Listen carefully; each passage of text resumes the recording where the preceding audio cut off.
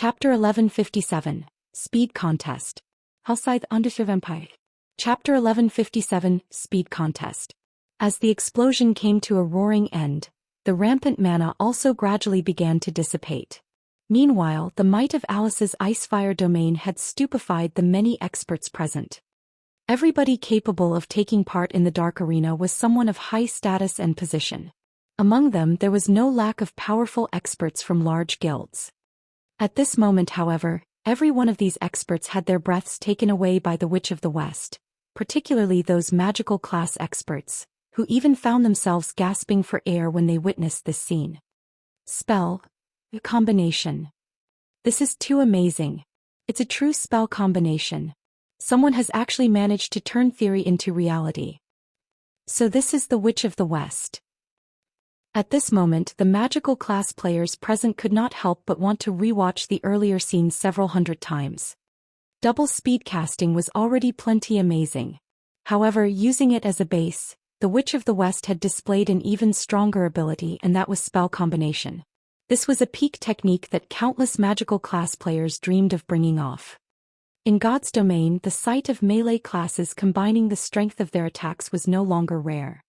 However, the difficulty of superpositioning two different types of spells was much greater than that of stacking the strength of melee attacks. The reason for this was, firstly, players had less control over their spells than over their bodies. Secondly, one's grasp of timing needed to be extremely accurate. Due to these two reasons, spell combination was deemed to be an impossible technique. Yet now, the Witch of the West had displayed that technique before everybody. Isn't she a little too strong? If she's grasped spell combination, no player in the same tier can match her. Cloud Yarn was filled with shock as she looked at Alice, who was standing proudly on the stage right now. The other members of the Midnight Tea Party agreed with Cloud Yarn's words. From the destructive power they saw, they could tell that the effect of spell combination was much stronger than that of strength stacking. Even just the combination of two ordinary Tier 1 spells resulted in a power that could rival that of a Tier 2 spell. Being able to cast Tier 2 spells as a Tier 1 player would provide one with an overwhelming advantage over others, not to mention being capable of combining two Tier 1 curses together. Anyone who did not possess a defensive skill that provided invulnerability would be killed instantly. What a pity. Endless Scars could not help but sigh as she took another look at the Azura battle team. Her view of the battle was mostly the same as her teammates. However, unlike them, she did not consider Alice invincible among those of the same tier. At the very least, among the experts she knew, there were many that could contend against Alice.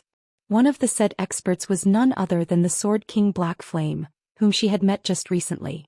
Unfortunately, Black Flame was not participating in this competition. Otherwise, there would definitely be an interesting fight to watch if the two of them fought.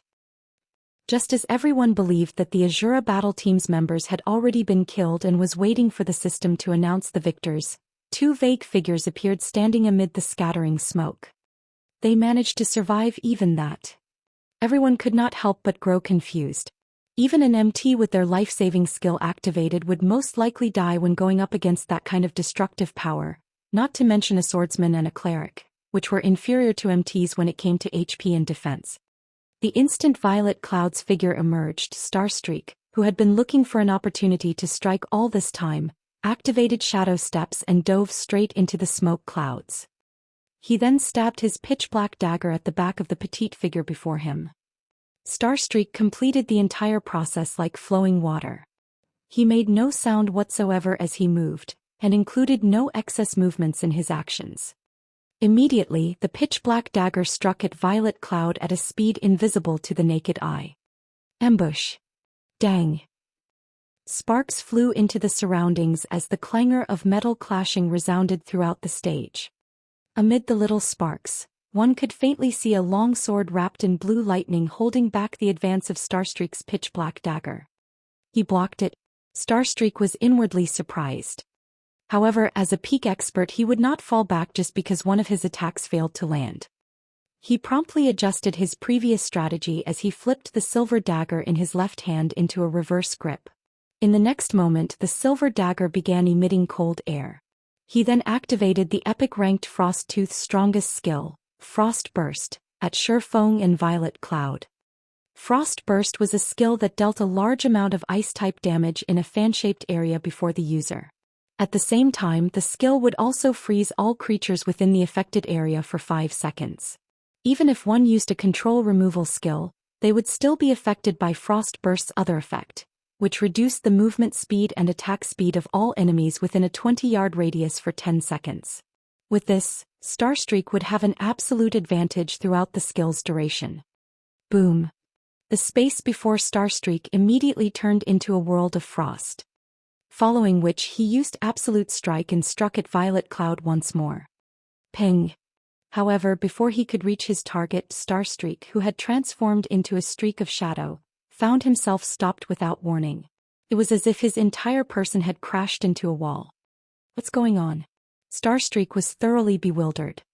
At this moment there was actually an invisible wall before him. Meanwhile, not only had this invisible wall stopped his absolute strike, but even the ice burst he used before had been blocked. Both Shifeng and Violet Cloud were completely unharmed. In the next moment the invisible wall shattered, and a blue sword light suddenly struck at Starstreak.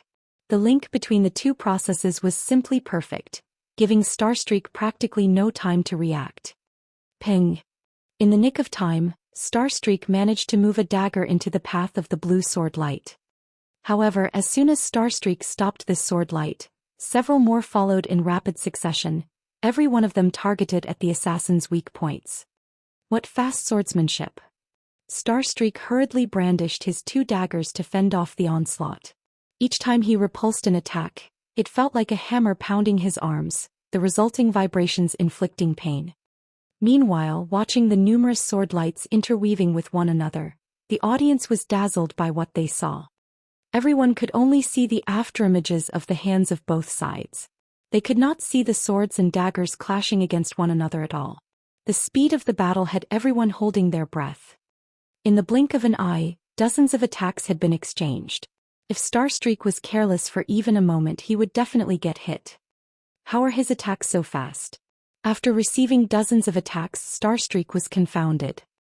Frost Burst could reduce the speed of all enemies within 20 yards, yet the speed of Shifeng's attacks did not seem to have been affected whatsoever. If not for Starstreak being an agility-based assassin, Shifeng's attacks would have struck him by now. However, what Starstreak did not know was that the opponent he currently faced was a level 49 swordsman equipped with the level 50 magic light set equipment as well as a fragmented legendary item. If not for Shifeng's speed having been reduced, he would have long since defeated Starstreak in their contest of speed. Seeing as Shifeng had already secured the advantage, Starstreak had no other choice but to activate his Berserk skill. Once he activated his Berserk skill, he intended to force back Shifeng and open a distance between them to prevent the swordsman from furthering his assault. Then he would look for an opportunity to strike. After all, an assassin did not have many advantages against a swordsman in a frontal clash. With this in mind, right when their weapons were about to clash once more, Starstreak activated his Berserk skill Phantom, his strength and speed soaring by a large margin. In the next instant, both his daggers abruptly struck at the killing ray in Shifeng's hand. Ping! Starstreak felt like he had just attacked a steel wall, both his hands aching from the resulting vibrations. In contrast, the arm Shifeng used to swing killing ray only trembled slightly. Impossible. Starstreak was stunned. Chapter 1158. Different Level of Competition. Hellscythe Underserve Empire. Chapter 1158. Different Level of Competition. Starstreak knew full well the pros and cons of his Berserk skill Phantom. However, even though Phantom provided only a 50% increase to his strength, which was lower than what some other Berserk skills provided, when combined with his equipment, even repulsing a Berserker of the same level was child's play to him. Yet now even such a huge boost to his strength did next to nothing to change the result of his clash with Shifeng. Thinking up to this point, Starstreak suddenly came up with an incredible thought. Shifeng had not been going all out at all during their previous clashes. As for the possibility of Shifeng having activated a Berserk skill as well, it was simply impossible. Berserk skills would manifest on a player's body one way or another when activated. Moreover, the strength of a player's aura would also increase. Currently, however, Shifeng showed no such signs. Hence the only possibility was that Shifeng had been hiding his strength. Thinking up to this point, Starstreak could not help but shudder. Shifeng's basic attributes were actually so high that he could hold his ground even after Starstreak had activated his berserk skill. Although Starstreak had only briefly fallen into shock, this duration was enough for peak experts like Shifeng to land a killing blow. Disappear. Illusory shadow. 6 blue sword lights struck at Starstreak from 6 different angles. Starstreak instinctively defended himself with his daggers. However, the instant his daggers came into contact with the sword lights, his complexion immediately darkened. The sword lights had actually moved through his daggers unhindered. It was as if these sword lights were phantoms that did not possess a physical body. Just as the 6 sword lights were about to land on Starstreak's body, the assassin gnashed his teeth and reluctantly used Vanish. His entire person then disappeared from everyone's sight. The brief invulnerability provided by Vanish also neutralized the 6 sword lights. After disappearing, Starstreak did not retreat. Instead, he chose to launch another assault. This time he used the ultimate move of the epic dagger he wielded with his other hand, Tooth Blade. 3 phantoms suddenly appeared around Shifeng: a white eagle, a hungry wolf, and a black bear. Starstreak and the 3 phantoms then attacked Shifeng from 4 different directions. At the same time, Starstreak himself remained in stealth, so Shifeng could not see what exactly he was doing. Vanish was a life-saving skill that forcibly placed one into a stealth state for 3 seconds. During these 3 seconds, so long as one did not do anything, they would remain in a forced stealth state. In other words, not only could Vanish be used to escape, but it could also be used to attack. A majority of the information a human received from their surroundings came from one's vision. Hence, it was extremely difficult for one to defend against an attack that they could not see, not to mention doing so while receiving other attacks. One's vision would automatically shift their brain's focus towards the things that they could see, and this only made it even more difficult for one to defend against an attack that they could not see. Ding, ding, dang. A series of metal clashing sounds echoed throughout the battlefield. What decisiveness! Starstreak's mouth twitched as he looked at the completely unscathed swordsman before him. The instant he launched his attack, Shifeng had activated Defensive Blade without hesitation, preventing Starstreak from doing any damage whatsoever. However, this was also a good outcome as Shifeng no longer possessed any life-saving skills. Furthermore, Starstreak's Tooth Blade skill had a duration of 10 seconds. He could definitely finish off Shifeng during this period. On the other side, Alice had also begun chanting an incantation. With a light wave of her staff, over a dozen ice arrows and fireballs appeared around Alice. She then sent the attacks flying at Shifeng and Violet Cloud. At this moment, Violet Cloud was also done chanting her own incantation as she slammed the butt of Death's Sigh on the ground. Immediately, over 100 pitch-black blades appeared around Violet Cloud, densely circulating around her body. This scene instantly stunned everyone in the arena. How can this be? Endless Scars's eyes widened, her mind utterly confused as she looked at the scythe in Violet Cloud's hands. Could that possibly be the real deal? According to the ancient book she read, these 100+ dark blades should be the manifestation of Shadow Rage, the strongest skill of Death's Sigh. The only thing different was that the information recorded regarding Shadow Rage stated that it would summon thousands of shadow blades when activated, each one possessing the power to heavily injure even Tier 5 monsters. When these blades were concentrated, they could slay even gods. Just as Endless Scars was entertaining such thoughts, Violet Cloud controlled the shadow blades to counter the approaching ice spears and fireballs. She also sent some to attack Starstreak. Upon seeing this, Starstreak immediately panicked. He hurriedly controlled his 3 phantom beasts to defend him from the oncoming shadow blades. Ding, ding, dang. The power packed within the shadow blades was massive. Even when Alice combined the power of the ice spears and fireballs, the spells had only managed to slow down the speed of the shadow blades and weaken their power slightly. The blades still proceeded to fly towards Alice after shattering the elementalist spells. Meanwhile, on Starstreak's side, despite him having activated his berserk skill already, he just barely managed to defend against the shadow blades with the help of his 3 phantom beasts. However, every shadow blade he blocked numbed his arms. His HP also decreased by over 200 each time. On the other hand, Alice was brimming with excitement rather than feeling anxious. Waving the fire god's eye, she suddenly formed a massive crimson magic array before her. Just as the shadow blades were about to land on Alice's body, the ground in front of her suddenly shattered. A flaming hand then emerged from the fissure and blocked all the oncoming shadow blades. Following which, the fissure on the ground grew steadily larger. Shortly after, another hand emerged from it, the two hands appearing as if they were trying to rend the ground and clamber up. How can this be? She can summon the Flame King all by herself? Phoenix Rain was deeply shocked as she looked at the flame giant, which was slowly climbing into the stage right now. The reason why she wanted to obtain the fire god's eye was not just its ability to improve the completion rate of spells. More importantly, it could summon the Flame Monarch from hell. However, summoning the Flame Monarch required a large amount of mana, roughly 10 magical class players' mana. If she had the Flame Monarch's strength, claiming 2 monster encampments on Thunder Island would not be impossible.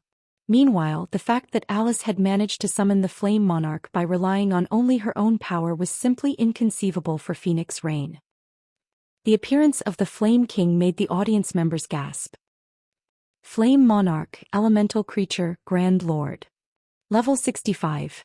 HP 60, 000/60, 000. Now that the evil dragon battle team had summoned a level 65 Grand Lord to assist them, there was no longer a need to continue this match. Not to mention 2 experts, even 20 experts would be cannon fodder when going up against a level 65 Grand Lord.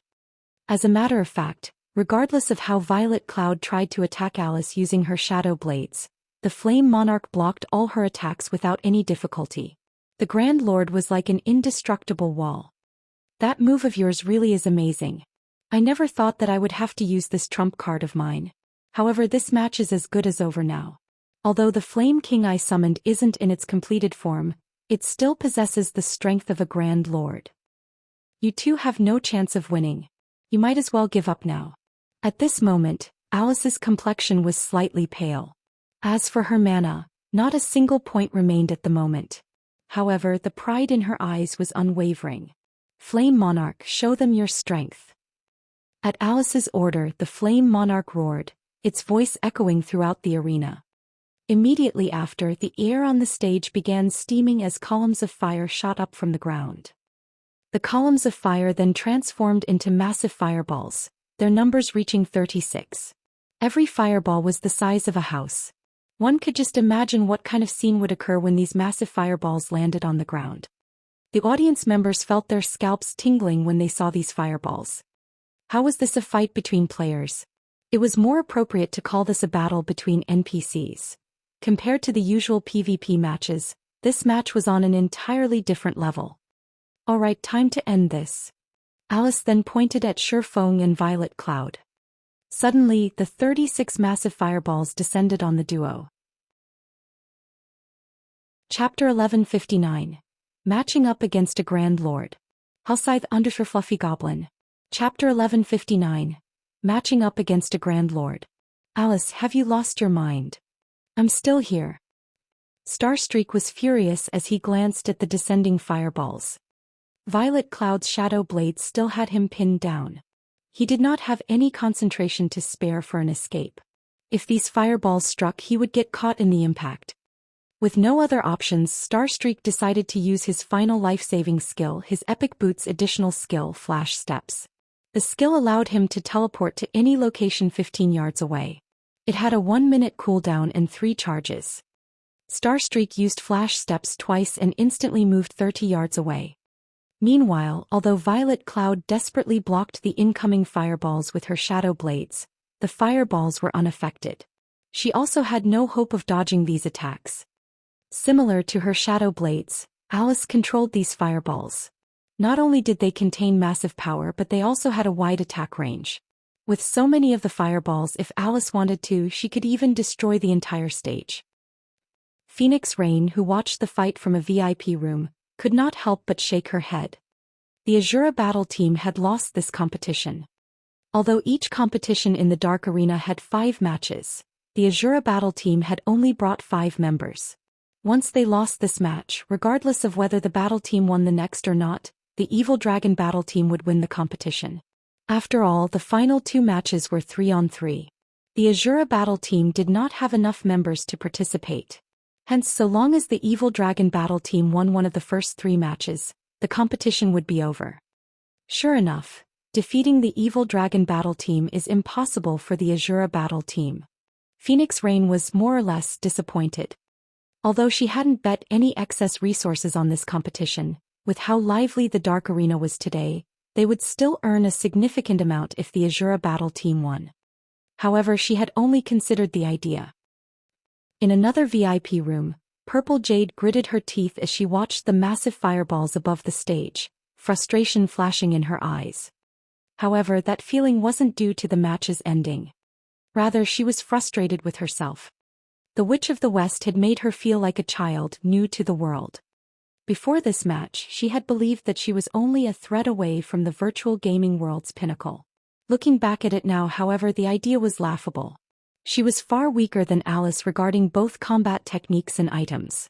It was no wonder why her guild leader constantly told her to work on her foundations and explore the world with Yuan Tiexing more often. Do you see it now? This is a battle at the pinnacle of God's domain. If you wish to challenge these people, you need to grasp your own domain, Yuan Tiexing advised Purple Jade. But don't feel down. You are still young. Unlike this old man who no longer has any hope of reaching that realm, you will join their ranks one day. In the past, he had also dreamed of leading the secret pavilion towards the apex of the virtual gaming world. However, only after encountering people of that realm did he realize that the virtual gaming world was not as simple as he had assumed. Virtual reality games had been popular all over the world for over a century now. With the world's population being so high, countless gaming experts from the younger generation emerged each year. Furthermore, God's domain gained more influence with each passing day. Meanwhile, on the stage, Shifeng abruptly jumped towards the massive fireballs, meeting them in the air. Guild leader Violet Cloud, who was desperately trying to counter the attacks, was confused. Shifeng activated Heavenly Dragon's power, his aura immediately transforming. Golden divine runes flickered across his body as if he had donned golden armor. Alice sneered when she saw Shifeng activate a berserk skill. The massive fireballs were the result of the Flame Monarch's Tier 3 curse, Wrath of the Stars. Each fireball was powerful enough to rival a Grand Lord. Tier 1 players had no hope of defending against such attacks.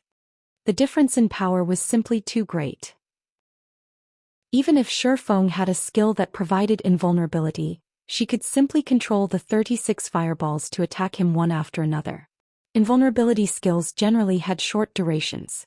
If she hit him once every second, she could continue her attack for 36 seconds.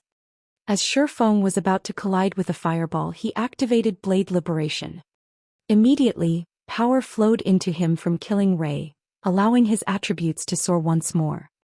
Looking at the fireballs before him, Shifeng tightened his grip on the sacred sword in his right hand and swung it forward. Thundering Flash. Combat technique 4 Moon Lotus.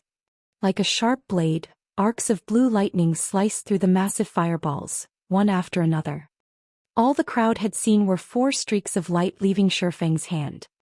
In the blink of an eye, 23 of the 36 unstoppable fireballs split in half and exploded like fireworks. Silence fell over the arena. No one had expected this shocking reversal. Even Alice was stunned. A Tier 1 player had sliced the fireballs, which contained the strength to rival level 65 Grand Lords, in half. No matter how she looked at it, this was impossible, yet Shifeng had done just that. Just how powerful is he? Phoenix Rain's gaze was fixed on Shifeng, who remained in midair. She could not bring herself to believe that the man she was looking at was the same person she knew. Just who is he? Thousand Miles unconsciously tightened his grip on his swords as he watched the detonating fireballs. He knew full well how powerful the Fire God's Eyes Flame Monarch was. After all, he had handed the staff to Alice personally. Yet a Tier 1 player had sliced one of the Flame Monarch's team wipe moves in half. This was simply inconceivable. If this competition had been held before Shifeng's visit to the Fallen Ark, he wouldn't have been able to repel the Flame Monarch's attacks. However, he had obtained epic pauldrons from killing the mythic fossilized tyrannosauruses. They were called the tough pauldrons. Aside from epic-ranked basic attributes, these pauldrons only had one skill. Moreover, it was a passive skill. The passive skill was called Power of Destruction. When the player faced attacks with higher strength than their own, the wearer's strength would increase by 35%.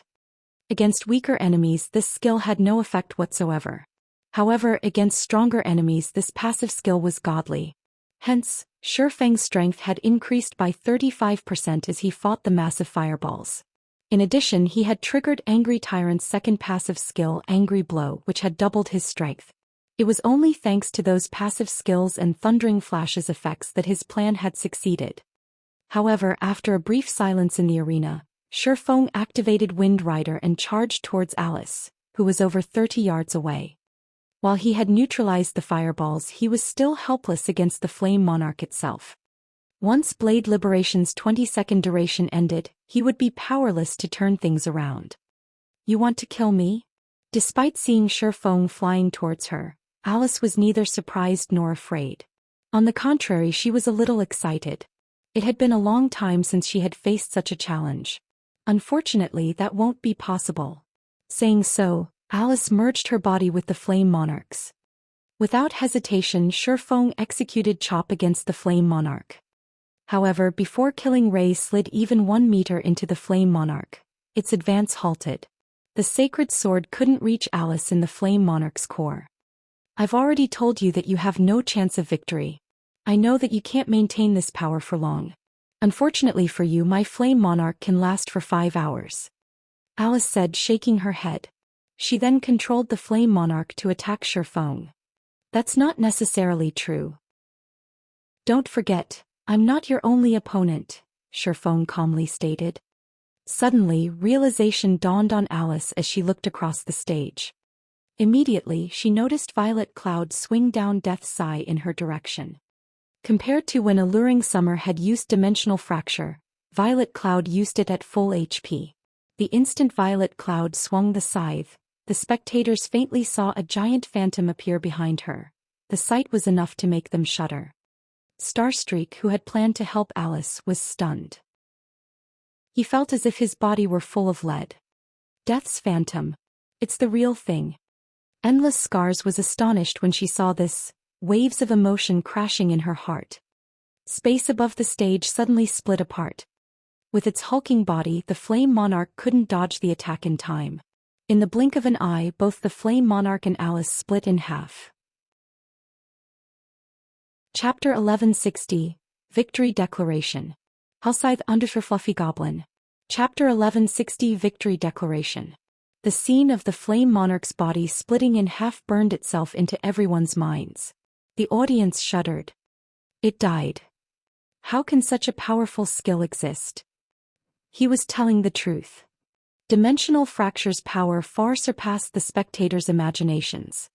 They finally realized that Shifeng hadn't been bluffing. Compared to Violet Cloud's Dimensional Fracture, Alluring Summer's was child's play. In God's domain, there were many surekill skills capable of instant killing players of the same tier. However, they couldn't accept a skill that could split a Grand Lord in half. Countless players would despair against a Grand Lord's high defense. That Shifeng's weapon had pierced the Flame Monarch so deeply had already been impressive. They won. Phoenix Rain felt as if she were dreaming as she watched Alice's bisected body gradually transform into particles of light and disappear. That was the Witch of the West they were talking about. Moreover, Alice had controlled a level 65 Grand Lord. No matter how she looked at it, Alice should have had an overwhelming advantage.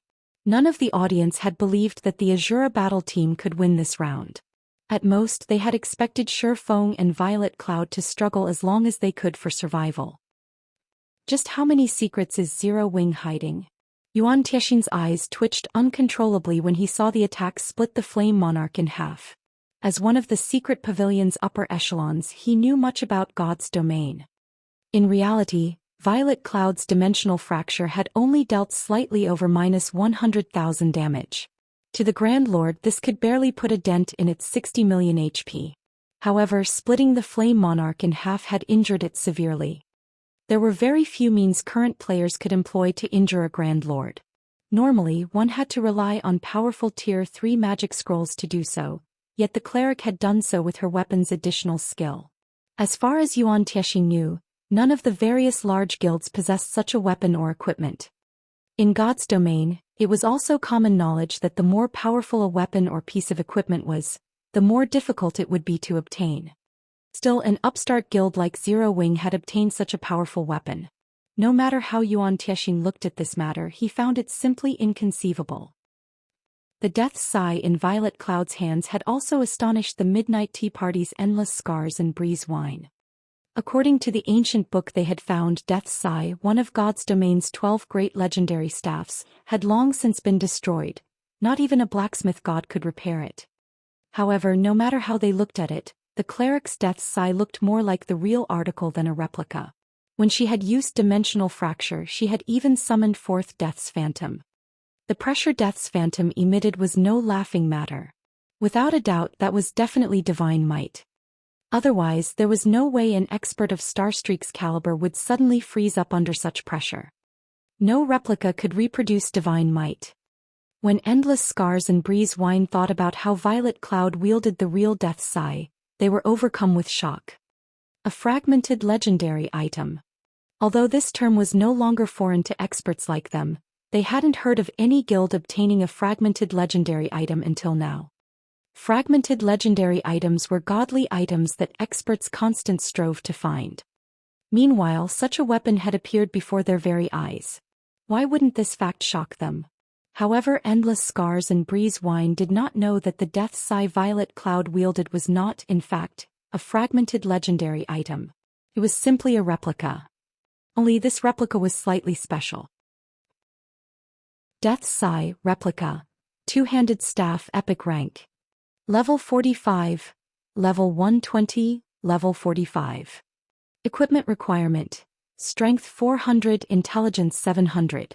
Attack power plus 1650. Strength plus 120. Agility plus 80. Endurance plus 105. Intelligence plus 142. Vitality plus 161. When staff is wielded. Casting speed increased by 15%. Cast range plus 10. Magic damage increased by 20%. All healing effects increased by 25%. Spell critical rate increased by 10%. Mana consumption decreased by 10%. All magical skills plus 2 levels. Ignore levels plus 10. Durability 220/220. Additional passive skill dash. Death's Harvest. Whenever a creature dies within 40 yards, wielder will regenerate 1% of their mana. Simultaneously, wielder will receive a death buff, reducing the death penalty by 1% when wielder dies. Buff can stack up to 30 times. Additional active skill 1 dash. Dimensional Fracture. Deals absolute damage 2 tiers above wielder's tier, up to a maximum of tier 4, to an area of 20 by 60 yards. Attack ignores all defensive and invulnerability buffs.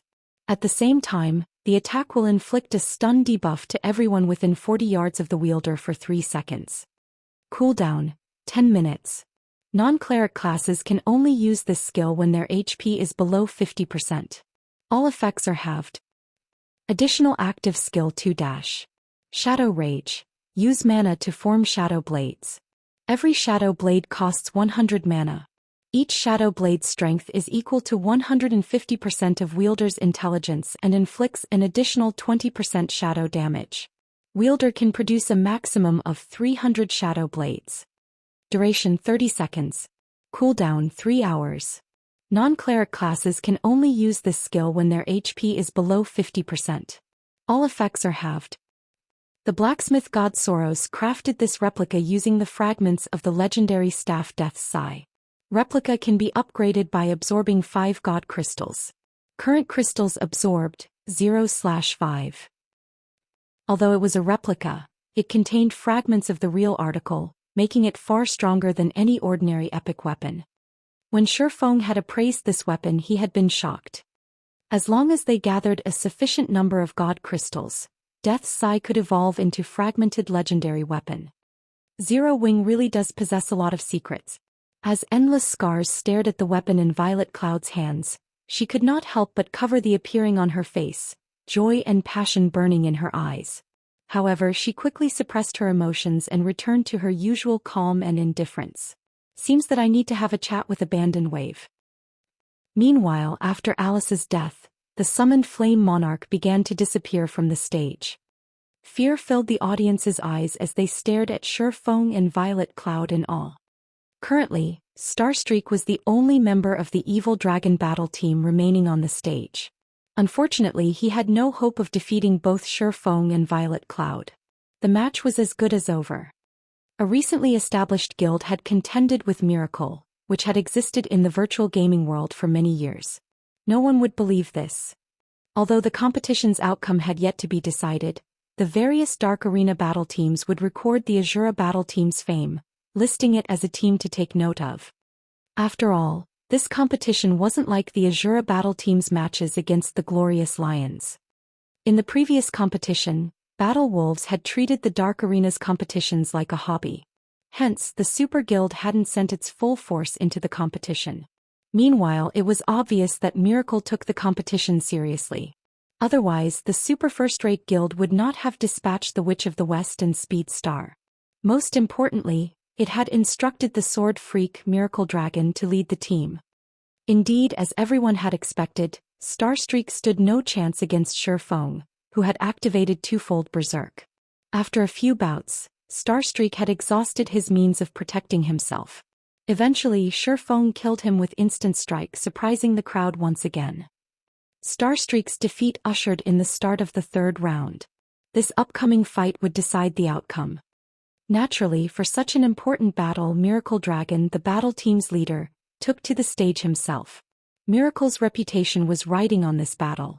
They could not afford to lose this next match. With each step Miracle Dragon took, his aura grew slightly stronger. By the time the man reached the stage's center, the audience felt as if they were staring at death itself. It'll be too boring to fight only one person. The rest of you just face together. I'll end this battle in 10 moves. Miracle Dragon proudly proclaimed as he thrust his great sword into the ground and looked towards Shi Feng and the others. The instant Miracle Dragon said so, the audience immediately broke into an uproar. Chapter 1161. Sword Freak. Hellscythe _ Fluffy Goblin. Chapter 1161. Sword Freak. Upon Miracle Dragon's sudden declaration, the arena boiled with excitement. Does he want a one-on-two fight? As expected of the Sword Freak. He's too domineering. Has Miracle lost their minds? They could have won this competition, yet they want to take such a risk. Miracle is probably trying to earn back their reputation. That sounds about right. The Evil Dragon battle team has already lost 2 rounds. Even if they win this competition, it won't be anything to boast about. The audience discussed the declaration fervently, each person having their own opinions. Some felt that Miracle Dragon was being a fool, while others thought that the Sword Freak wanted to show off the guild's strength. However, they could all agree on one thing: Miracle Dragon's gamble was somewhat risky. The Azura battle team still had 2 players remaining. One was a berserker and the other was an assassin. This class composition was somewhat disadvantageous for a swordsman like Miracle Dragon. Berserkers had higher strength than swordsmen, while assassins were faster and more nimble. Although Miracle Dragon possessed superior combat techniques, if he had to clash head-on with a berserker while guarding against an assassin's interference, he would easily lose any advantage. Moreover, both Fire Dance and Gentle Snow were relatively famous experts in God's domain. While the guild could redeem much of its lost reputation if Miracle Dragon won, its reputation would plummet further if the swordsman lost. Big Sis Rain, the Azura battle team actually has a chance of winning. Although Miracle Dragon is very famous when it comes to strength, he is no match for the Witch of the West. If Fire Dance and Gentle Snow work together, they'll have at least a 50% chance of emerging victorious. Blue Phoenix said excitedly. Miracle Dragon was also known as the Sword Freak. Almost everyone in the virtual gaming world knew of him. He had gained his fame due to the secret pavilion's evaluation. He had been deemed as the expert closest to grasping a domain. Due to this reputation, peak experts from various super guilds had challenged him, using the opportunity to improve themselves. After all, only domain realm experts were considered super guilds and super first-rate guilds true mainstays. Many had also challenged Miracle Dragon to gain an understanding of just how far they were from their own domains. Hence, Miracle Dragon's fame had grown with each passing day. If it came down to a one-on-one fight, neither Fire Dance nor Gentle Snow was a match for Miracle Dragon. However, if these women worked together to supplement their weaknesses, they should be able to defeat him. Emerging victorious? Phoenix Rain quietly observed Miracle Dragon. I don't remember him being a rash person. It was common knowledge that Miracle Dragon was wildly arrogant. However, this arrogance was due to his strength. While Miracle Dragon might act crazily, he almost never did anything without being confident of success. A one-on-two fight was already disadvantageous, but Miracle Dragon had also claimed that he would win in 10 moves. He had forced himself onto a path with no retreat. This was no longer arrogance. He was simply seeking death. As Phoenix Rain considered warning Shifeng, Miracle Dragon glanced at the other swordsman, who had remained silent all this time. What? Are you afraid? I've already offered you an edge in this match, a higher chance of winning the competition.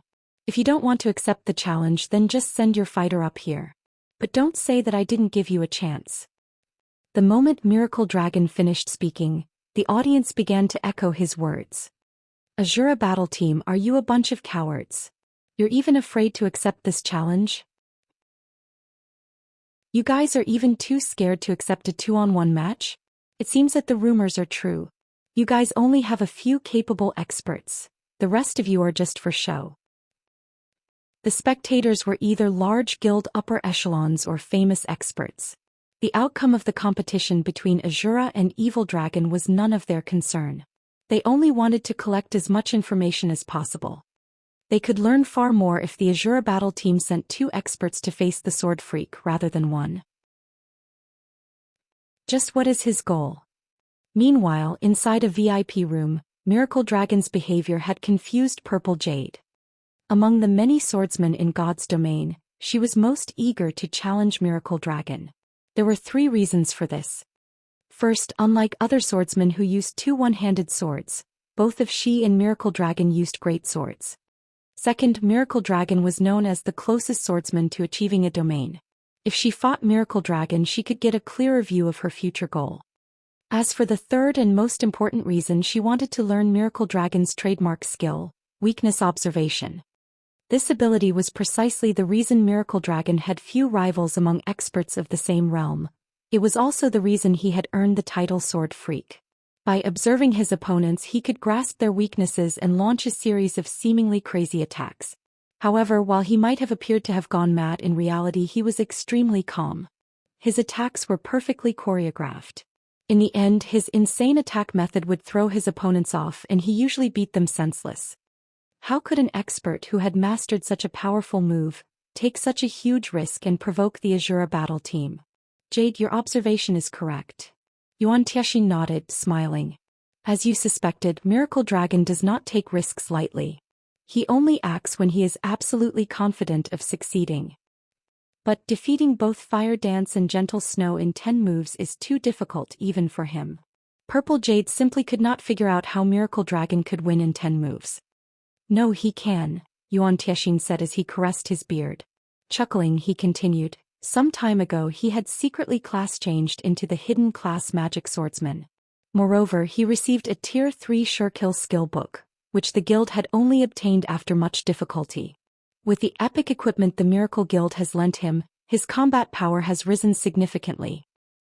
Magic Swordsman? Purple Jade's eyes sparkled when she heard these words, a hint of envy blooming in her heart. Magic Swordsman was a hidden class that focused on attacks. Although the class could not compare to a peak class like the Necromancer, it was one of the few advanced classes. Do you think Miracle Dragon would be so foolish and challenge the Azura Battle Team for no good reason? Yuan Tianxin could not help but shift his gaze towards Shifeng. I wonder how Yifeng intends to respond? If it were up to me, I'd refuse this challenge. At most, I'd give up this round and leave both players to fight in a 2-on-3 match. This way we'd have a higher chance of winning the competition.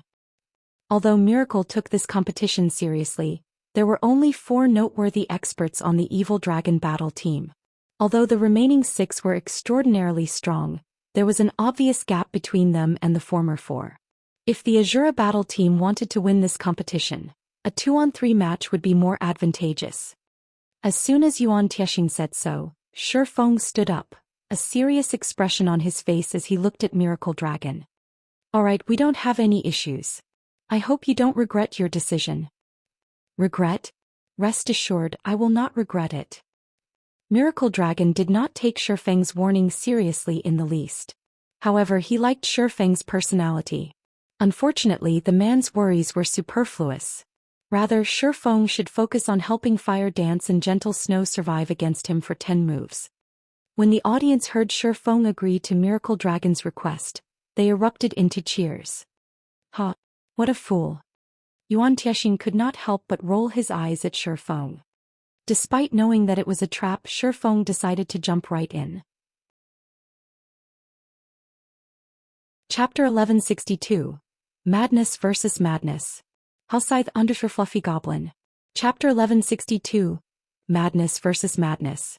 When the participants for the 3rd round had been decided, the arena's audience began to grow restless. Part of the reason was that Shi Feng had accepted Miracle Dragon's challenge, while another was the anticipation for the competition's outcome. If the Azura battle team won this match, they would secure a complete victory. Seated in a VIP room on the 3rd floor, Thousand Miles watched Shi Feng, who stood beneath the stage with burning rage. Phoenix Rain has truly done it this time. She even kept our intelligence department in the dark. Due to the Evil Dragon battle team having lost 2 matches in a row, they had no choice but to expose the strength Miracle Dragon had kept hidden to restore some of the guild's reputation. Not only did this disrupt his plans, but it also lost him a lot of resources. This mess's culprit was none other than the guild Phoenix Rain secretly supported, Zero Wing. Zero Wing was simply a recently established guild in a small kingdom. If not for Phoenix Rain's support, how could Zero Wing possibly obtain such a powerful weapon that could instantly kill 2 of Miracle's generals? Maple, investigate Zero Wing thoroughly. Find someone to tail every member of the Azura battle team as well. Thousand Miles instructed Cleansed Maple. Understood. Cleansed Maple promptly bowed before taking his leave. At this point, Miracle was completely helpless against the Dragon Phoenix Pavilion. After all, both were super first-rate guilds and neither feared the other. If their guilds started an all-out war against each other, only other guilds would benefit. However, Zero Wing was different. It was only a subordinate guild Phoenix Rain controlled. It would be simple to cause trouble for the upstart guild, especially now that the Azura battle team had revealed that it possessed so many dazzling weapons and equipment. Phoenix Rain, I'll let you enjoy this situation for now. Thousand Miles could not help but shift his gaze towards Death's Sigh in Violet Cloud's hands, greed flashing in his eyes. The Evil Dragon battle team had only dared to expose their epic items because they didn't fear becoming targets. However, the Azura battle team didn't have that luxury. Revealing such items was akin to placing a fresh piece of meat before a pack of hungry wolves. Not only would the Azura battle team lose this competition, but they would also lose their weapons and equipment. As the 3rd match's rules changed abruptly, the Dark Arena's host adjusted the team's payout rate. The Azura battle team's payout rate for a complete victory in particular had risen to 1-9, breaking the Dark Arena's record. The host is quite bold. What's there to be afraid of? This is the final match. In any case, we know that the Azura battle team has no chance of winning. Moreover, the host has earned a fortune this time. Before the competition had even begun, many had bet on the Evil Dragon battle team's complete victory. This time the host must be trying to lure even more idiots away from their money. It's a pity that not many people here are fools. Rather than bet on the Azura battle team, it would be safer to bet on the Evil Dragon battle team. Although the returns are low, it's better than nothing. Everyone among the audience was sorely tempted as they looked at the new payout rates. However, practically no one would bet on the Azura battle team's complete victory. Instead, they all bet on the Evil Dragon battle team. Some of the players that had previously been reluctant to gamble had even placed bets on the Evil Dragon. Miracle had existed in the virtual gaming world for many years now. The sword freak Miracle Dragon was even famed for never acting without confidence. If he lost this next match, the Azura battle team would secure a complete victory. Yet despite such a huge burden, Miracle Dragon still dared to do so. This could only mean that he was confident of succeeding. Meanwhile, inside another VIP room on the third floor, although 4 people occupied the room, an extraordinarily chill atmosphere dominated the space. 9 Dragons, why are you here? Phoenix Rain glanced at 9 Dragons Emperor and Martial Dragon with disinterest. When she had previously rejected 1,000 Miles's proposal, 9 Dragons Emperor had already spoken ill of her in front of Ku Rong, the Great Pavilion Master. He had even advised the guild elders to reduce her authority within the Dragon Phoenix Pavilion. However, the Azura battle team's performance thus far had been astonishing. As a result, those who had schemed against her within the Dragon Phoenix Pavilion had no choice but to remain silent for now. Rain, must you be so cold? At the end of the day, we are from the same guild. 9 Dragons Emperor frowned. Very quickly, however, a kind smile formed on his face as he said, "Moreover, I am here to thank you. If not for your determination to support the Azura battle team, I wouldn't have been able to cooperate with Miracle and gain the support of many of their guild elders. If you're trying to flaunt your relationship with Miracle, then let me congratulate you. Only, do you think the Great Pavilion Master will be pleased to see you work so closely with the guild's longtime rival?" Phoenix Rain giggled. 9 Dragons Emperor was momentarily speechless. After joining God's domain, the Dragon Phoenix Pavilion had frequently butted heads with Miracle. Recently, their guilds had caused a huge scene due to the situation on Thunder Island. In the end, they had exposed Thunder Island and many other superpowers had begun to intervene. Due to this, Ku Rong's hatred for Miracle had grown more intense. "So what?" 9 Dragons Emperor said after recollecting his thoughts. Proudly, he proclaimed, "As long as I gain sufficient authority on Thunder Island, it won't matter if the Great Pavilion Master disapproves of my methods. After all, he wants a beautiful future for the Dragon Phoenix Pavilion more than anything. You, on the other hand, are in a far more pitiful state. Now that you've invested so much money and resources into a useless, upstart guild, you don't even have the resources to hire help. How do you intend to compete on Thunder Island now? However, I can point you to a brighter path. Bet everything you have on the evil dragon battle team. This way you can more or less earn what you need. At the very least, you'll be able to hire 1 player. Otherwise, you will only bring shame to our Dragon Phoenix Pavilion." Standing by the side, although Blue Phoenix wanted to say something, she was not in a good position to do so. Sarcasm tainted 9 Dragons Emperor's words. While he seemed to be offering advice, secretly he was sealing off their path of retreat. They had already rejected 1,000 Miles's proposal. How could they bet on the evil dragon battle team now? If news of this matter spread, Phoenix Rain's position in the Dragon Phoenix Pavilion would certainly be awkward. "Thank you for your kind suggestion." Smiling, Phoenix Rain turned to Blue Phoenix and said, "Blue, take this epic mage robe and these items and bet them on the Azura battle team." "Big sis Rain." Blue Phoenix was stunned when she saw the items Phoenix Rain traded to her. Wasn't this wager a little too drastic? Phoenix Rain had passed her the items they had prepared for the campaign on Thunder Island. If they lost these items now, they would suffer for it on Thunder Island. Amazing. In the guild, others often call me ruthless. However, it would seem that I am no match for you, Rain. Although I've bet plenty of resources and items on the evil dragon battle team, they are of little importance. You, on the other hand, actually bet the epic mage robes the guild obtained on the Azura battle team. I really must hand it to you." 9 Dragons Emperor praised the calm, composed Phoenix Rain. Inwardly, though, his heart fluttered in joy when he saw the items Phoenix Rain intended to gamble. The host was no fool if they were willing to offer a 1-to-9 payout rate. If one bet a piece of epic equipment, they could get 9 pieces if the Azura battle team won. Although the host wouldn't actually hand out 9 pieces of epic equipment, they would still offer items of equal value. However, could such an ideal situation happen?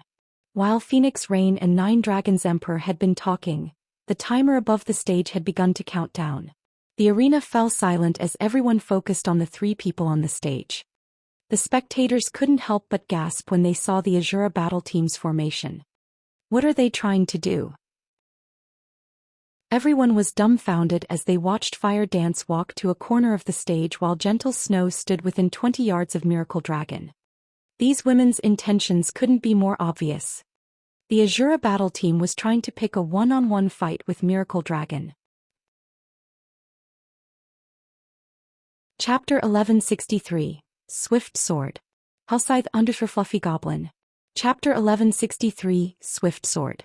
Despite the timer's clear indication that the battle would begin soon, everyone stared at Shifeng, who stood below the stage. They're actually letting one person take on Miracle Dragon? Aren't they underestimating the sword freak a little too much? That's right. Miracle Dragon is being kind enough to give the Azura battle team a chance, yet they're trying to throw that chance away. What fools! Has the Azura battle team's leader given up on the competition? How boring. He accepted Miracle Dragon's challenge, yet he's playing such tricks at the very last minute. Does he think that he can save his team's reputation even if they lose? The spectators couldn't help but glare at the Azura battle team with contempt. The originally exciting match had become a disappointing farce. Haha, this Azura battle team really is interesting. Nine Dragons Emperor could not help but laugh when he saw the formation. Turning to look at Phoenix Rain, he said, "Rain, although I know you have a lot of resources on hand, there's no need to waste them like this, right? You might as well just give them to me if you want them gone so badly." As soon as Phoenix Rain had bet the epic mage robes their guild had obtained after much difficulty, the Azura battle team had pulled such a move. Nine Dragons Emperor even wondered if the Azura battle team were working for Miracle. The Great Pavilion Master had personally awarded the epic mage robes to Phoenix Rain. If she lost the robes here, one could just imagine how angry the Great Pavilion Master would be. Phoenix Rain remained silent. However, she looked rather pale. Just what is Yifeng trying to do? She had not bet all of the weapons, equipment and tools she had prepared for Thunder Island due to Nine Dragon Emperor's provocation. Rather, she had done so after carefully considering the matter. Currently, she didn't have enough resources to hire enough capable experts. Although she had signed an agreement with Shifeng, it was simply too difficult to occupy 2 monster encampments on Thunder Island. If she only managed to occupy 1 monster encampment, her results would be no match for 9 Dragon Emperors, who was working with Miracle. Her position in the Dragon Phoenix Pavilion would be no different than if she failed to occupy a single encampment. Hence, rather than wait for her inevitable fate, she'd rather go broke and gamble everything on the Azura battle team's complete victory. At the very least, if the team succeeded, she'd have a higher chance of occupying 2 encampments on Thunder Island. Even if she failed to do so, she was confident of occupying 1 encampment. However, Shifeng's current decision had placed her in a very awkward position. Meanwhile, Blue Phoenix burned with rage. She wanted nothing more than to rush up to Shifeng, crack his head open, and take a look at what was going through the man's mind. Shifeng had thrown away their chances of victory. As everyone chatted amongst themselves, the timer finally came to an end. Standing on the stage, Miracle Dragon glanced at Fire Dance in the corner. He then shifted his gaze to the valiant war goddess before him, anger burning in his eyes as he asked, "Is this the arrangement you have decided on?" Originally, he thought he would get to enjoy a good fight. He hadn't expected the Azura battle team to make such a move. Gentle Snow was certainly talented. She had even led a first-rate guild before. She was also a great beauty. In the virtual gaming world, many knew her as a peak expert and a goddess. However, none of that meant anything to players on his level. In his eyes, Gentle Snow's only noteworthy achievement was her fight in White River City, during which she had reached the refinement realm mid-battle. However, with such combat standards, he could have killed Gentle Snow even before he had become a magic swordsman. "That's right. I'll be your opponent," Gentle Snow calmly declared. "Are you trying to annoy me?" Miracle Dragon asked with a frosty tone as he glared at Gentle Snow. Even the area around Miracle Dragon had frozen. "I'll give you one last chance. Come at me together." However, Gentle Snow and Fire Dance remained motionless. Neither of them showed any signs of changing their mind. "So be it. Don't blame me for being merciless," Miracle Dragon bellowed. Activating Wind Blade, he dashed towards Fire Dance. The audience barely saw his afterimages. In the blink of an eye, Miracle Dragon crossed 10 yards. Less than 100 yards separated the swordsman and the assassin. It would only take a few seconds for Miracle Dragon to reach his target. So fast. The spectators were surprised by Miracle Dragon's speed. Even peak assassins who were famed for their speed would be no match for him. However, even when less than 20 yards separated Miracle Dragon and Fire Dance, the latter refused to move as she quietly watched the swordsman approach. "You're looking to die," Miracle Dragon growled. He had long since locked his killing intent on Fire Dance in hopes of forcing the assassin to react. However, Fire Dance's attitude was still lax. She underestimated him. Miracle Dragon no longer held back. He unsheathed the light blue greatsword from his back and swung it at Fire Dance. The instant Miracle Dragon slashed at Fire Dance, everyone heard the whistle of the blade slice through the air. No one in the audience could see Miracle Dragon's greatsword or his hands. It was as if they had vanished. As expected of the sword freak, his swift sword has improved once again. Nine Dragons Emperor exclaimed as he watched Miracle Dragon. What a pity. Fire Dance won't even know how she died. Swift Sword was one of Miracle Dragon's trademark moves. Although the attack with his greatsword seemed like a normal slash, that swing contained the power of every muscle in his body. With this power he could manipulate his greatsword like a whip. His attack could exceed the normal speed limit the system had set on players. This technique's principle was similar to that of strength superpositioning. However, while the theory was simple, very few peak experts could achieve it. Not a single player could employ the technique to Miracle Dragon's level. This was the reason behind Miracle Dragon's title of Sword Freak. Even a Void Realm expert would struggle to perceive Miracle Dragon's attacks. They would need all of their concentration, pushing their five senses to their very limits, to barely combat the swordsman's attacks. Meanwhile, Fire Dance had only recently set foot into the refinement realm. No one expected her to see Miracle Dragon's great sword. This was also why the Azura battle team only had a chance if both Fire Dance and Gentle Snow attacked Miracle Dragon together. Dang! The clang of metal reverberated throughout the arena. Miracle Dragon's greatsword had stopped roughly 5 yards away from Fire Dance. Before anyone had realized it, Gentle Snow had appeared before Fire Dance, her silver greatsword acting as an immovable wall that prevented Miracle Dragon from reaching the assassin. Miracle Dragon was confused when he saw Gentle Snow. He simply could not figure out how Gentle Snow had appeared before him. He couldn't understand how the Berserker had managed to stop his swift sword either.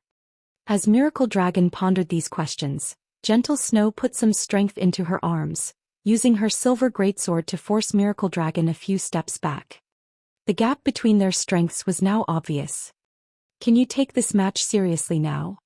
Gentle Snow glanced at Miracle Dragon, her voice extremely calm as she spoke, acting as if Miracle Dragon's swift sword wasn't worth her concern. Chapter 1164. Duel of Swords. Halscythe Undersher Fluffy Goblin. Chapter 1164. Duel of Swords. Miracle Dragon's eyebrows jumped in surprise when he saw Gentle Snow's calm exterior. The audience was similarly stunned. Gentle Snow was incredibly famous in the virtual gaming world. However, when it came to combat standards, she could only reign supreme among first-rate guilds. Compared to the older generation's peak experts like Miracle Dragon, however, she was greatly inferior. No one had expected her current performance. Even Galaxy Past and Purple Eye, Gentle Snow's old rivals who had come to watch this competition, were dumbfounded. "Is that really the Gentle Snow I know?" Purple Eye balled her fists as she stared at Gentle Snow, her heart refusing to believe this. In the past, she hadn't been very familiar with Superpower's peak experts. She only knew that these experts were extremely powerful, and they lived in two completely different worlds. There was little chance for them to encounter each other. However, after participating in the Secret Pavilion simulation training system, she understood how strong these peak experts were. Their combat standards were beyond her imagination. With equal equipment and levels, even 10 of her wouldn't be enough of a warm-up for one of those peak experts. Yet, the Gentle Snow, who had stood on the same stage as the Star Alliance, could now hold her ground against a peak expert like Sword Freak. How could she not find this shocking? "I have truly underestimated you. It's no wonder why you had become Ouroboros's guild leader. Miracle Dragon could not help but smile, the blade of disaster which still trembled in his hands. However, whether or not you take me seriously will depend on your ability to block my next move. Saying so, Miracle Dragon's expression changed. Taking a deep breath, he took a step forward and executed Swift Sword once more. This time, however, he did not settle for a single slash. Rather, he launched a series of attacks. While Swift Sword was difficult to defend against, an expert of similar standards would have no issues blocking one strike. Hence, Miracle Dragon decided to up his assault and execute multiple Swift Sword attacks. This way, even an expert of the same standards would not casually challenge Miracle Dragon head-on. Shrill, whistling sounds reached the audience's ears. Everyone was fascinated as they watched Miracle Dragon attacks. This was especially true for the swordsman experts among the crowd. Miracle Dragon's swordsmanship was the peak they all aimed for. Enraptured by the flashing sword lights, even Starstreak, who was on the same team as Miracle Dragon, had goosebumps. If he stood in Gentle Snow's shoes, he would have no choice but to activate a life-saving skill against Miracle Dragon's consecutive swift swords. Just before the sword lights struck Gentle Snow, the berserker swung her silver greatsword. Suddenly, an explosion shook the arena. As Gentle Snow continued to brandish her greatsword, a series of explosions rang out from the stage. It sounded as if the stage were being bombarded. After several seconds, Miracle Dragon stopped his assault, shock plastered on his face. Even when he had faced Domain Realm experts, they had only blocked a portion of his attacks while relying on their footwork to evade the rest. However, among the 15 attacks he had just launched, Gentle Snow had effortlessly blocked every one. This was the first time he had encountered such a situation since joining God's domain. However, Miracle Dragon did not know that Gentle Snow currently wore the level 50 magic light set. Although she was missing the chest piece, she still had the 7 Luminaries battle armor, which possessed the passive skill magic reinforcement, increasing her physique by 30%. With her superior basic attributes and physique, Gentle Snow had no issues blocking Miracle Dragon's swift sword. Too strong. She's just too strong. Was the snow goddess always this strong? Crap. Is she the incarnation of the war goddess? The skill Gentle Snow displayed flabbergasted the audience. Although many experts watched the battle, the number of people that could actually block Miracle Dragon's consecutive swift swords could be counted on one hand. Everyone had assumed that the Azura battle team had given up and just wanted to end this match as quickly as possible. However, it would seem that this wasn't the case. Who is this Gentle Snow? Thousand Miles's expression was twisted and ugly. Even the various large guilds had detailed information on Gentle Snow's leadership of Ouroboros, not to mention a super first-rate guild like Miracle. However, no matter how many times Thousand Miles read through Gentle Snow's files, he had not found any information that hinted at the woman's capability of standing against Miracle Dragon. Although Gentle Snow originated from a first-rate guild, she had never taken part in any of the superpowers training systems. She hadn't been tutored by a famous expert either, yet she now stood toe-to-toe against a peak expert like Miracle Dragon. Seeing Gentle Snow's aura, Thousand Miles was even afraid that the woman would surpass Miracle Dragon at any moment. How could this happen? In another VIP room, Blue Phoenix was ecstatic. The Azura battle team has won for sure this time. If Gentle Snow alone could already put Miracle Dragon into such a bind, the duo should have a 70% chance of defeating Miracle Dragon if Fire Dance joined the battle. Phoenix Rain sighed in relief. She hadn't expected the Azura battle team to have such a trump card. Damn it! How has Gentle Snow's combat power improved so much? Nine Dragons Emperor, who sat beside Phoenix Rain, could not help his growing anxiety when he saw Miracle Dragon at a disadvantage. I admit that you are skilled enough for me to take seriously, Miracle Dragon congratulated Gentle Snow. Aside from shock, his gaze contained a hint of joy. I never thought that I would meet an expert such as yourself in the Dark Arena. It seems that I haven't wasted my time making the trip here. I'll show you my latest creation. If you can block this, I'll admit defeat. Saying so, Miracle Dragon activated his Berserk skill. Suddenly, his aura exploded from his body. It felt as if a fierce beast had just woken from its slumber. The man's blade of disaster instantly released a black glow. When the great sword moved, the weapon even sliced apart space itself as it left a black line in its wake. The audience gasped when they saw the greatsword's sharpness. It seems that Miracle Dragon is finally getting serious. When Starstreak noticed the blade of disaster cut apart space, his gaze focused on the swordsman. In God's domain, the swordsman class had two development paths: the dual sword style and the greatsword style. Among them, the dual sword style was more common. As one-handed swords were lighter, they were more suited to players who pursued speed and dexterity. When fighting monsters, one could also use either or both hands to block an attack.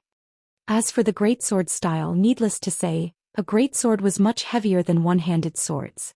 This, in turn, made greatswords more difficult to handle. However, the advantage was obvious: they possessed great destructive power. Miracle Dragon's talent was suited to the greatsword style. Not only could his combat technique, Swift Sword, make up for the greatsword's lack of speed, but the weapon's destructive power also made up for the Swift Sword technique's lack of power. Most importantly, Miracle Dragon could use weakness observation, allowing him to detect his opponent's weak points and exerting his greatsword's full potential. Moreover, Miracle Dragon was a magic swordsman. With the magic enhancement, his attack's speed and power had risen to a whole new level. Even those old domain realm monsters wouldn't casually face the man head-on. Fall. 6 extreme slashes. As Miracle Dragon opened his eyes, he dashed at Gentle Snow as he launched 6 slashes. However, his attacks were faster than his consecutive swift swords. This time he completed all 6 slashes in a single breath, targeting Gentle Snow's blind spots. It was simply impossible for the Berserker to dodge all of the attacks. The instant Miracle Dragon executed 6 extreme slashes, the peak experts in the various VIP rooms held their breath as their eyes widened, deeply afraid of missing this exciting moment. Meanwhile, Gentle Snow, the recipient of this powerful technique, could feel the pressure from Miracle Dragon's 6 extreme slashes. The pressure weighed down her arms and legs. How could she block such a technique? Gentle Snow had no choice but to go all out.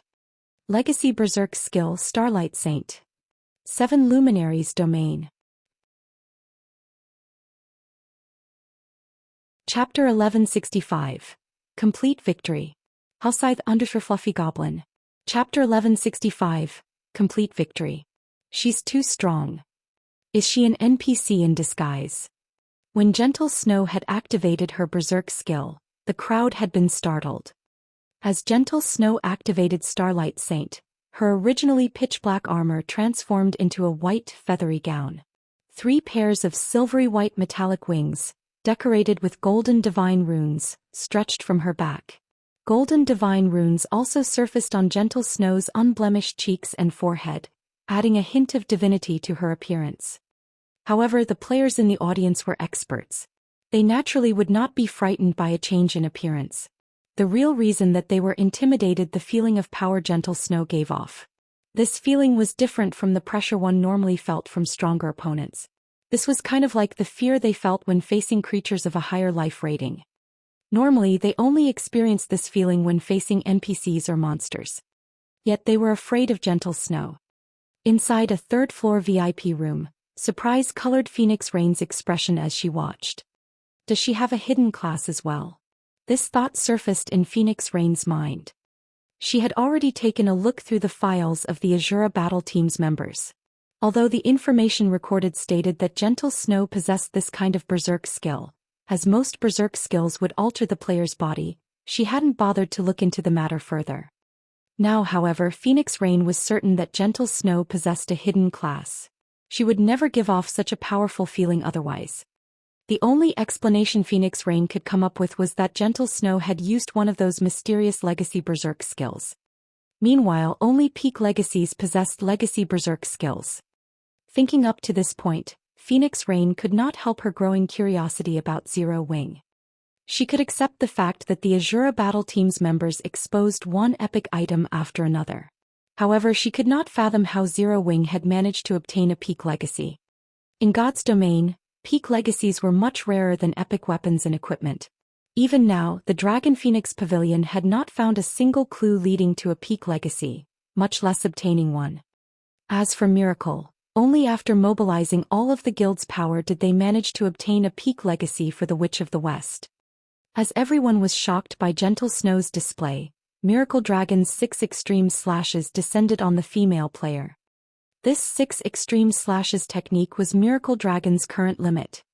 Even peak experts of similar standards would be fortunate if they could block 2 or 3 of the slashes. If they did not activate a life-saving skill, the attack would devour their HP. As these 6 slashes were about to carve into Gentle Snow, 3 silvery white holy spears appeared before the berserker. Gentle Snow's greatsword had also transformed into 2 one-handed swords. This instantly resolved the issue of her previous blind spots. When Miracle Dragon's greatsword descended, a series of crisp, metallic clangs echoed throughout the arena. In the end, Gentle Snow had blocked all 6 slashes. Moreover, she remained unharmed even after blocking the attacks. She had not lost a single HP. You blocked them all? Miracle Dragon's expression froze. The entire venue fell silent as the crowd stared at Gentle Snow incredulously. 1,000 Miles was more shocked than anyone. Miracle Dragon's strongest technique had been neutralized. How could this happen? While 1,000 Miles had considered the possibility of Gentle Snow blocking all 6 attacks successfully, it was with the assumption that she would use an invulnerability skill. However, Gentle Snow had not used anything like that. She had relied on her own techniques. How does a little guild like Zero Wing have such a genius? 1,000 Miles's jealousy began to bubble up as he watched the snow goddess. That's right, he envied Zero Wing. From Gentle Snow's data, he knew that the woman had not received any training from a special system, yet with weapons and equipment on par with Miracle Dragons, she had suppressed her opponent. This was insane. If Gentle Snow joined Miracle, even 1,000 Miles himself couldn't imagine what kind of future lay ahead of the woman. Moreover, Gentle Snow was a talented manager. Rather than calling her a genius, it would be more apt to call her a prodigy. If Gentle Snow became his subordinate, it was highly possible that he could rise to guild leader in the future. Aside from Gentle Snow, Alluring Summer and Violet Cloud, who had taken to the stage in the previous matches, were similarly talented. In Miracle they would definitely be considered top-class players. Yet such prodigies and geniuses continued to emerge within a small guild like Zero Wing. This was ludicrous. 1,000 Miles suddenly had an idea. Poach Gentle Snow and the others for Miracle. This is too amazing. She actually managed to suppress the sword freak. Is this the snow goddess's true strength? How did she block that move? Although many among the audience were experts, they all knew that they would die instantly under the onslaught of Miracle Dragon's 6 extreme slashes. However, by the looks of Gentle Snow, it was clear that she still had energy to spare after her defense. Everyone in the crowd had goosebumps. They realized that they were about to bear witness to a historic moment. Gentle Snow was going to defeat the sword freak Miracle Dragon. The Azura battle team would annihilate the evil dragon battle team. Big Sis Snow is so amazing. I couldn't even see those attacks, yet she blocked all of them. If I had been in her shoes, I would have been defeated. Violet Cloud watched Gentle Snow with admiration. I wonder when I'll reach that realm. In response, Shifeng simply chuckled. In reality, he wanted to reassure Violet Cloud that her combat techniques were stronger than the snow goddesses. It was the gap between their equipment that made the difference. The 7 Luminaries' battle armor in particular was almost a cheat against melee players. Gentle Snow would not fare so well against the Witch of the West. The 7 Luminaries' battle armor had 2 passive skills. Among them, Magic Reinforcement could improve the user's physique by 30%. Physique improvement in God's domain was not limited to increasing a player's speed and stamina. More importantly, a player's 5 senses also improved, which allowed them to keep up with speeds they normally could not. This was the benefit of an item that had once been legendary equipment. Despite its fragmented state, its effects were still frightening. Miracle Dragon also felt the effects of the 7 Luminaries' domain, decreasing his speed significantly. Even if she hadn't used the 3 Holy Spears with Gentle Snow's current level, basic attributes and physique, she would have no problem blocking 5 of the 6 attacks. With her battle armor's frightening defense, she wouldn't receive much damage from one strike. This was what made fragmented legendary items so terrifying. A single item could create a peak expert. This was also why the various large guilds in the past had been so desperate to obtain fragmented legendary items. Meanwhile, on the stage, just as Gentle Snow was about to display the 7 luminaries' domain's might, Miracle Dragon revealed a bitter smile as he raised one hand and forfeited the match. Miracle Dragon had kept his word. Before everyone realized what had happened, the system automatically declared Gentle Snow and Fire Dance the winners of this match. Following which the competition came to an end. The Azura Battle Team had achieved complete victory over the Evil Dragon Battle Team.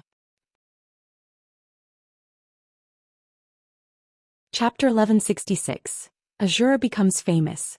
Halscythe Undersher Fluffy Goblin. Chapter 1166. Azura becomes famous. Only after the system announcement did the audience react. The competition is over just like that? This is ridiculous. The Azura Battle Team has achieved another complete victory. After these 3 matches, everyone finally understood what high-level PvP truly meant. The duels today were on a whole different level compared to the PvP battles they fought before. Particularly, the experts of first and second-rate guilds were so excited that they had forgotten to breathe as they watched the match between Miracle Dragon and Gentle Snow. However, they all had to admit that this competition had completely exceeded their expectations. Before the competition had begun, almost no one had believed that the Azura Battle Team could achieve victory, much less a complete victory. After all, the Evil Dragon Battle Team's strength was simply overwhelming. Meanwhile, this upset had also caused many people to cry out in anguish. They all regretted not betting on the Azura Battle Team's complete victory. That was a 1-to-9 payout rate they were talking about.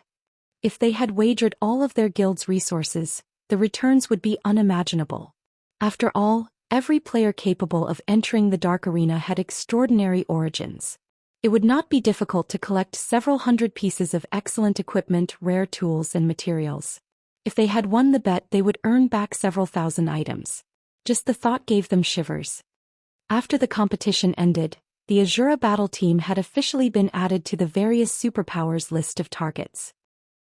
After Miracle Dragon left the stage, Alice walked up to him and asked in a soft but serious tone, "Miracle, you're the face of the guild. Why didn't you go all out?" She knew full well how powerful Miracle Dragon was. Others might not, but she had seen his strength with her own eyes. Miracle Dragon's 6 extreme slashes was far from his true power. When Miracle Dragon activated his Berserk skill, he could execute 9 extreme slashes. Although there was only a difference of 3 attacks, he could have defeated Gentle Snow, yet the swordsman had not done so. As a result, the Evil Dragon Battle Team had lost the competition.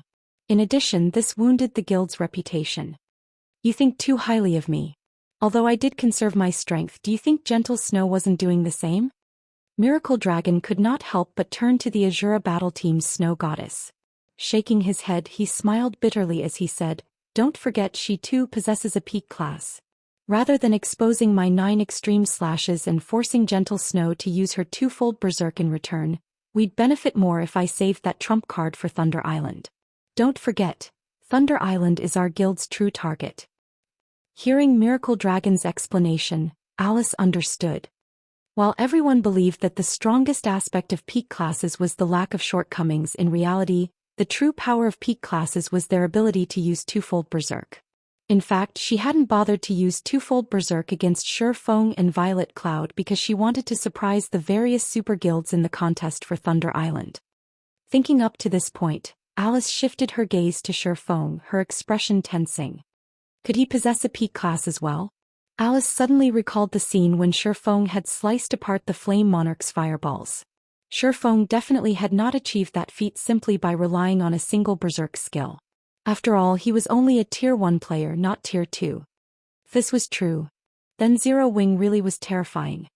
Despite being an upstart guild in a small kingdom, Zero Wing had 2 players that wielded peak legacies.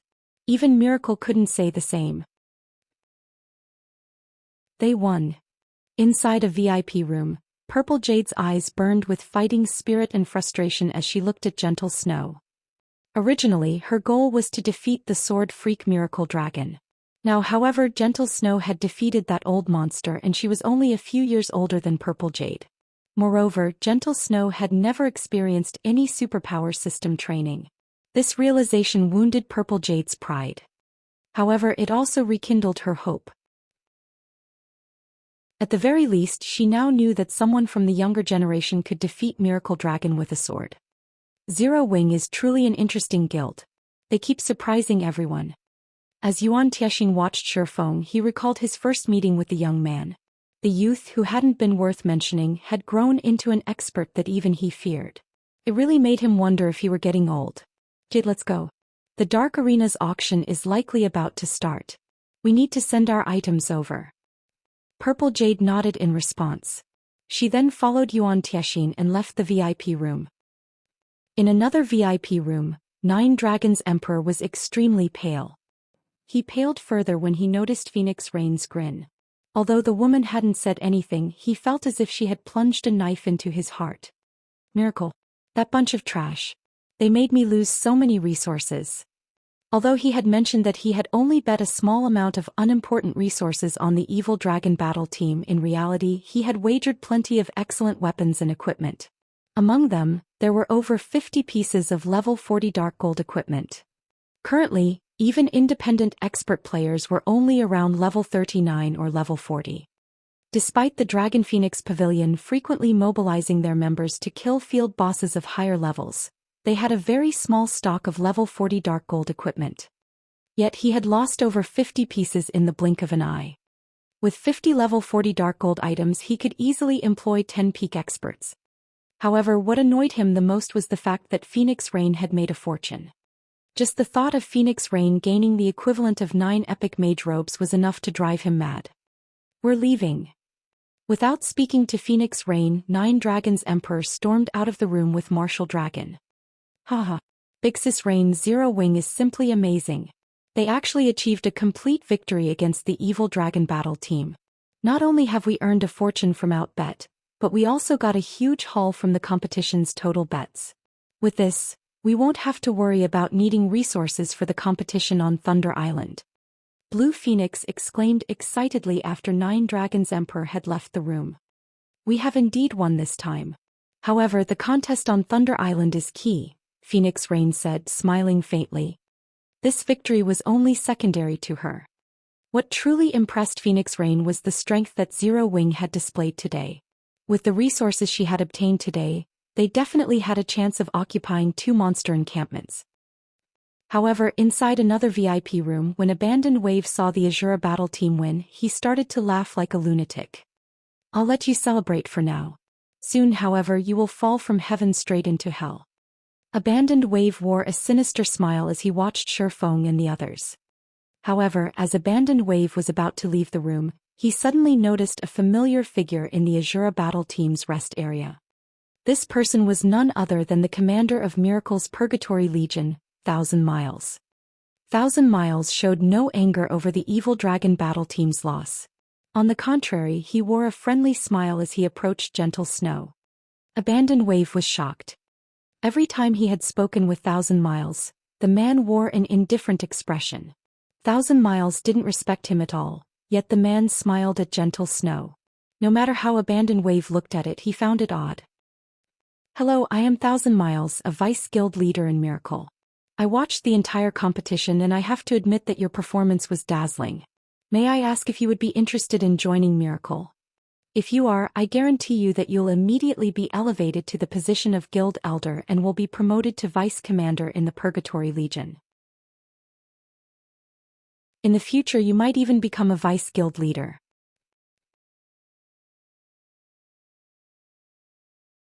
Chapter 1167. Impervious to Reason. Hellscythe _ Fluffy Goblin.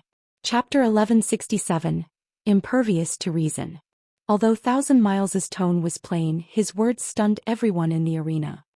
Even the evil dragon battle team's members, who were approaching from a short distance away, revealed stunned expressions, confusion in their eyes as they looked at 1,000 Miles. What's the commander trying to do? Silent March could not believe her ears when she heard 1,000 Miles' offer. She was not surprised that Thousand Miles had taken the initiative to invite Gentle Snow to Miracle. Rather, she was shocked by what he promised the Snow Goddess. Miracle was a super first-rate guild. When it came to number and quality of experts, Miracle was even stronger than some super guilds. The guild had no shortage of newcomers each year either. However, no newcomer had ever become a guild elder or vice commander of one of Miracle's trump card legions the moment they joined. Even Silent March, a genius Miracle had nurtured internally, did not receive such a treatment. The vice guild leader really is going all out this time. Alice simply smiled. It was extremely difficult to become an elder in Miracle as there were a limited number of spots. Unless the guild expanded, it would not add more elders.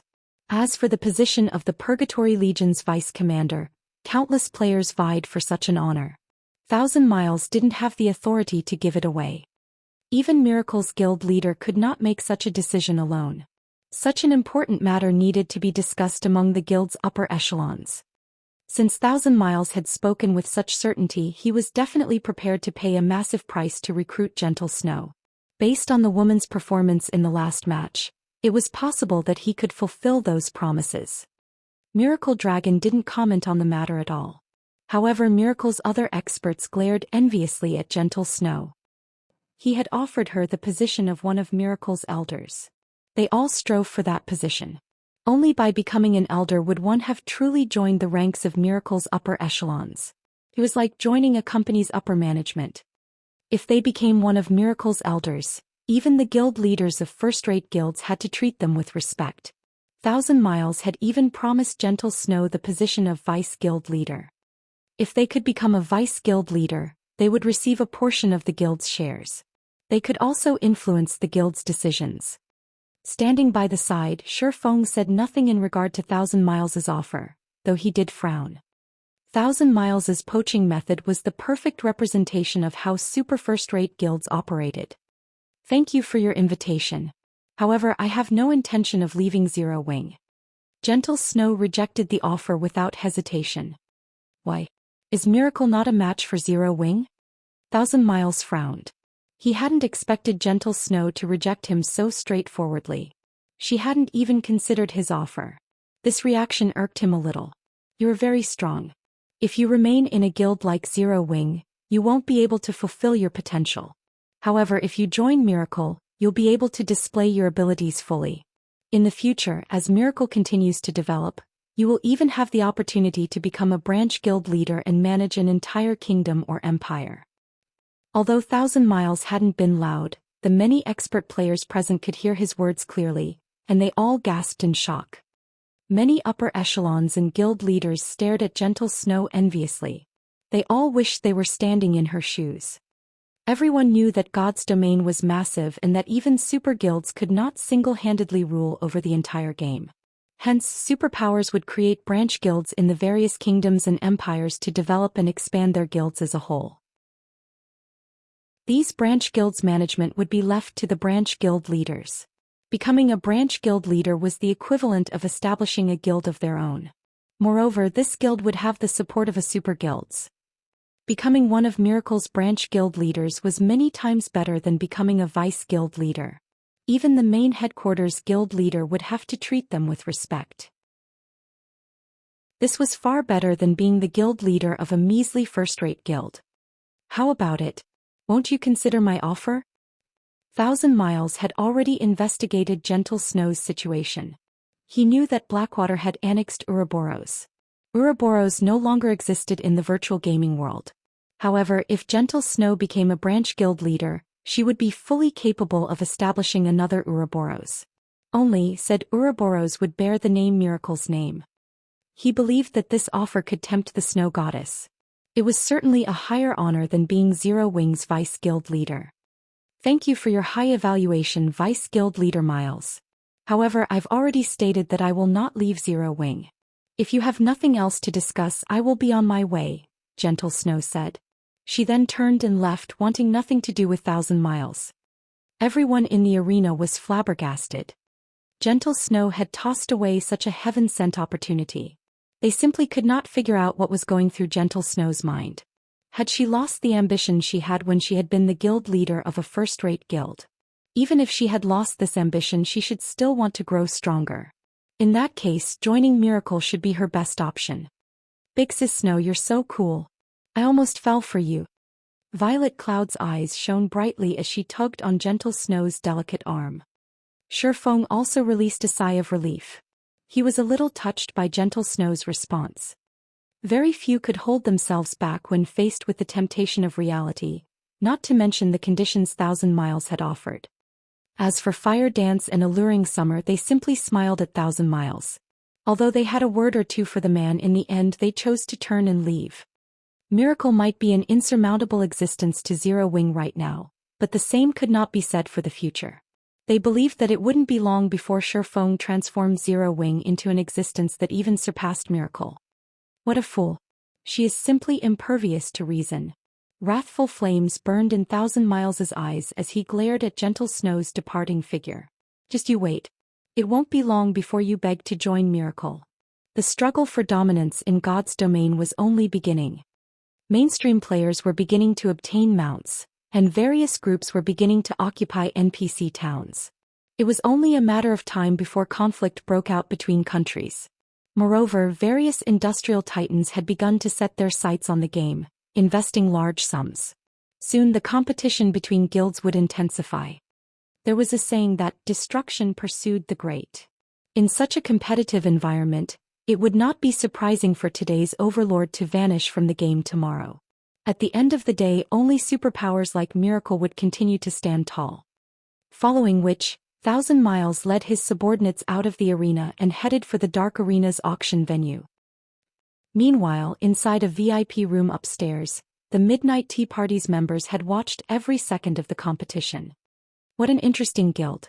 Endless Scars's cherry-red lips formed a joyful smile as she looked at the Azura Battle Team members. Due to this incident, Endless Scars's interest in the guild known as Zero Wing had grown. Her opinion was the opposite of those who were shocked and confused. The fact that an upstart guild could keep a former guild leader of a first-rate guild from leaving showed that this upstart guild held something even more attractive than what a super first-rate guild could offer. There was no other reason that someone who had once led their own guild would dismiss a rare opportunity to display their abilities on a larger stage, preferring the small state that no one paid much attention to. After the competition had ended, Shifeng headed towards the Dark Arena's exchange counter. Before the competition had begun, he had brought all of the guild's resources with him. Afterward, he had deliberately agreed to Miracle Dragon's challenge to push the Dark Arena's host to increase the competition's payout rate. And indeed, just as he had expected, the host had eventually offered a payout rate of 1-9 for a complete victory. After that, he had bet everything he could afford to lose on the Azura Battle Team. Here's my ticket. I would like to redeem my resources. Shifeng smiled as he handed over the ticket the Dark Arena's host had issued him to the female player manning the counter. He had bet 300+ pieces of level 40 dark gold equipment, 800+ pieces of level 40 fine gold equipment, as well as plenty of high-tiered magic scrolls and rare materials. The total value of his bet easily exceeded 90,000 gold. Sir, this... The woman manning the counter nearly jumped in shock when she saw Shifeng's ticket. Chapter 1168. Dark Auction. Halscythe Undersher Fluffy Goblin. Chapter 1168. Dark Auction. Is there a problem? Shifeng asked the female receptionist. No, the amount is just a little too high for me to handle. I'll have to ask my superiors before I can transfer the resources, the receptionist said, smiling bitterly. The amount of resources recorded on the ticket Shifeng produced was frightening. There were usually many bets placed in the Dark Arena, and it was not uncommon to see players gamble several hundred or even over 1,000 weapons, equipment, rare materials and tools. However, Shifeng's wager was completely outside of the norm.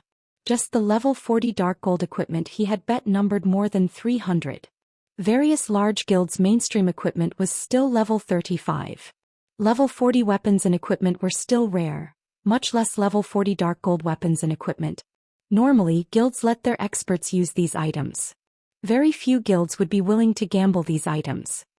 In this competition, although there were quite a few first-rate guilds that had level 40 dark gold equipment, They had only bet around 20 to 30 pieces at most. Even then it was considered an extravagance. Overall, the majority of the guild's wagers were level 35 weapons and equipment, tools and rare materials. Most importantly, Shi Feng had bet on the Azura battle team's complete victory.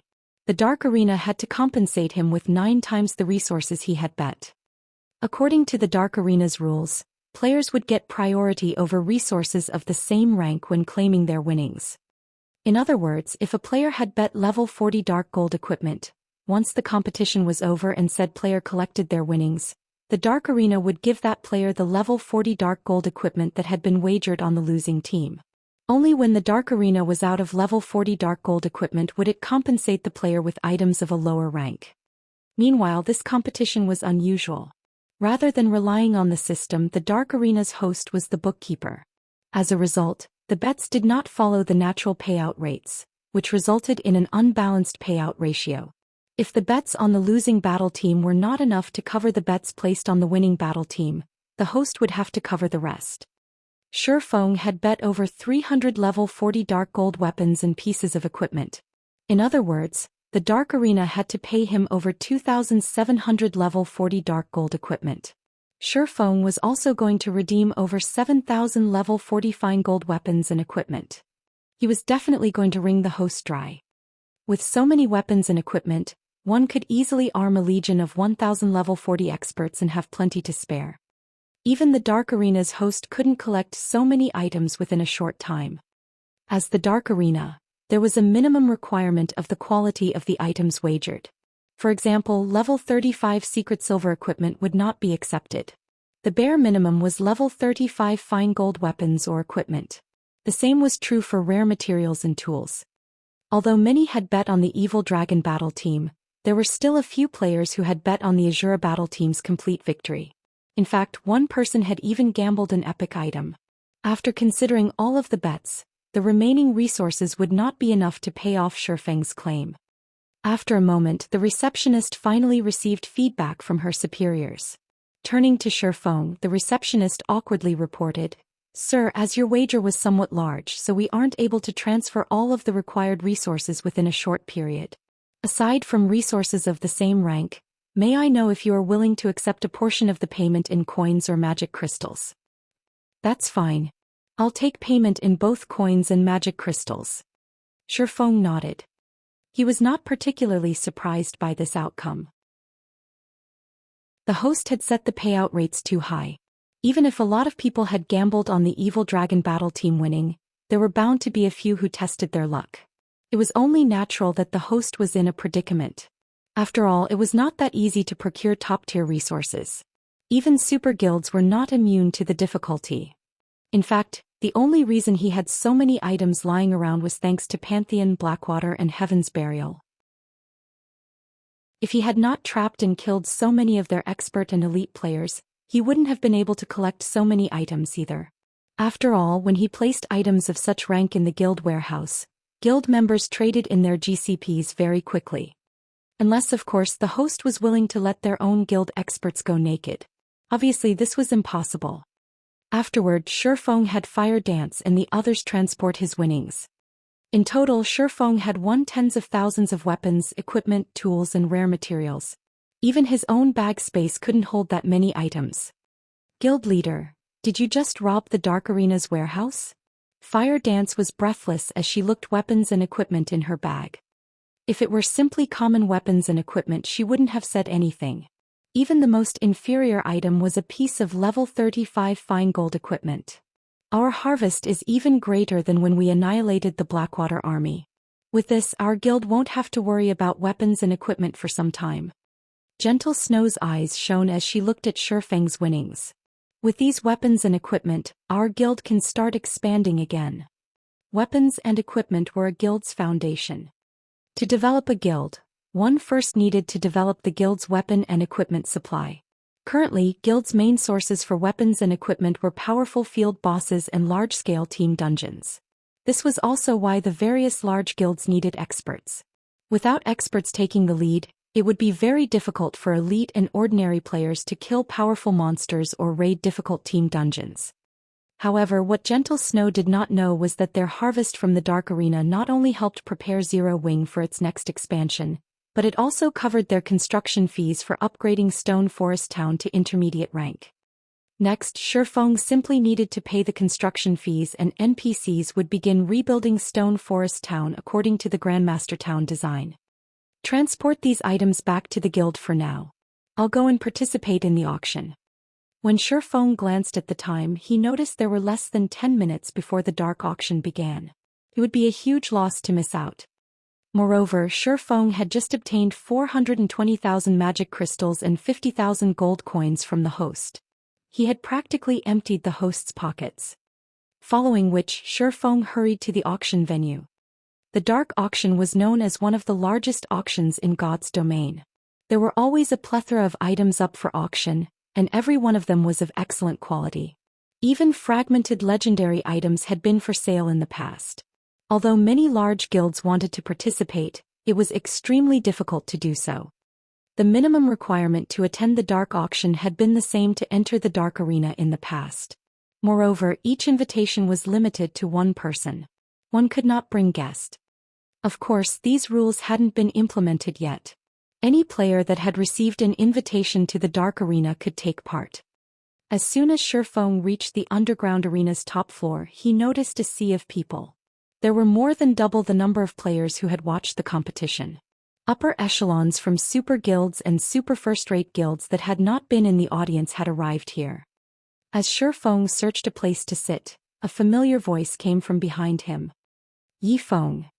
When Shifeng heard this voice, he could not help but turn towards its source. Immediately he noticed Autumn Goose. She had already risen to level 41 and wore silver armor trimmed in red. Standing beside Autumn Goose was the Wind God Spear's commander, Fallen Wind. The man had already reached level 42.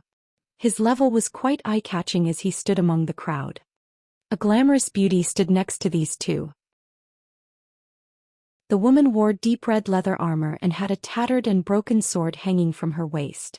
Although she had hidden her level with her black cloak, one could easily tell she was a first-class assassin based on her sharp aura. Moreover, Shifeng was very familiar with this beauty's face. Almost every superpower in God's domain knew the woman's nickname. She was Arrogance, one of the flower of 7 sins 7 sins.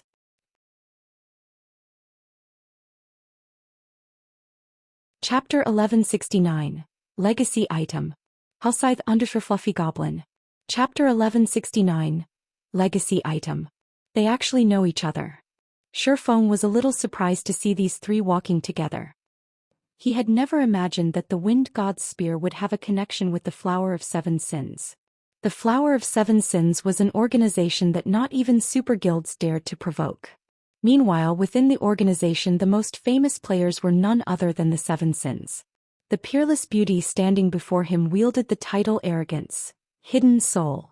In the past, the Flower of 7 Sins had been hired to assassinate a super guild's guild leader. Eventually, the organization completed the task. Meanwhile, Hidden Soul was among those who took part in the assassination. A super guild's guild leader was extraordinarily strong. Otherwise, they wouldn't have risen to that position in the first place. In addition, a large group of peak experts usually followed these guild leaders, making assassinations nearly impossible, yet the Flower of 7 Sins had succeeded. Due to that incident, Hidden Soul's fame had skyrocketed. That incident had shocked the entire virtual gaming world. Noticing Autumn Goose's excitement, Hidden Soul glanced at Shifeng before asking softly, "Autumn, is he an acquaintance?" At this moment, Shifeng wore a black cloak so she couldn't check his level. However, the fact that the man had been allowed into the dark auction house proved his status. Yifeng is the expert we told you about before. If not for his help, our Wind God's Spear would have suffered tremendously. Autumn Goose nodded. That's right. If not for Brother Yifeng lending a hand, we would have been trapped inside the trial of God, Fallen Wind said. So, this is the guy you were talking about. Hidden Soul could not help but study Shifeng more carefully. While Hidden Soul quietly observed Shifeng, Fallen Wind and Autumn Goose approached him to say hello. Brother Yifeng, long time no see. Smiling, Fallen Wind continued, I never thought that you'd be here to participate in the auction as well. Why don't you join us? He had personally witnessed Shifeng's strength and he admired the man. It was also thanks to Shifeng that he had improved his combat standards. If possible, he really wanted to spar with Shifeng in the future. That's right. We came here with Big Sister Soul this time. Big Sister Soul's invitation card allowed us to use a room on the second floor. You get to know what items are up for auction in those rooms. This way you'll have an easier time bidding on what you want, Autumn Goose added. Originally, Shifeng had wondered why Fallen Wind and Autumn Goose had been surprised to see him. Logically, they should have seen him in the arena. However, he understood after hearing the players' comments. Not many people were particularly interested in the Dark Arena's competitions. After all, the various superpowers would never reveal their true strength here. However, it was a different story for the Dark Auction. Hence, it wasn't unusual for others to be unaware of his situation. Moreover, Hidden Soul had brought Fallen Wind and Autumn Goose as her guests. It was even less likely for them to know about the Azure Battle team. Seeing as both Fallen Wind and Autumn Goose had passionately invited him to join them, Shifeng agreed after considering the matter. Not just anyone could enter the second-floor rooms. Only superpowers had this privilege. Meanwhile, as Autumn Goose had said, the second-floor rooms provided a preview of the items that were up for auction. With this insight, one could organize their funds and plan the items they wanted to buy. It was an advantage of status and position. For people from first-rate guilds or below, they could only wait for the items' reveal patiently. While Shifeng chatted with Fallen Wind as they walked upstairs, Hidden Soul pulled Autumn Goose to a side and asked softly, "Little Autumn, did you say that Rain refused to leave her guild because of him?" "I'm not sure. I only know that Yi Feng has quested with Rain several times. After that, no matter how much I tried to persuade her, she wouldn't leave Zero Wing. However, Zero Wing is impressive. Now that I think about it, even I envy her a little," Autumn Goose said, shaking her head. "So that's how it is." Hearing Autumn Goose's words, Hidden Soul shot Shifeng a frosty look. "It seems that I'll have to find an opportunity to get to know him properly." The Dark Auction House's second-floor rooms were quite spacious. Each one was roughly the size of a basketball court. Aside from the staff member stationed within, there was a table lined with precious alcoholic and non-alcoholic beverages. Any bottle on display could easily sell for 50 or 60 silver coins, with some worth over 3 gold. The fact that the Dark Arena's host offered the guests as many of these beverages as they wanted showed just how wealthy they were. Fallen Wind gulped when he saw the alcohol. Even he couldn't afford to indulge in alcohol worth 3 gold per bottle. Normally, he considered wine worth several dozen silver extravagant enough. After Shifeng and the others took their seats, the staff member handed each of them a list of the auctioned items. "Dear guests, our auction will be split into 2 segments. We will host the first segment and all of the items for sale have been recorded on that list. The second segment will be a trading session. If you have any items you wish to put up for trade, our auction house will represent you. However, to assure the product's quality, we will charge a processing fee of 40 magic crystals or 10 gold coins for each item. In the case of raw materials, we will charge 60 magic crystals of 15 gold coins per stack." After everyone received the list, the staff member explained the Dark Auction's general process. Fallen Wind and Autumn Goose frowned when they heard the explanation. "This is simply too fraudulent," Autumn Goose whispered. "Just getting the auction house to help promote their items cost a minimum of 40 magic crystals or 10 gold coins. There wasn't even a guarantee that their trade would be successful. This was practically daylight robbery. Even expert players had to grind for a long time to collect 10 gold coins. Otherwise, they wouldn't worry about affording amount." Fallen Wind and Autumn Goose finally understood why the host offered so many expensive beverages in these second-floor rooms. It felt as if they had already paid for the drinks. In the auction, the crowd was more interested in the trading session than the organizers' items. After all, there were many priceless treasures in God's domain. Those present generally had little need for coins and magic crystals. They were more willing to spend these currencies to purchase items that weren't available on the market. Hidden Soul simply smiled at Autumn Goose's reaction. Anyone capable of receiving a second-floor room invitation had an extraordinarily status or position. To people like them, 40 magic crystals and 10 gold coins were nothing more than spare change. Moreover, the requirement's purpose was to ensure the quality of players' items. If the item were not of particular value, it wouldn't be worthwhile to invest 10 gold to trade it. Everyone here was wealthy. They naturally would not waste their time checking out worthless items. After the staff member finished his explanation, 3 people approached the auction hall's center. Among them, 2 were tall, beautiful, ordinary female players. These women were specifically tasked to display the auctioned items. The last person was a middle-aged man. He was obviously the auctioneer.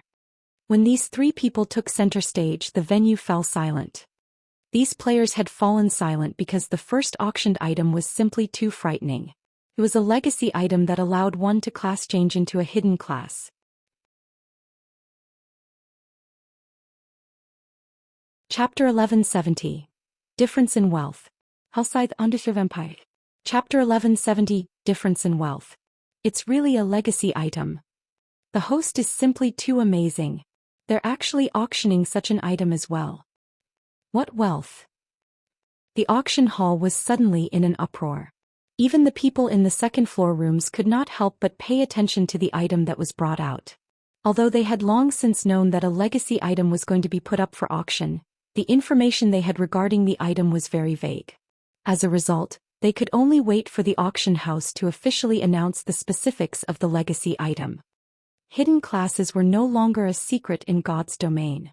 However, obtaining one was still extremely difficult, even more difficult than getting an epic item. Moreover, unlike epic items where there would eventually come a time when they would be discarded, hidden classes could accompany players throughout their entire gaming career in God's domain. Currently, any guild that obtained a clue or item leading to a hidden class would not even think of selling it.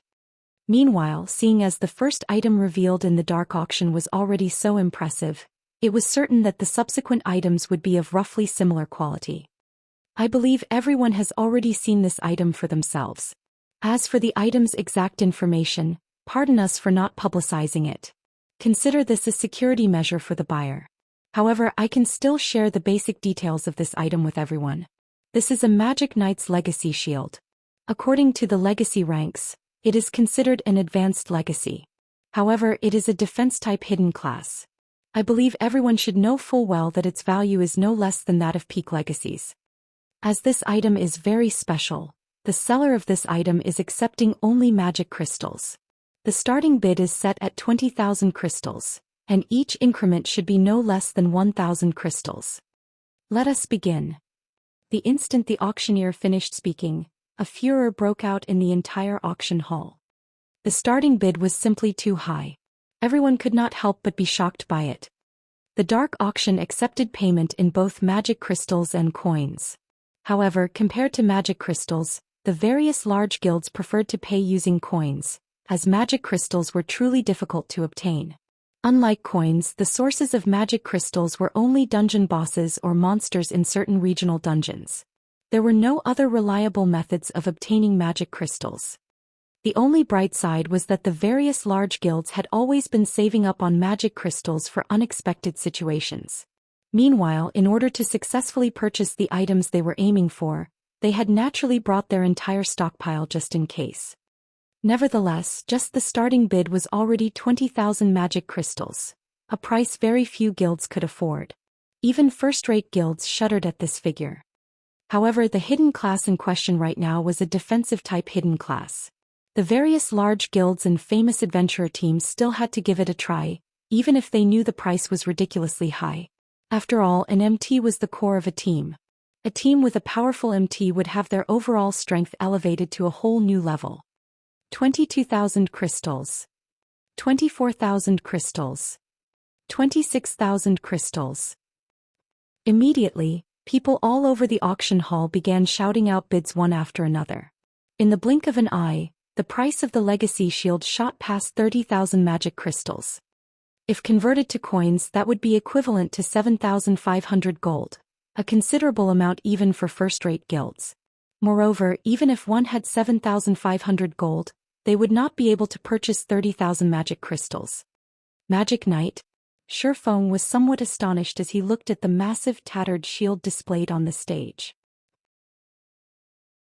He had never thought that the Dark Auction House would be capable of obtaining the legacy for the Magic Knight class. The Magic Knight class had been a very famous hidden class in the past. It significantly strengthened not only an MT's attack capabilities but also their defensive capabilities. Most importantly, MTs that class changed to the Magic Knight class received a massive boost to their magic resistance. The class was an extremely rare hidden class. If he could have one of the guild's MTs become a Magic Knight, he would have a much easier time raiding the level 50 regional dungeon Tower of Time in the future. In the past, the Tower of Time was a place contested by all nearby kingdoms and empires. Not only did the Tower of Time produce magic crystals, but most importantly, it also produced 7 luminaries crystals. The mind space system had been activated a lot later in the past. Hence, by the time it was activated, mainstream players had long since exceeded the level limit of entering the Tower of Time. Even then, the battle for the dungeon had never once stopped. With the mind space system having been activated this soon, Shifeng could imagine how intense the competition over the Tower of Time would be. Meanwhile, practically all of the monsters inside the dungeon dealt high magic damage. Needless to say, the bosses inside were the same. Without sufficient magic resistance, entering the dungeon would simply be suicide. Currently, the main forces of the various guilds in God's domain were only a short distance from reaching level 50. Hence, Shifeng needed to make some preparations in anticipation. Before Shifeng could even place a bid of his own, he suddenly heard Hidden Soul bidding. 50,000 crystals. Immediately, the entire auction hall fell silent, everyone turning to look at the room Hidden Soul was in. If not for the second-floor rooms concealing the occupants' identities, most likely, the gazes from the first floor might have killed Hidden Soul several times already. Meanwhile, Autumn Goose and Fallen Wind, who sat beside Hidden Soul, were looking at their companion in shock. They never imagined that Hidden Soul could take out so many magic crystals. The Wind God's Spear could be considered an extremely famous adventurer team in the Dark Knight Empire. However, even they would be hard-pressed to gather up 10,000 magic crystals at a moment's notice. Yet Hidden Soul, who did not belong to any guild, had actually placed a bid of 50,000 magic crystals. Moreover, players could not call out a bid if they did not possess the corresponding items. After the first floor hall fell into a momentary silence, many people promptly gave up on the legacy shield. Although they wished to obtain it, they simply did not have the ability to do so. 51,000 crystals. 52,000 crystals. 53,000 crystals. Suddenly, the number of first-rate guild upper echelons calling out bids on the first floor decreased drastically. At this moment, any guild on the first floor capable of bidding was using practically every magic crystal the guild possessed, prepared to break the bank in order to get the legacy shield. As a result, the price of the legacy shield continued increasing by the thousands. 70,000 crystals. This was the bid of 1,000 Miles, who likewise was in a second-floor room. This price immediately silenced the first-rate guild upper echelons on the first floor, who were still considering bidding. That was 70,000 magic crystals they were talking about. Converted to coins, that would be 17,500 gold. With that kind of money, they could even purchase a good plot of land in the imperial capital of an empire. 80,000 crystals. At this time, a new bid came from another room. This time, the bid increased directly by 10,000 magic crystals. This situation stupefied the players on the first floor.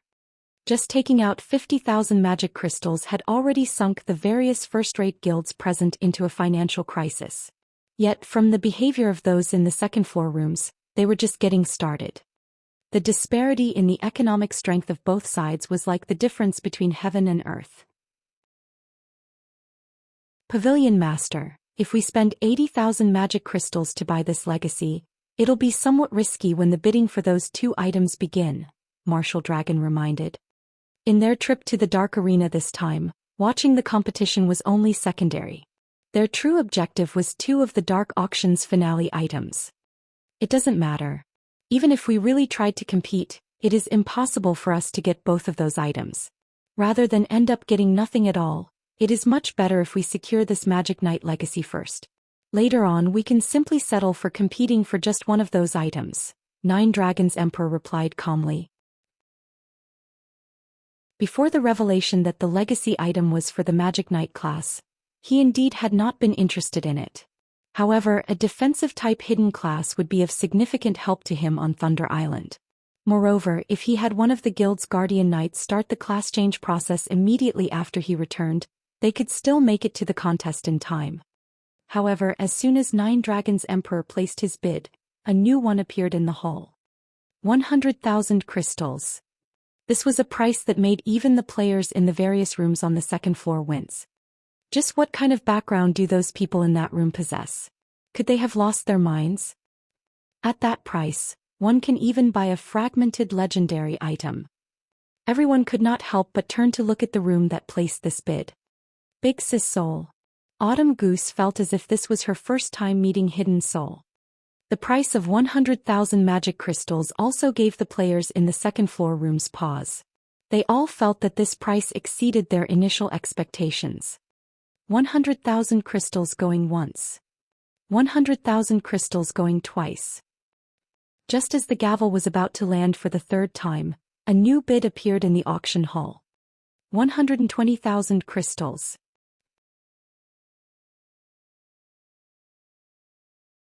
Chapter 1171. Solomon's Fragment. Helscythe Undersürvampire. Chapter 1171. Solomon's Fragment. The words 120,000 crystals, echoing throughout the quiet auction hall, caused a sudden commotion. Just who is it that's so rich? You can buy several epic items at that price.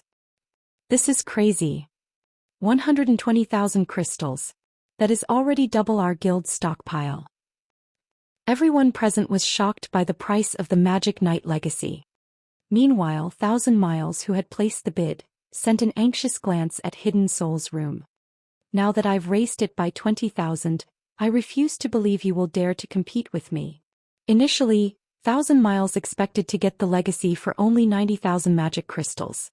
Afterwards, he would still have a goodly amount of crystals to compete for the finale items. Now, however, his plans were disrupted. In order to guarantee his purchase of the legacy, he had no choice but to raise the price by 20,000 crystals to scare off any possible competitors. However, after a moment of silence, Hidden Soul called out a new bid once again. 130,000 crystals. She did not have even a shred of hesitation when calling out this bid. Sure enough, the Flower of Seven Sins really is wealthy. Shurfeng was astounded as he looked at the calm woman sitting close to him. Unlike super guilds, the Flower of Seven Sins did not have countless players collecting magic crystals for them. When it came to magic crystal gathering speed, the organization should be no match for super guilds at all. Nevertheless, Hidden Soul still managed to take out 130,000 magic crystals with ease. One could tell just how powerful the assassin organization was. 135,000 crystals. Thousand Miles bellowed. This price was already nearing his acceptable limit. 140,000 crystals. Hidden Soul simply smiled as she placed an even higher bid. This price already deterred everyone else in the auction hall from competing for the legacy shield. Damn it! Just who is trying to compete with me? Thousand Miles was burning with rage right now. The Magic Knight class was a hidden class perfectly suited to him.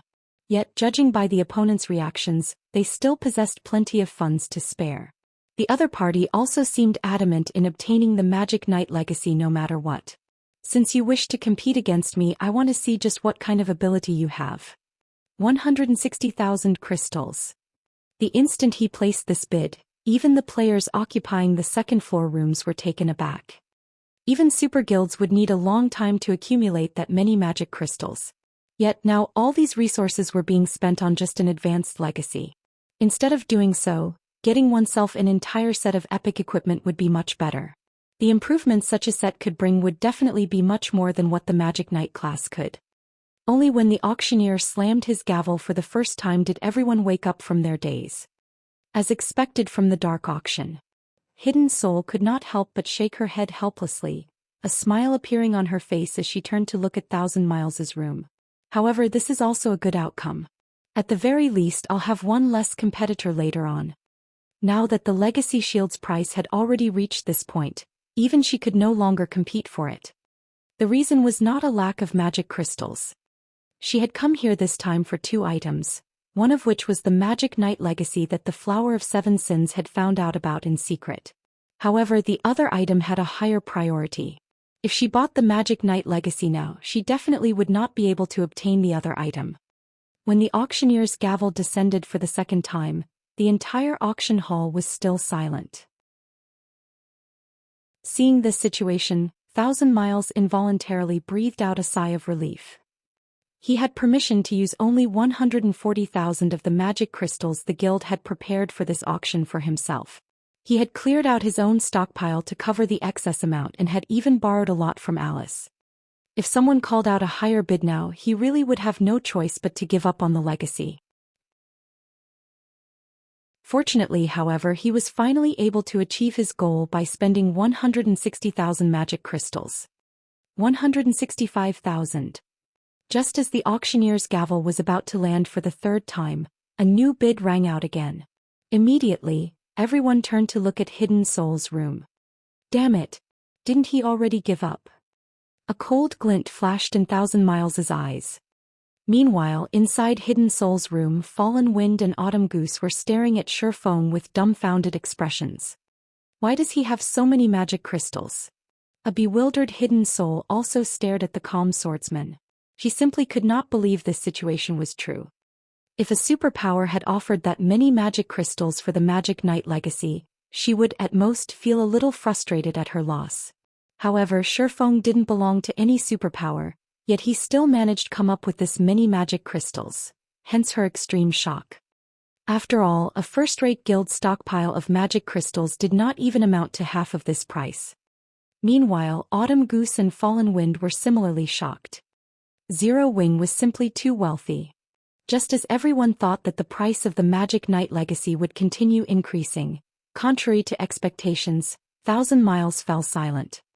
Although the price had increased by just an additional 5,000 magic crystals, this was an amount he could not come up with no matter what right now, unless he utilized the guild's prepared magic crystals. However, this was obviously not a viable option. Hence, he had no choice but to watch the auctioneer knock his gavel again and again. Let us congratulate the guest in room 017 for obtaining the Magic Knight legacy. At this moment, the auctioneer was thrilled. This was only the first auction item, yet it already sold at such a good price. The rest of the auction would no doubt be even livelier. Meanwhile, Shifeng also gritted his teeth as he paid 165,000 magic crystals to the auction house. If not for the 7 luminaries crystals in the Tower of Time, he wouldn't spend 165,000 magic crystals for the Magic Knight legacy no matter what. Following which, auction items sold one after another. However, rarely any of the subsequent items managed to attract the attention of the players in the second-floor rooms. Those who contested for these items were mainly players in the first-floor hall.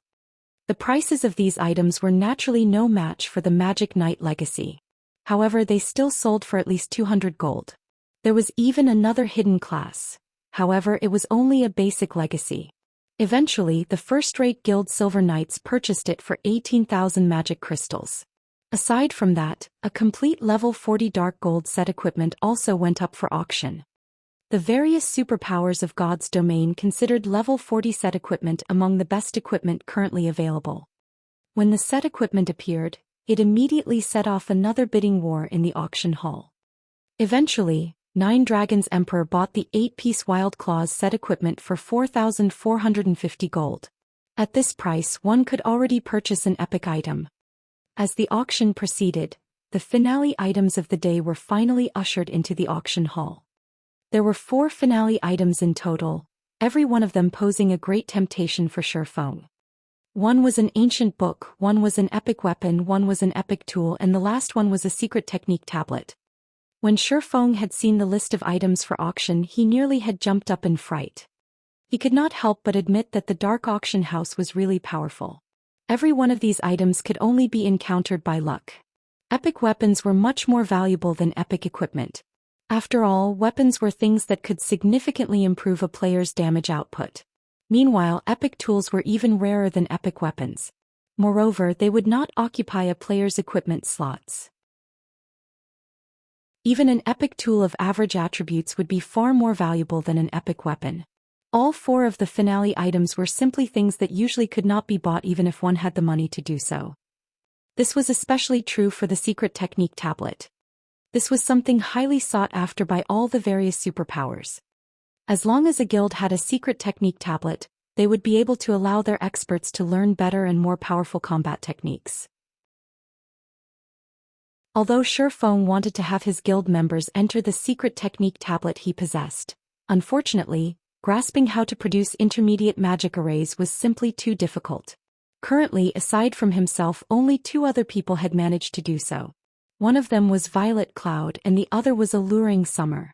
Sending only 3 people to use the secret technique tablet would be a tremendous waste. Hence, Shifeng had never bothered using it all this time.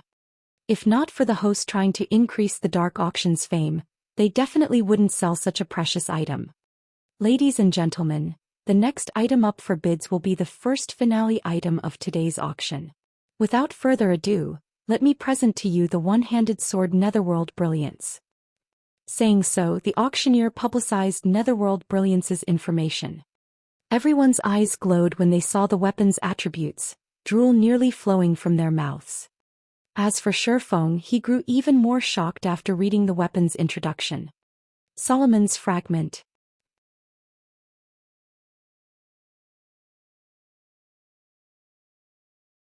Chapter 1172, Sword of Death. Hellscythe Undervampire. Chapter 1172, Sword of Death. The host is simply too generous. They're actually willing to sell even a famed sword? This weapon's attributes are much stronger than those of ordinary epic weapons. This is definitely the most amazing one-handed sword I've seen. Everyone gasped when they saw the attributes of Netherworld Brilliance. Players that used one-handed swords could not help but wish they could grab the weapon and give it a few swings right this instant. They really are going all out this time. There are only a total of 36 famed swords in God's domain. They are all unique epic weapons. Every one of them is a weapon that countless swordsman experts dream of obtaining. Yuan Tiexin, who was seated inside a second-floor room, was slightly astonished when he saw Netherworld Brilliance. Practically everyone in the second-floor rooms came from one of God's domain's superpowers. To them, epic weapons were indeed rare but not entirely out of their reach. Getting one of their own was only a matter of time. However, famed swords were a different story. These were weapons adored by sword-wielding experts. If utilized properly, one could draw in those sword fanatics who were normally very difficult to recruit. Among the 8 sword meisters on the God's Domain experts list, 3 were independent players. If the secret pavilion used a famed sword as bait, recruiting one of them might really be possible. Netherworld Brilliance, One-Handed Sword Epic Rank. Level 40, Level 110, Level 40. Equipment Requirement: Strength 700, Agility 400. Attack Power plus 1340. Strength plus 101, Agility plus 72, Endurance plus 60. Attack Speed plus 15. When attacking, 20% chance to trigger Heavy Crash, increasing strength by 30% and attack speed by 20%. 20% chance to trigger Blur, making the attack impossible to be parried or blocked. 30% chance to trigger Double Critical. When equipped, strength increased by 10%. Agility increased by 5%. All sword-related skills plus 3 levels. Ignore levels plus 15. All sword-related skill completion rates increased by 2%. Additional passive skill 1 dash. Death Devour. Any creature that dies within 200 yards will provide wielder with a Death Devour buff, increasing wielder's attack speed by 1% and all sword-related skill completion rates by 0.1% for 30 seconds. Buff can be stacked up to 30 times. Additional passive skill 2 dash. Death's Phantom. Wielder's physique improves as HP decreases. Physique can improve up to a maximum of 20%. A Sword of Death created by famed smithjacks using a piece of mysterious sword fragment.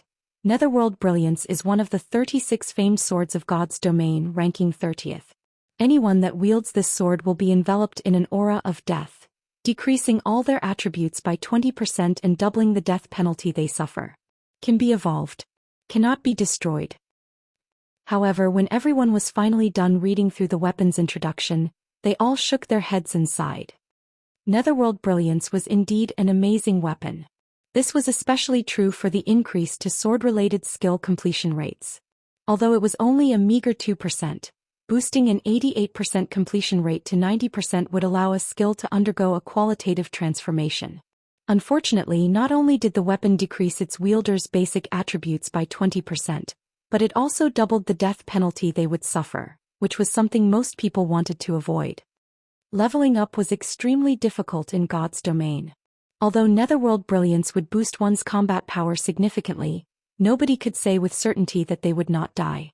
If one would originally lose 1 level when they died out in the fields, then they would lose 2 levels if they were wielding Netherworld Brilliance. Moreover, practically everyone present frequently raided large-scale team dungeons. Dying in such dungeons was common. Normally they would only lose 10% of their EXP when dying in dungeons. If this penalty doubled to 20%. Just thinking about it gave everyone chills. At this moment, everyone finally understood the auction host's generosity in putting a famed sword up for auction. Most likely, nobody in the host's guild wanted to be anywhere near the weapon at all. Hence, rather than let it sit in a warehouse and collect dust, the guild opted to exchange it for resources. Noticing the audience's lack of interest, the auctioneer chuckled and said, "Now that everyone has seen the weapon, I believe you all know the flaws of Netherworld Brilliance. However, at the end of the day, this is still an epic weapon. Moreover, this weapon can be evolved. If you manage to discover the method of evolution, this sword could become a godly weapon in the future. It might even become a fragmented legendary weapon. The starting price for this weapon is 8,000 gold. Each increment must not be lower than 200 gold." Hearing the starting price of the weapon, everyone inwardly cursed the auction house for being fraudulent. If not for the famed sword's flaws, not to mention 8,000 gold, even spending 18,000 gold to obtain it wouldn't be a problem. After all, it was an epic weapon that could be used all the way to level 110. In addition, there was the possibility of evolving it. Alright then. I'll get it as a collection item. I bid 8,000 gold. I can attract quite a number of people if I put it on display in my guild. I'll bid 8,200 gold. 8,400 gold. The audience in the auction hall was not particularly active in bidding for Netherworld Brilliance. After a dozen or so bids, the price eventually stopped at 11,000 gold. Shifeng's heart began beating madly as he looked at the weapon displayed on the stage. To others, this weapon would indeed be of little value. To him, however, it was a priceless treasure. Solomon's sword had been broken into 5 fragments. Among them, 3 were in locations that current players could not reach. Meanwhile, of the 2 remaining, Shifeng had already obtained one of them, the sacred sword killing ray. The last fragment was none other than this Netherworld Brilliance. Originally, Shifeng had planned on thinking of a way to obtain Netherworld Brilliance. However, he never imagined that the Dark Arena's host had actually gotten it already. Moreover, they even put it up for auction. This was one of the 10 great legendary weapons they were talking about. As long as he could gather all 5 fragments, he could reproduce the God Sword of the past once again. Just thinking about it excited Shifeng. 12,000 gold. Shifeng raised the price slightly. Obviously, no one was that interested in Netherworld Brilliance. However, as it was a famed sword and also had the potential to evolve, there were still some people who were willing to bet on that possibility. Hence, he would not raise the price by too much. If he suddenly raised it too high, people would no doubt become suspicious. Thus, when calling out his bid, he could not offer too high or too low. What rich people! I don't want it anymore. Amazing. Someone's actually betting 12,000 gold on luck. Just as the other bidders were giving up one after another, a voice suddenly resounded throughout the entire hall. 13,000 gold. Meanwhile, the person who had placed this bid was none other than 1,000 Miles. You stole my legacy away. Do you think I'll let you get that weapon so easily? 1,000 Miles sneered as he looked at the room Shifeng occupied. Although 1,000 Miles did not know who was occupying the room, he could easily tell which room had placed the 12,000 gold bid. After noticing Shifeng's interest in Netherworld Brilliance, he naturally could not allow him to have an easy time. The person in that room is really vengeful, Autumn Goose growled as she looked at 1,000 Miles' room. Brother Yifeng, if you don't have enough money, just say the word. I can lend you all the money I have. Fallen Wind also grew indignant at Thousand Miles' behavior. Thanks. I'll definitely borrow from you if I need to, Shifeng said. He then proceeded to place a new bid. 20,000 gold. This is madness. Even if that person is angry, there's no need to waste so much money, right? The rich are really willful. The new bid Shifeng made stupefied everyone. Everyone present was someone of high status and position. However, none of them would treat their money as lightly as Shifeng did, raising the bid by an additional 7,000 gold just to let off some steam. One could already buy another epic weapon with that kind of money. Wow. How rich. Alright then. I'll let you have it. Thousand Miles laughed over this situation. However, he no longer dared to continue bidding as this might be a trap for him. He was already satisfied with getting Shifeng to waste an additional 8,000 gold. Following which, the auctioneer knocked his gavel 3 times. Let us congratulate the guest from room 017 for obtaining the famed sword Netherworld Brilliance. At this moment, the auctioneer was close to laughing out loud in joy already. Originally, he thought that getting to sell the famed sword for 12,000 gold was already plenty good. Now he had actually sold it for 20,000 gold. On the other hand, after Shifeng paid the 20,000 gold and obtained Netherworld Brilliance, he too was inwardly jumping for joy. He couldn't care less about what others thought of him. He had just spent 20,000 gold to purchase one of the 5 fragments of Solomon's sword, one of the 10 great legendary weapons. This was an unimaginably low price. If the Dark Arena's host knew what they had just done, they would surely faint from shock.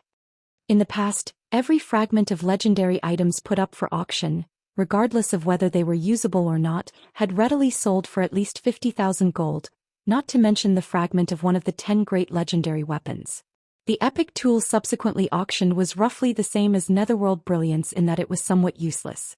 However, it could still be used to brew magic wine, which provided effects similar to the high-density mana environment in Stone Forest Town when consumed.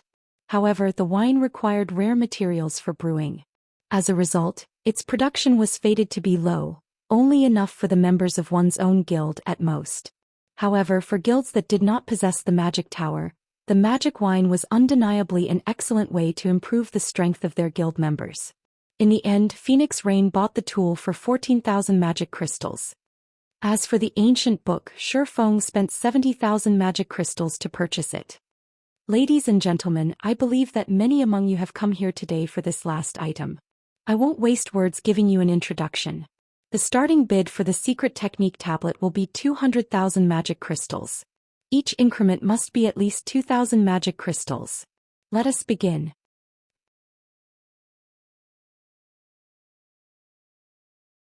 Chapter 1173. Legacy of Ancient Gods. Outside Vampire. Chapter 1173. Legacy of Ancient Gods. 200,000 magic crystals for a stone tablet. The players in the first floor hall clamored when they heard this. 200,000. I didn't mishear, right? What is this stone tablet? This is a joke, right? The majority of the players in the first floor hall were curious about the secret technique tablet. The most expensive item sold in the auction thus far was the Magic Knight Legacy. Even then, it still sold for less than the minimum price of the secret technique tablet. Everyone just could not figure out what kind of godly purpose the tablet served.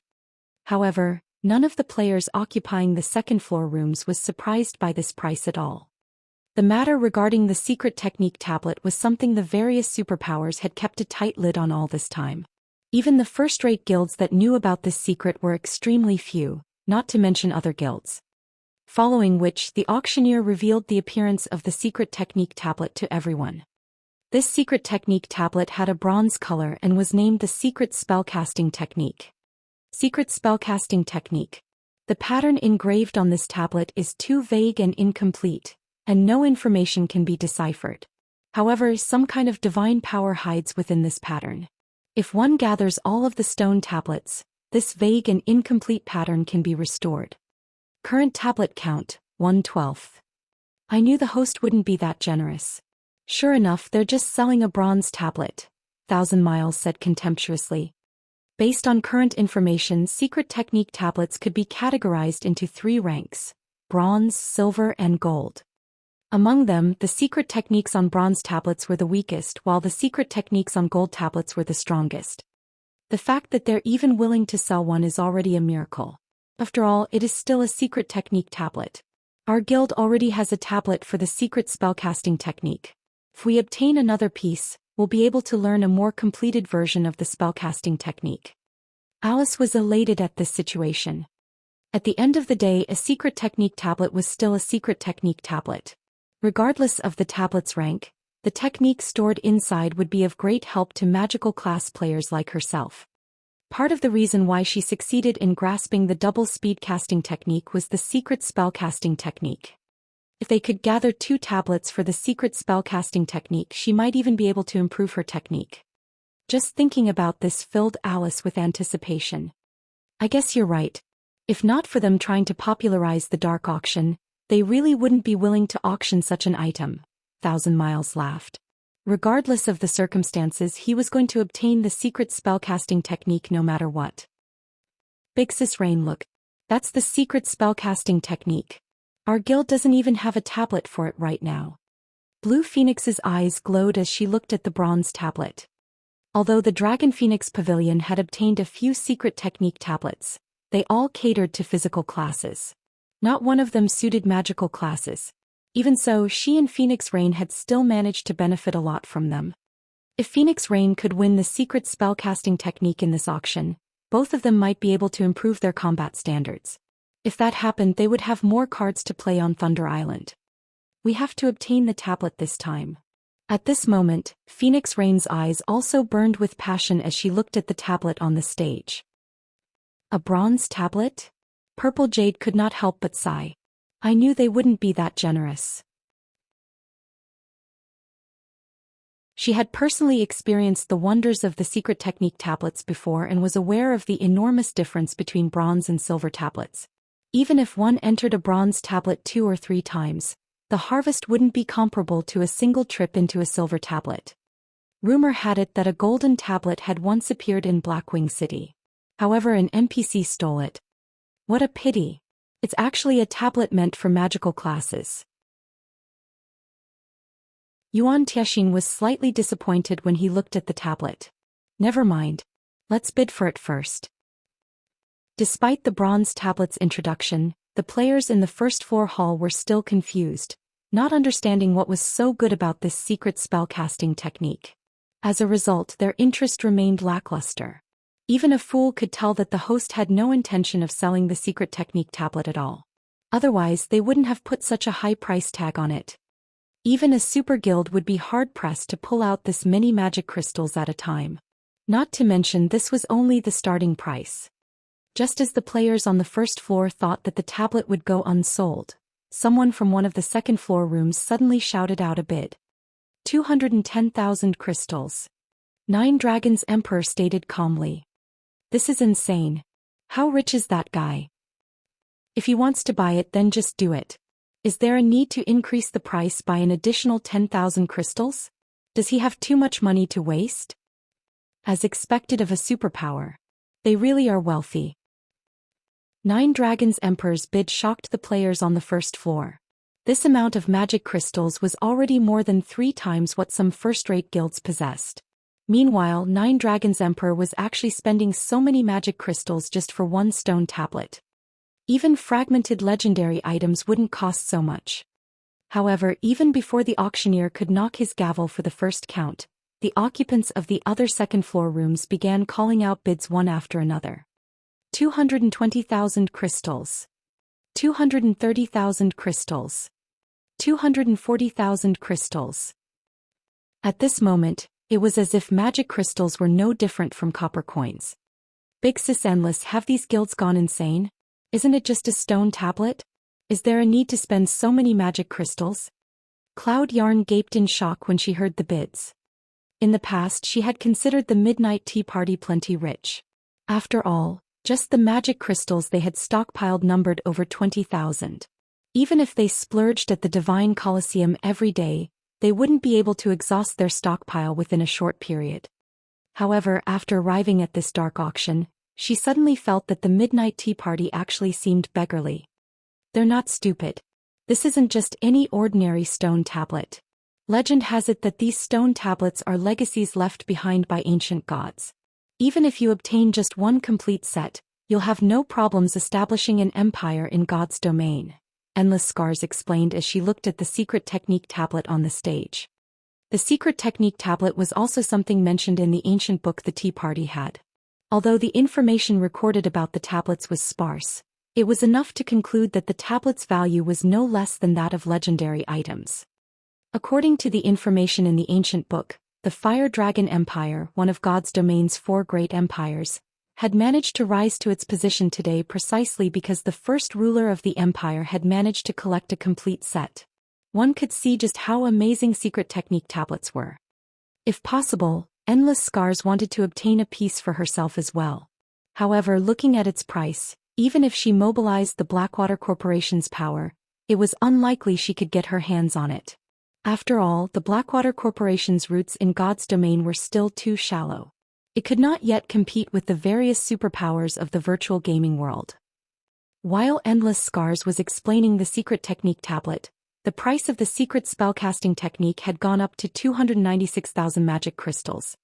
This was a price that even those occupying the second-floor rooms felt was a little excessive. As a result, instead of bidding in increments of 10,000 crystals, they now began raising their bids by 2,000. It seems the other guilds haven't prepared much at all. 1,000 Miles laughed disdainfully. 310,000 crystals. The moment the bid of 310,000 magic crystals was placed, the entire auction hall fell silent. Even Phoenix Rain, who had earned quite a fortune from the competition before, was helpless about this price. It seems that Miracle has prepared plenty this time.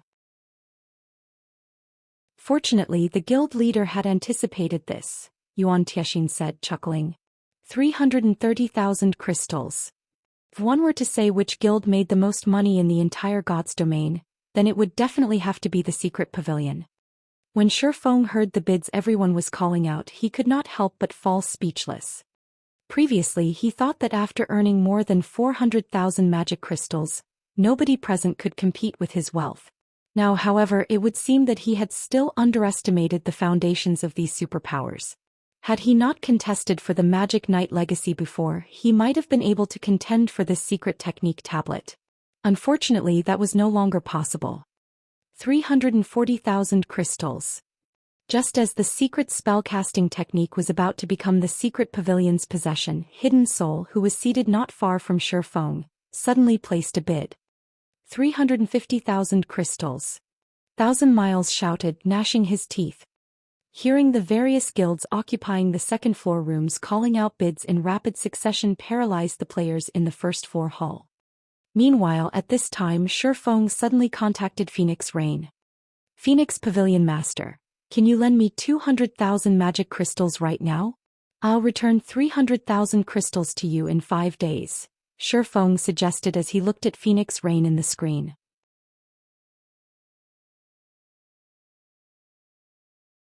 Chapter 1174. Legacy Secured. Borrow 200,000 crystals and return 300,000. Phoenix Rain wore a surprised expression as she stared at Shifeng on the screen. She felt as if she were getting to know the man for the first time. A first-rate guild was already considered quite wealthy if they had a stockpile of 60,000 to 70,000 magic crystals. Yet Shifeng wanted to borrow 200,000 magic crystals right off the bat. Moreover, he intended to return them with a 50% interest. This was twice as high as the market interest rate. Magic crystals were not coins. It was impossible to purchase magic crystals in bulk on the market. Guilds could only purchase a small amount from workshops or adventurer teams. Aside from that, guilds had to rely on their own members to raid dungeons and collect them gradually. In Phoenix Rain's opinion, although Zero Wing owned a gold mine like Stone Forest Town and business in the town's battle arena was booming, it was impossible for Zero Wing to earn 300,000 magic crystals within 5 days, yet all she saw when she looked into Shifeng's eyes was confidence and serenity. Do you intend to bid for the bronze tablet? Phoenix Rain could not help but ask. That's right. Shifeng did not try hiding it. After all, it was easy to guess with a moment of thought. Seeing Shifeng's serious expression, Phoenix Rain shook her head. Chuckling, she said, I advise you to give that thought up. Even if I lend you 200,000 crystals, you won't outcompete them. While 350,000 magic crystals was an astronomical sum to even the best first-rate guild, the super guilds and super first-rate guilds that had come prepared had not yet reached their limit. In her opinion, Zero Wing must have earned a lot of magic crystals in the earlier competition. With the guild stockpile, they should roughly have around 180,000 or 190,000 magic crystals. Even if Shifeng borrowed 200,000 crystals, he would only have 390,000 magic crystals or so. There was simply no way to compete against the other superpowers. By her estimates, they would only have a chance of securing the secret spellcasting technique if they had 420,000 magic crystals. If possible, Phoenix Rain wanted to borrow 180,000 magic crystals from Shifeng. After including her own 250,000 magic crystals, she might have a chance at competing against the other guilds. However, she still needed to make preparations for Thunder Island, so if she did borrow the magic crystals, she wouldn't be able to return it within a short time. I still have 260,000 magic crystals. After including your 200,000, I think I'll have enough. Shifeng understood what Phoenix Rain was trying to say. Smiling, he continued, if it truly is impossible, I can only admit defeat. 400,000 magic crystals should be the various superpowers' limit. Even if they had more, it wouldn't be too far from that number. While a bronze tablet was inferior to a silver tablet, it had a much lower entry requirement. Silver tablets required players to be capable of drawing intermediate magic arrays. Bronze tablets only required players to be capable of drawing basic magic arrays. As for golden tablets, Shifeng assumed that players would be required to draw advanced magic arrays to enter. Even someone like himself who was quite familiar with magic arrays, could not draw an advanced magic array. Even if he obtained a golden tablet, it would be nothing more than a paperweight. On the other hand, if he had a bronze tablet, his guild members could use it. Hence, obtaining a bronze tablet was very important to Zero Wing right now. Even if he was not certain he could win the bid, he needed to try. 260,000? You have that many? Phoenix Rain gasped. She never thought that Zero Wing would have even more magic crystals than her. Immediately, her lips curled into a smile as she said, let's do it like this. I'll lend you 250,000 crystals. I won't ask for any interest either. Just pay me back in full in 5 days. However, I want 10 slots to enter the bronze tablet. We'll split the slots into 2 months, with 5 people entering each session. Secret technique tablets could only be used once a month. Even if she obtained one, she would only enter it once. A player would reap the most benefits from a secret technique tablet during their first entry. Afterward, a player would gain less with each subsequent visit. The tablet's greatest advantage was that players could use it repeatedly.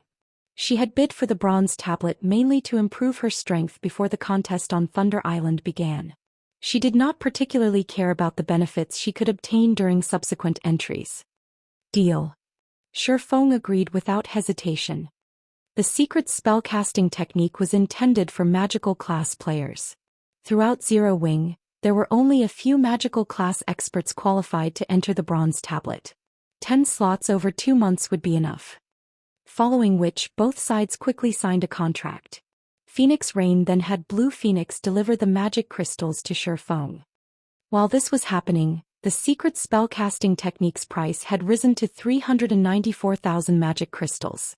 The various large guilds in the first floor hall were astounded. Although they had long since known that their guilds were no match for super first-rate guilds and super guilds, they had not realized that the gap would be this massive.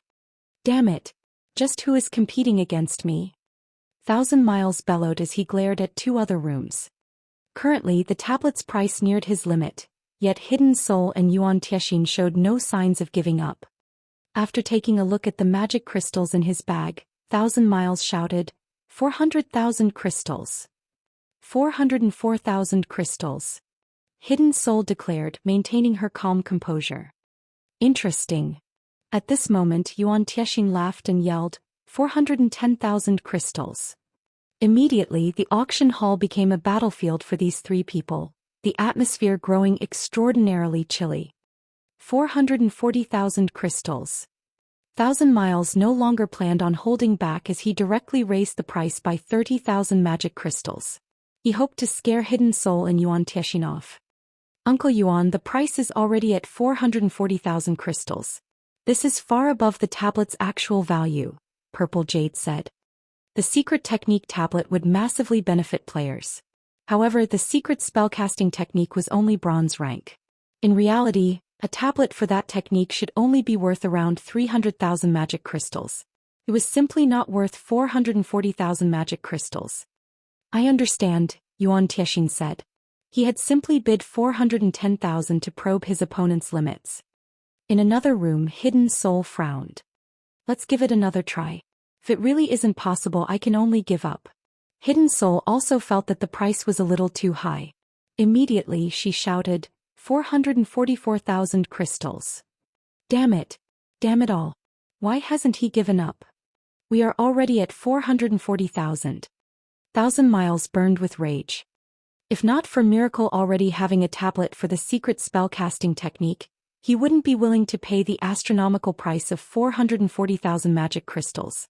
However, the guild leader had told him to go all out for the secret spellcasting technique. Hence he had no choice, he even had to bleed his own stash.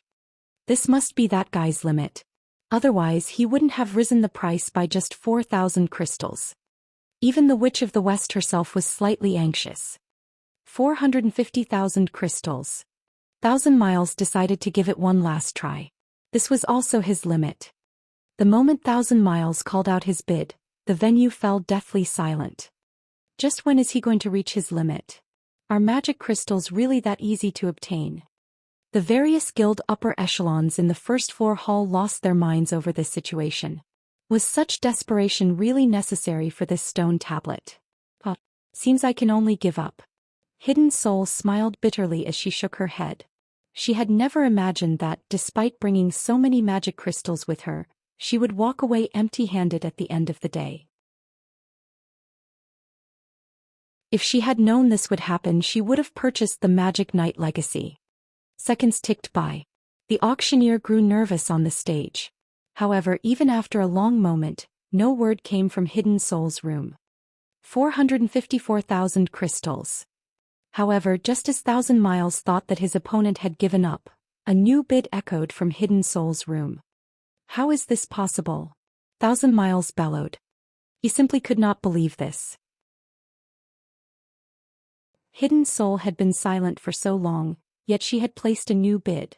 However, 1,000 Miles had nothing more to bet. He had no choice but to watch as the auctioneer's gavel descended again and again. As the gavel descended for the third time, the auction hall exploded with noise.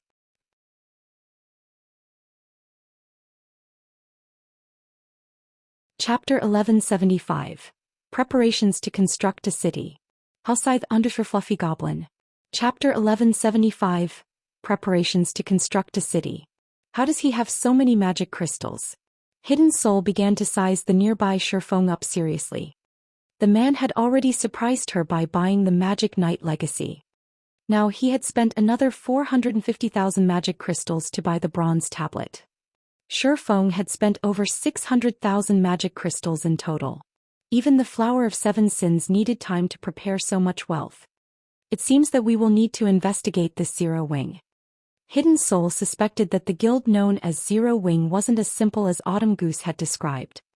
Meanwhile, after winning the bronze tablet, Shifeng quietly rejoiced. Although he had spent a lot of magic crystals, the secret spellcasting technique was akin to the gospel for the guild's magical class experts. At the end of the day, he was only a swordsman, a physical melee class. He could only offer general spellcasting technique advice. He could not guide them as thoroughly as he could the melee classes. As a result, the physical class's technique standards were higher than the magical classes in Zero Wing. Now that he had obtained the bronze tablet, as long as Aqua Rose, Violet Cloud, Alluring Summer and the other magical class experts improved their technique standards, they could guide the other magical classes in the guild. Inside 1,000 Miles' room. The tension in the room was almost solid. Starstreak, Find out who is in room 017 right this instant. 1,000 Miles ordered in a chilly tone. Not only had he failed to obtain the Magic Knight legacy, but he had also failed to obtain the bronze tablet. He would definitely have a hard time explaining himself when he returned to headquarters. Understood. Starstreak nodded. Immediately he left to surveil room 017. Although the rooms in the dark auction protected their occupants' privacy and prevented others from spying, the people inside the rooms had to come out sooner or later. At that time they would discover who occupied room 017. Meanwhile, as the dark auction's first segment came to an end, the popular second segment began. All players in the auction hall could offer their items for trade during the second segment. This bartering session was the main reason behind the various large guilds' visit to this auction. Normally, when the various large guilds obtained a rare material, they wouldn't trade it even if they had no need for it. However, oftentimes, other guilds desperately needed these useless items. Hence, these guilds could use this auction to barter their unnecessary rare materials for things they actually needed. Trading 3 single-target attack-type magic scrolls for 1 set of basic magic arrays.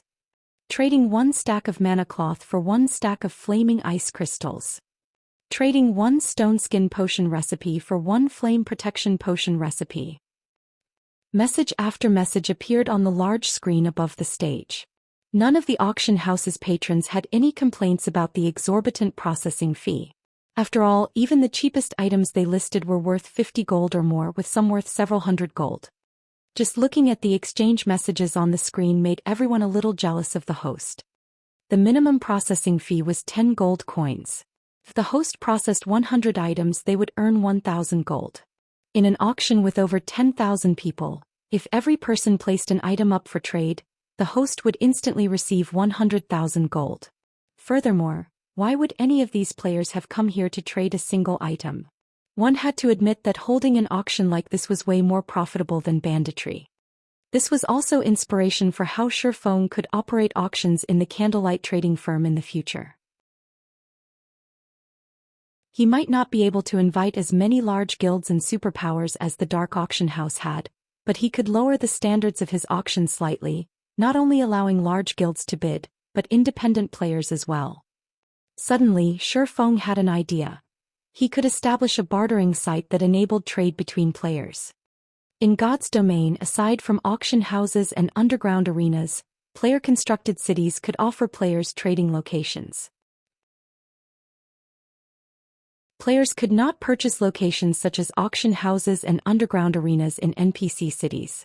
However, as long as players had their own cities, they could construct their own bartering sites. The city could then allow bartering through the system.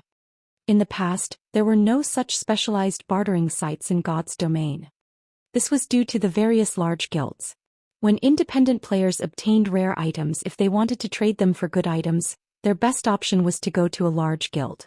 After all, independent players were not necessarily well connected. With this, the various large guilds could buy rare items at a cheaper price. If a specialized trading post were constructed, however, the various large guilds would have a hard time obtaining rare items cheaply. The lack of such locations had also been due to how rarely independent players got their hands on valuable items. In addition, due to geographical restrictions, players generally only traded in their own country. As a result, there were even less rare items available for exchange. Hence, even after the various large guilds had established their own cities during the mid-late stages of the game, they had not bothered to construct these locations. Even if a guild established a trading post in their city, other guilds wouldn't prosper overmuch. The amount of money one could earn from such a bartering location would be so pitiful that they would be better off trading with independent players privately. However, Shifeng's situation was slightly different. God's domain was still in its early stages. The various large guilds were having a headache just trying to develop their own towns, not to mention constructing a city. Meanwhile, he had a city-building order. This gave him with a massive advantage. If he constructed his city now, he wouldn't have a single competitor. He could be the first one to expand the market, establishing a firm reputation like the Dark Arena. In the future, when players from other kingdoms and empires thought about trading their rare items, they would come running to his city to do so. The other guilds would be helpless to do anything about it. Even after other guilds established their own cities, his trading post would have grown to a considerable scale. He would have a steady supply of rare items. At that time, it would be near impossible for newly established trading posts to compete with his. Although the large guilds obtained plenty of rare items, the majority of God's Domain's player base would forever be independent players. If these independent players gathered, they could obtain far more rare items than any super guild. Due to the difficulty of private trades, it was practically impossible for independent players to exchange their items with each other. Hence they sought large guilds to barter with. If a specialized bartering center were available, however, independent players would only need to consign their items. Other players could then purchase those items. They wouldn't need to idiotically contact one person after another. Not only could they save a lot of time and trouble, but they could also obtain the items they wanted. Even if the teleportation fees were expensive, most likely, many independent players would make the trip to visit the trading post. Shifeng could not help his growing excitement. However, to construct his city, he first needed to obtain a sufficient number of 7 luminaries crystals. Otherwise, without the 4 towers of elements protection, defending the city would be too difficult. Seems that I need to put the plan into action now. After pondering over the matter, Shifeng decided to begin collecting 7 luminaries crystals. While 7 luminaries crystals were incomparably rare and precious, there were a few locations that had them. Unfortunately, these locations were extremely dangerous and he would need to prepare. The easiest place to obtain 7 luminaries crystals Shifeng could think of was the Sea of Death's Demon Island. Only, the journey was particularly dangerous. Demon Island was also a forbidden land for the living. Without sufficiently high darkness resistance, survival was impossible. Shifeng immediately began to browse the auction house's rare items, searching for items that increased darkness resistance. After searching for some time, Shifeng finally found 2 good items on the list the system had provided. Both could significantly increase a player's darkness resistance. One of them was a Master Darkness Resistance potion while the other was a light cloak. However, before Shifeng could celebrate, he saw the items' prices and his expression darkened. Is this person insane? Who would use shadow gold and ancient wood to purchase these items? Just as Shifeng was about to curse again, he was stunned by the trader's name. The same person had placed these 2 items up for trade. Silent Wonder. One of God's Domain's 10 great Grandmaster alchemists.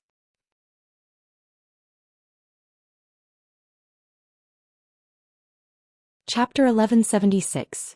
10 Great Grandmaster Alchemists. Hausaith Undersher Fluffy Goblin. Chapter 1176. 10 Great Grandmaster Alchemists. Why is she here? Even after staring at the trader's name for a long time, Shifeng still could not believe his eyes. That was the 10 great Grandmaster alchemists they were talking about. These existences stood at the peak of all alchemist players. Even super guilds had to treat them respectfully. One could say that all of God's Domain's guilds and players tried to suck up to such individuals. After all, the further one proceeded into the game, the more powerful the monsters became. If players wanted to defeat these monsters, they needed more than just personal strength. They also needed external items. For example, when facing fire-type bosses, a team would burn to death without high fire resistance, regardless of how strong the team was overall. If every member in the team possessed a Grandmaster Fire Resistance potion, however, they would easily defeat said fire-type boss. Another example was Shifeng's new destination, Demon Island. Demon Island was already very dangerous. However, with the ever-present dark miasma, players couldn't set foot on the island without darkness resistance. Aside from that, the Tower of Time similarly required high magic resistance. A team would need a large number of magic resistance potions. However, not just any magic resistance potion would do. They would, at the very least, need advanced rank potions or better yet, master rank. The guild with the most magic resistance potions would obtain more 7 luminaries crystals. Moreover, this was only one of the many benefits of an alchemist. There were simply too many dangerous locations in God's domain that required these external items. Hence, the various large guilds normally treated Master Alchemists and Grandmaster Alchemists very respectfully. Among the 10 great Grandmaster Alchemists, Silent Wonder firmly ranked within the top 3. Even the guild leaders of first-rate guilds would have a hard time arranging a meeting with Silent Wonder. And even if Silent Wonder agreed to meet, they would still have to queue up and wait for their turn. Shadow gold and ancient wood?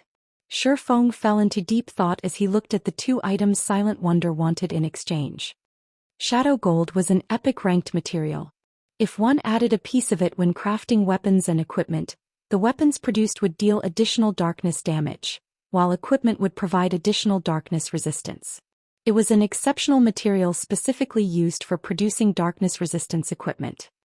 In the past, 1 ingot of shadow gold had easily sold for 300 gold. However, players rarely sold the material. They were normally pieces of lifestyle players' private collections. As for ancient wood, its price was even higher. A single log could sell for 500 gold. It was also an excellent epic material used to produce staffs, ships, carriages, furniture, and other wooden products.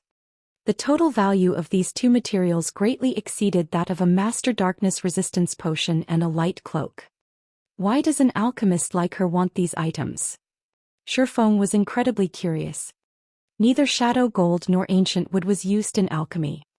However, Shifeng did not think too much on the matter. Immediately he sent Silent Wonder a message. His message was very brief. I have clues regarding the whereabouts of these two items. Current players couldn't get their hands on shadow gold or ancient wood. Even if one reached the required level, it would still be a difficult task. Otherwise, they wouldn't be considered rare materials. However, Shifeng urgently needed items with darkness resistance. A master darkness resistance potion and light cloak could not be more perfect. The light cloak, in particular, significantly increased a player's darkness resistance. As long as he equipped the light cloak and consumed an intermediate darkness resistance potion when he reached Demon Island, he could roam the island with ease. Shortly after Shifeng sent his message, he received a friend invite from Silent Wonder. Shifeng then agreed to the friend request. This way they could discuss the matter through a video call. Do you really have the clues leading to shadow gold and ancient wood?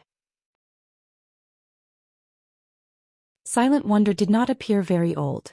She looked like a woman in her mid-20s. She had an oval face and large, golden eyes. She also gave off an indescribably cold and strict feeling. Shadow gold can be used to craft darkness resistance equipment, and ancient wood can be used to produce a staff that possesses the power of the ancients, which amplifies the effects of the wielder's spells. Am I correct? Shifeng said, smiling. Hearing this, joy illuminated Silent Wonder's golden eyes. Both shadow gold and ancient wood were extremely rare epic materials. Even she had spent a long time researching to find any information about them. Now that Shifeng had casually mentioned the material's functions, he proved how familiar he was with the items. Come out with it. What must I do for you to tell me the clues? Silent Wonder asked straightforwardly. She had spent a lot of effort in her search for these materials. She had used every connection she had, yet she hadn't learned anything that would lead to their locations. She had simply come to the dark auction to try her luck. She hadn't expected anyone to know anything about these two items. You're an alchemist, right? Shifeng responded to her question with a question of his own. How do you know? Did you investigate me? Silent Wonder was slightly surprised and she could not help but grow cautious. Why would I need to investigate you? Shifeng laughed as he shook his head. Don't you realize that you're wearing the advanced alchemist's insignia? Different subclasses had different insignias, and each provided certain benefits to their respective classes. The screen showed that Silent Wonder currently wore an advanced alchemist's insignia. This showed that Silent Wonder had already become an advanced alchemist. Shifeng had to admit that Silent Wonder was truly impressive. Despite being an independent player, she had grown into an advanced alchemist so quickly. The various large guilds had to spend a ton of resources to nurture an advanced lifestyle player. Even then, very few lifestyle players actually reached the advanced rank, yet Silent Wonder had done so without help. One could just imagine how talented she was in alchemy. Moreover, Silent Wonder had been more than just a Grandmaster alchemist. She had also been a Tier 5 class. I completely forgot about that. Silent Wonder could not help but laugh awkwardly as she looked at the insignia on her chest. That's right, I'm an advanced alchemist. Is there a problem with that? Of course there isn't a problem, Shifeng said, chuckling. You want the clues for those two materials, right? My conditions are very simple. Give me the Master Darkness Resistance Potion and Light Cloak and craft potions for me for 1 month. I'll provide the raw materials. Are you kidding me? Silent Wonder rolled her eyes. It would have been fine if Shifeng had only wanted the 2 items. However, he also wanted her to work for free for a month. He must be crazy if he thought she would agree to such conditions. I never joke around. Shifeng understood what was going through Silent Wonder's mind. Immediately he sent Silent Wonder a message and said, "Take a look at this. If you still think my asking price is too high, you can reject it." Are you that confident? Silent Wonder felt as if she had just encountered a lunatic. First the man wanted her items. Next he wanted her to work for free for a month. Did he really think he could get her to agree by sending a single message? Following which, Silent Wonder impatiently opened Shifeng's message and read it. However, only after reading a few words her expression tensed. Why do you have such an item? Silent Wonder felt as if she were dreaming. Shifeng had sent to her none other than the records of potions, which he had obtained shortly after joining God's domain. All alchemists dreamed of owning this treasure. Yet now it had been placed before her. The records of potions even tempted the brilliantly talented Silent Wonder.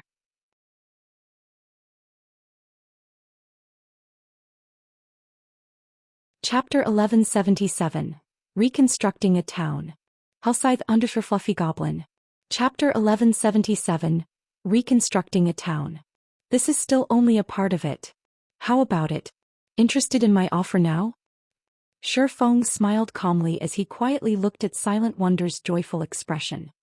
Like the Book of Forging, the records of potions was a treasure that could improve one's alchemy success rate. Moreover, it contained basic information about potion crafting. With the records of potions, players would not have to explore basic alchemy techniques blindly. It could pave the way for becoming a master alchemist. As for whether one actually became a master alchemist, however, that depended on the player's talent. Silent Wonder did not have the support of a guild. According to Shifeng's memory, in the past, Silent Wonder had obtained practically all of her alchemy materials by herself. Also, unlike guild alchemists who could confide in each other regarding alchemy techniques and improve together, Silent Wonder had gained her alchemy techniques without any assistance. Moreover, ordinary NPC cities also did not possess facilities like special workshops. Needless to say, the various large guilds didn't allow non-guild members to use their limited special workshops. After all, they didn't even have enough to nurture their own lifestyle players. Furthermore, independent players had no access to NPC cities with special workshops. Take the holy city of Titan for example. Without sufficient strength and luck, reaching the city was simply impossible for an independent player like Silent Wonder. I'll say this first. Once I've fulfilled my 1-month contract, I'll leave immediately, Silent Wonder stated.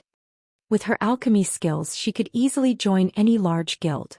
Even super guilds would willingly accept her. However, she hated the various restrictions that came with joining a guild and disliked doing work that didn't interest her. Hence, she had opted not to join a guild. You're overthinking things. It isn't even certain if you are capable of remaining in my employment after a month, Shifeng said, chuckling as he shook his head. Hearing Shifeng saying so, Silent Wonder frowned. This was her first time being underestimated like this. She was a bona fide advanced alchemist. She would be an important member of any guild she joined.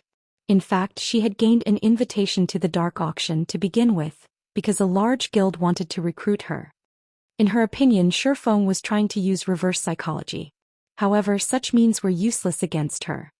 Once the month was over, she would definitely leave. Following which, Shifeng and Silent Wonder signed a contract. The contents were very simple. Silent Wonder would hand over the Master Darkness Resistance Potion and Light Cloak. Afterwards, she would work at the Candlelight trading firm for a month. In return, Shifeng would share the clues leading to the Shadow Gold and Ancient Wood with Silent Wonder. After Silent Wonder confirmed that there were no problems with the contract Shifeng had sent her, she signed it. You can tell me the clues leading to the materials now, right? Silent Wonder asked coldly. If not for the records of potions, she wouldn't have made such an unworthwhile trade. After all, the Master Darkness Resistance Potion and Light Cloak were both precious items she had obtained after completing a difficult quest. Trading these two items for 2 clues was a loss. Only level 70 and above Darkness-type bosses have a chance of dropping Shadow Gold. Moreover, the bosses must be Grand Lord rank or above. Ancient Wood can be found near the lake in the deepest parts of the neutral map Stuyak. That area is home to elves. They aren't fond of humans, so it won't be easy to get past them. Shifeng revealed the information. The 2 locations he mentioned were the easiest places to obtain Shadow Gold and Ancient Wood. The other places he knew about were far more dangerous, and even if Silent Wonder was quite strong, she couldn't obtain the materials by herself. Stuyak. Silent Wonder checked the system map. When she found Stuyak, she was speechless. Stuyak was an ancient forest located north of the Frostwolf Empire. The forest had always been the biggest threat to the Empire. You had to be at least level 80 to enter. Moreover, the neutral map's size rivaled that of a medium-sized kingdom. She simply did not know what to say about this. With her current strength, it was impossible for her to act on any of the information she had just received. I've already told you the clues. You are to report for duty at Star Moon Kingdom's Candlelight Trading Firm by tomorrow night at the latest. After Shifeng was done speaking, he immediately disconnected the call. Shadow Gold and Ancient Wood were both epic-ranked rare materials. If Silent Wonder wished to obtain them, she needed to reach level 80 at the very minimum. Particularly, Ancient Wood was highly sought after by even super guilds. If Silent Wonder wished to procure some all by herself, she could not even consider doing so before reaching level 100 and class-changing to her Tier 3 class.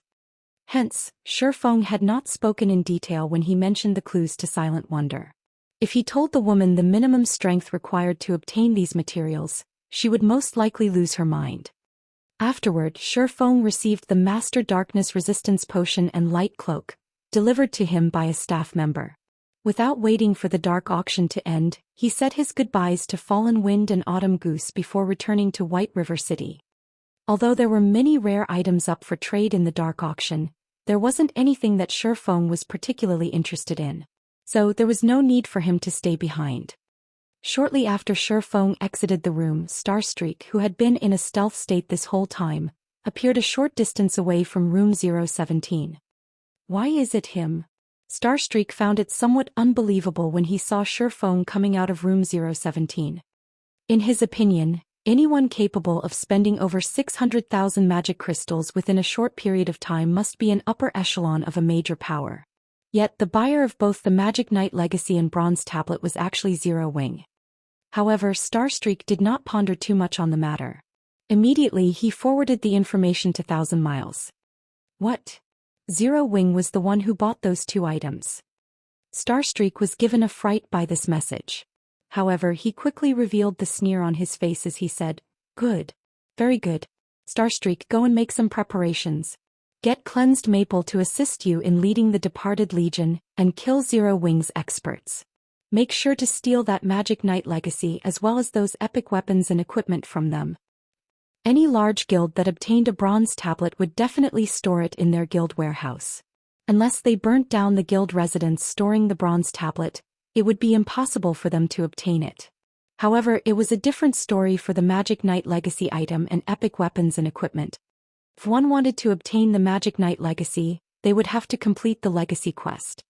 As long as Zero Wing's experts left their guild residence, there would be plenty of chance to strike at them. Starstreak was momentarily stunned by Thousand Miles' words. Very quickly, however, he nodded and said, "Understood." The Departed Legion was Miracle's Assassination Legion.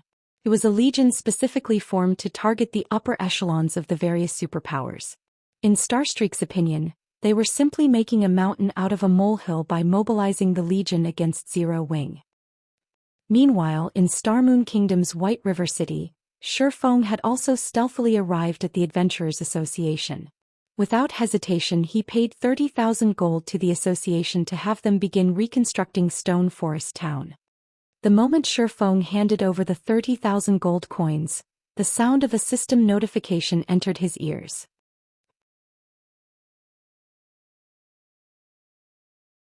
System. Congratulations! As Zero Wing is the first guild in God's domain to have reconstructed an intermediate town, guild popularity increased by 200,000 points. You will also receive 1 Bronze Guild Residence Promotion Order.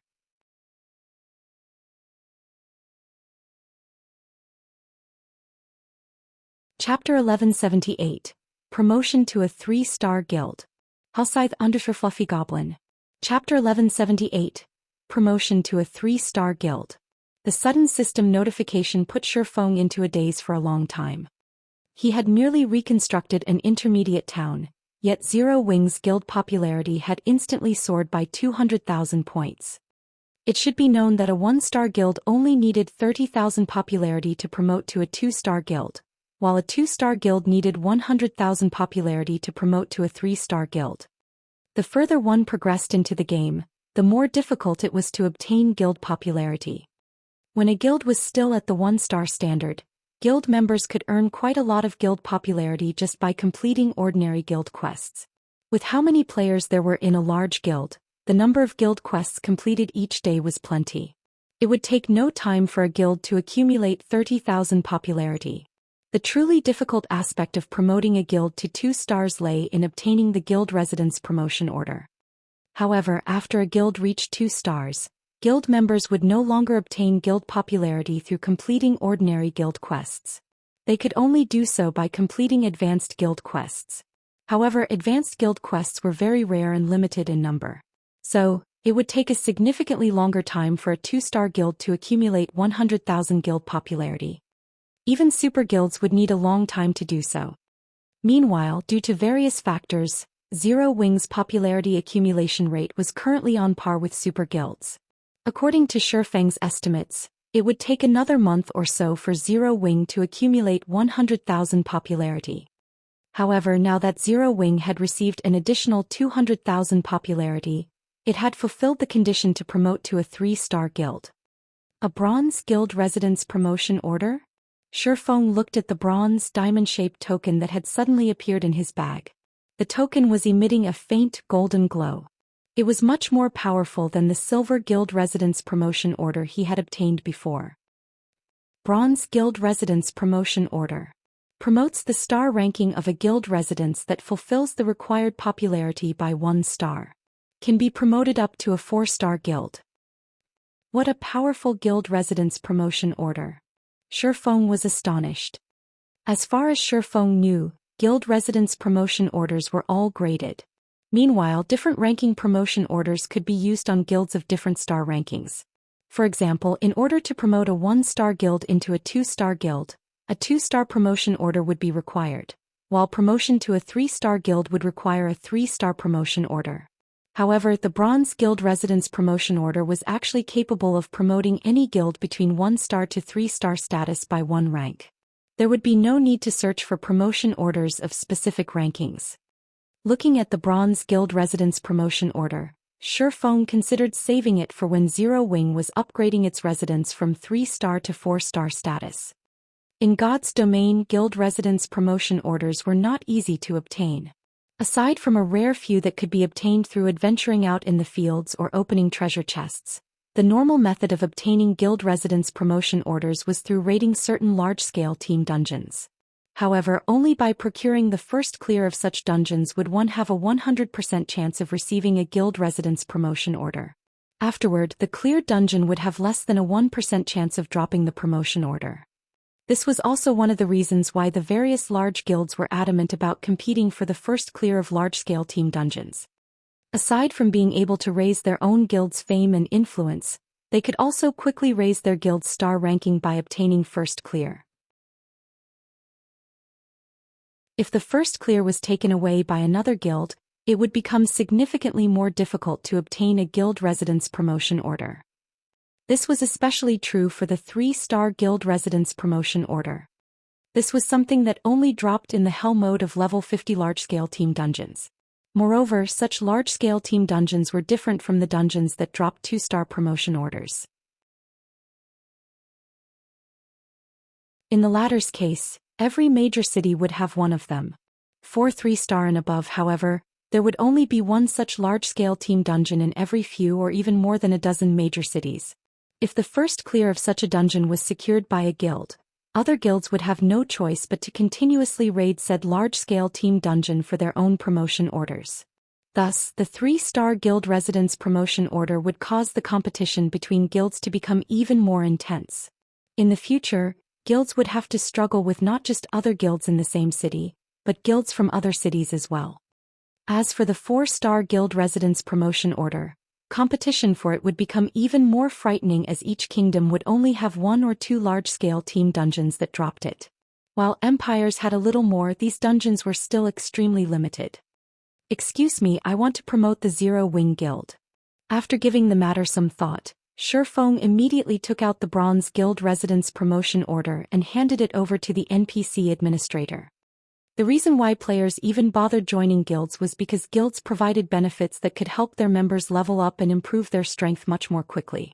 Hence, the faster a guild was promoted, the better it would be for the guild's future development. Lord Protector, may I know which guild residence you wish to promote to a 3-star residence? The administrator asked after receiving the promotion order.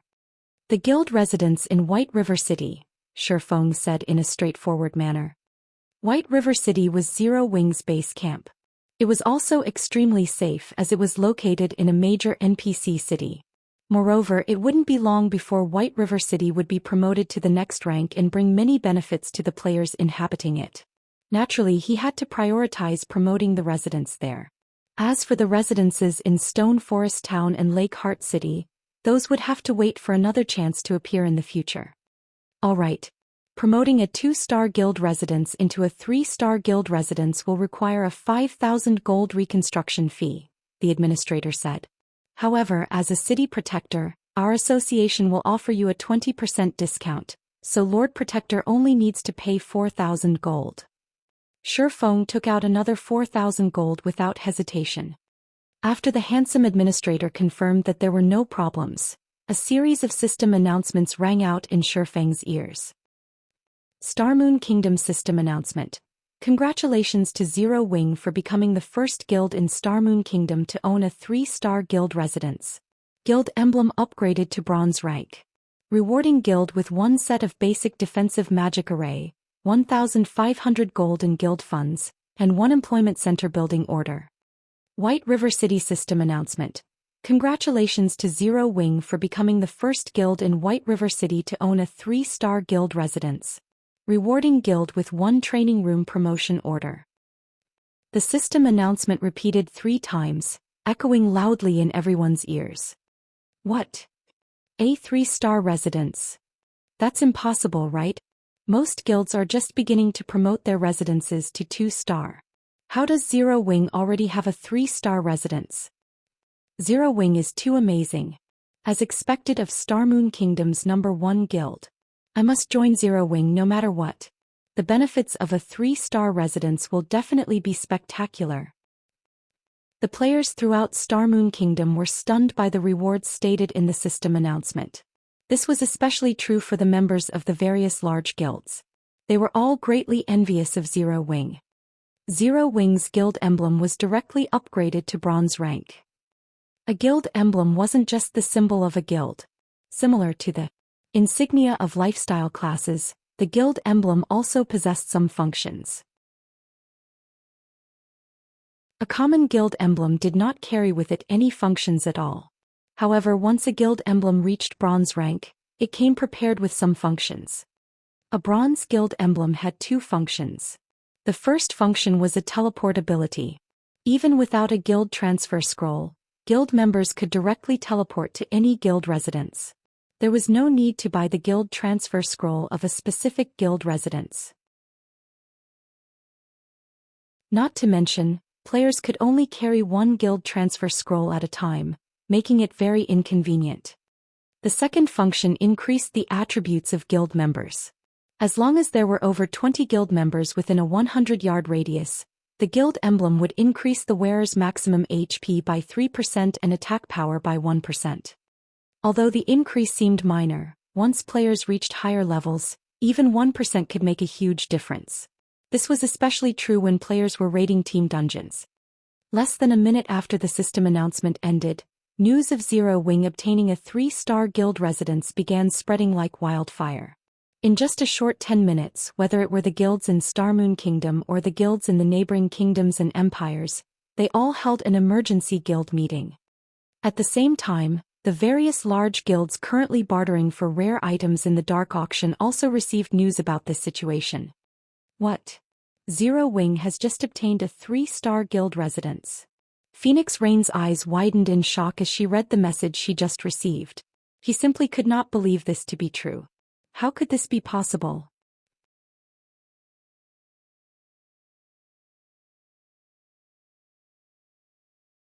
Chapter 1179, General Trend. Halscythe _ Fluffy Goblin. Chapter 1179, General Trend. Big Sis Rain, what happened? Blue Phoenix asked when she noticed the strange expression on Phoenix Rain's face. I just received news stating that Zero Wing already has a 3-star guild residence now, Phoenix Rain said enviously.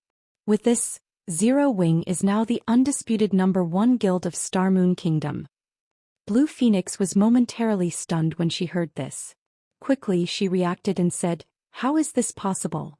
Didn't they say that 3-star guild residence promotion orders can only be obtained from the Hell mode of level 50 large-scale team dungeons?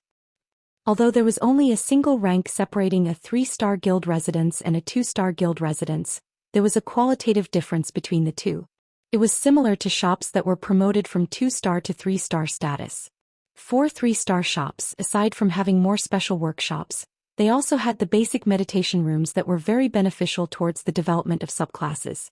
In the case of a 3-star guild residence, the guild would receive a qualitative improvement on all its existing benefits. A 3-star guild residence would also be capable of constructing buildings that were not available to 2-star guild residences. Among them, there were 2 buildings of particularly significant importance. One of them was the employment center. Originally, the local NPCs would post quests in the quest area of the guild hall, and guild players were free to pick up any of them. Meanwhile, once a guild established its own employment center, all quests commissioned to the guild in the future would be placed in the employment center instead. In addition, the guild quests in the employment center weren't only limited to the local area. Certain quests would even involve other NPC cities, which would give rise to the number of advanced guild quests. However, these were still not the most important matters. Once a guild possessed its own employment center, it would also unlock large-scale guild quests such as a crusade against orcs, or assisting nearby kingdoms in battles against foreign races. The amount of EXP and coins one could gain from these quests was extraordinary. In addition, one could also obtain plenty of rare tools, weapons, and equipment. The other building was the training room. Unlike the Divine Colosseum's trial tower, which required players to blindly discover and learn combat techniques, the training room allowed players to receive the system's basic combat training from NPCs. This allowed players that had just joined the guild to grasp basic combat techniques, as well as skill utilization techniques, within a shorter period of time, thus allowing them to quickly go from being a new member to an elite member more quickly. It should be known that Zero Wing was a guild that walked the path of the elite.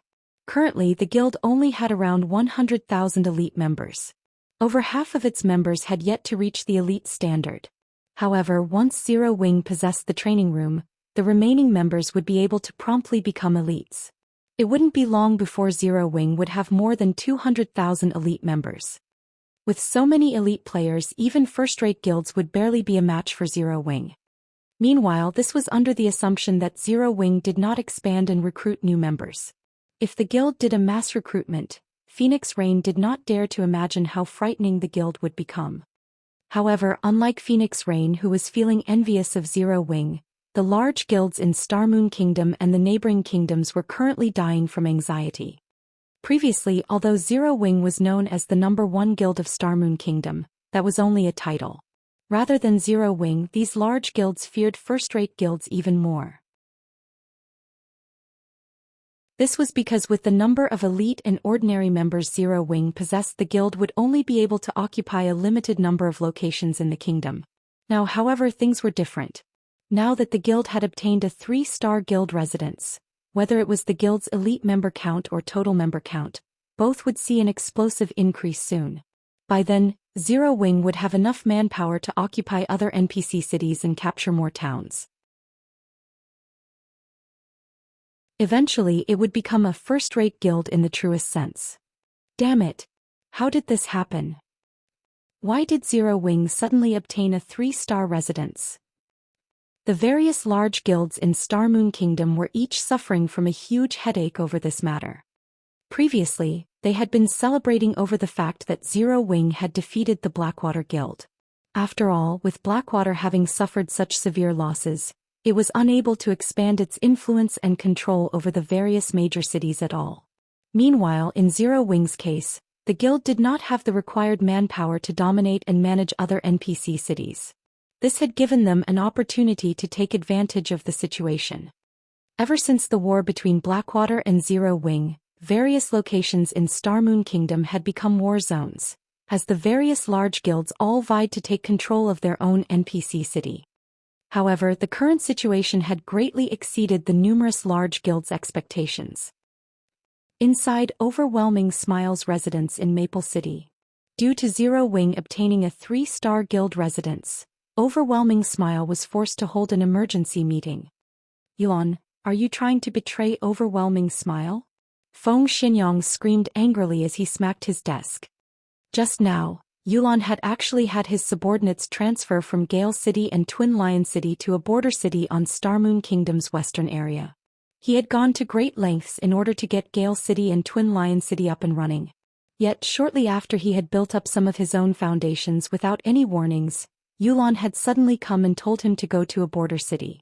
Moreover, the city was a small one with a player population of around only 300,000. This was no different than stabbing a knife into his heart. This can't be helped. I believe you should have a greater understanding than I do on what kind of functions a 3-star residence possesses. Gale City and Twin Lion City are simply too close to White River City. Rather than waste time fighting against Zero Wing, it will be much better for you to focus your strength in a place that you can take complete control over. Furthermore, it is simply impossible to stop Zero Wing's rise now. The higher-ups have already agreed on this point. Hence they are having you go to a city on the western border. That place is very close to the Bloodhoof Empire. Currently we have already taken control of over half of the empire. In the future, when players reach higher levels, we'll be able to open a trade route between the Bloodhoof Empire and Star Moon Kingdom. Yuan was not affected by Feng Xuanyang's angry bellows at all. In reality, she even secretly felt gratitude towards Zero Wing. Due to Zero Wing's residence getting promoted to 3-star status this time, Underworld had finally decided to give up on taking control of Star Moon Kingdom and instead shifted to secretly developing its economy. Meanwhile, Yuan herself was transferred to Underworld's true headquarters, the Templar Empire, and was tasked with managing Underworld's trading firm. She could be considered to have truly set foot into Underworld's upper echelon now. When Feng Xinyang heard that this was an arrangement made by the higher-ups, his whole person seemed to age several years. It was obvious that Underworld no longer wished to waste time attempting to take control of Star Moon Kingdom. Meanwhile, aside from Overwhelming Smile, the various large guilds based in the eastern region of Star Moon Kingdom had also made similar arrangements. They all planned on shifting their focus towards the western region of the kingdom. As for the eastern region, they were naturally going to let Zero Wing develop it. Haha. The guild leader is simply too amazing.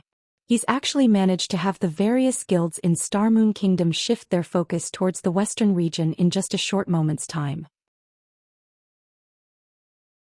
With this, Zero Wing will have a much easier time taking control of the cities in the eastern region. Aqua Rose, who had just exited the inferior legendary treasure chest, was greatly excited when she received news of the latest developments. Originally, she had planned for Zero Wing to gradually whittle away at the various large guilds based in the eastern region of Star Moon Kingdom before eventually taking control of the cities here. However, the instant Shifeng revealed the 3-star guild residence, these various large guilds all took the initiative to withdraw their forces without putting up a fight. Inside an NPC town within the vicinity of Star Moon City. Currently, this town had already been occupied by evil beasts. The town's surroundings were filled with level 60+ evil beasts. Among them, there was no lack of chieftain and lord-ranked monsters.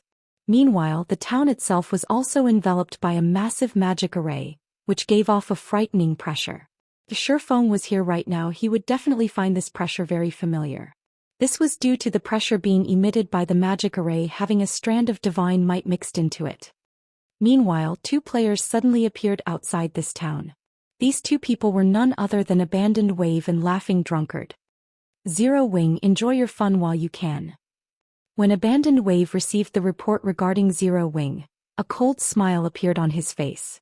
He then walked into the town enveloped by the massive magic array.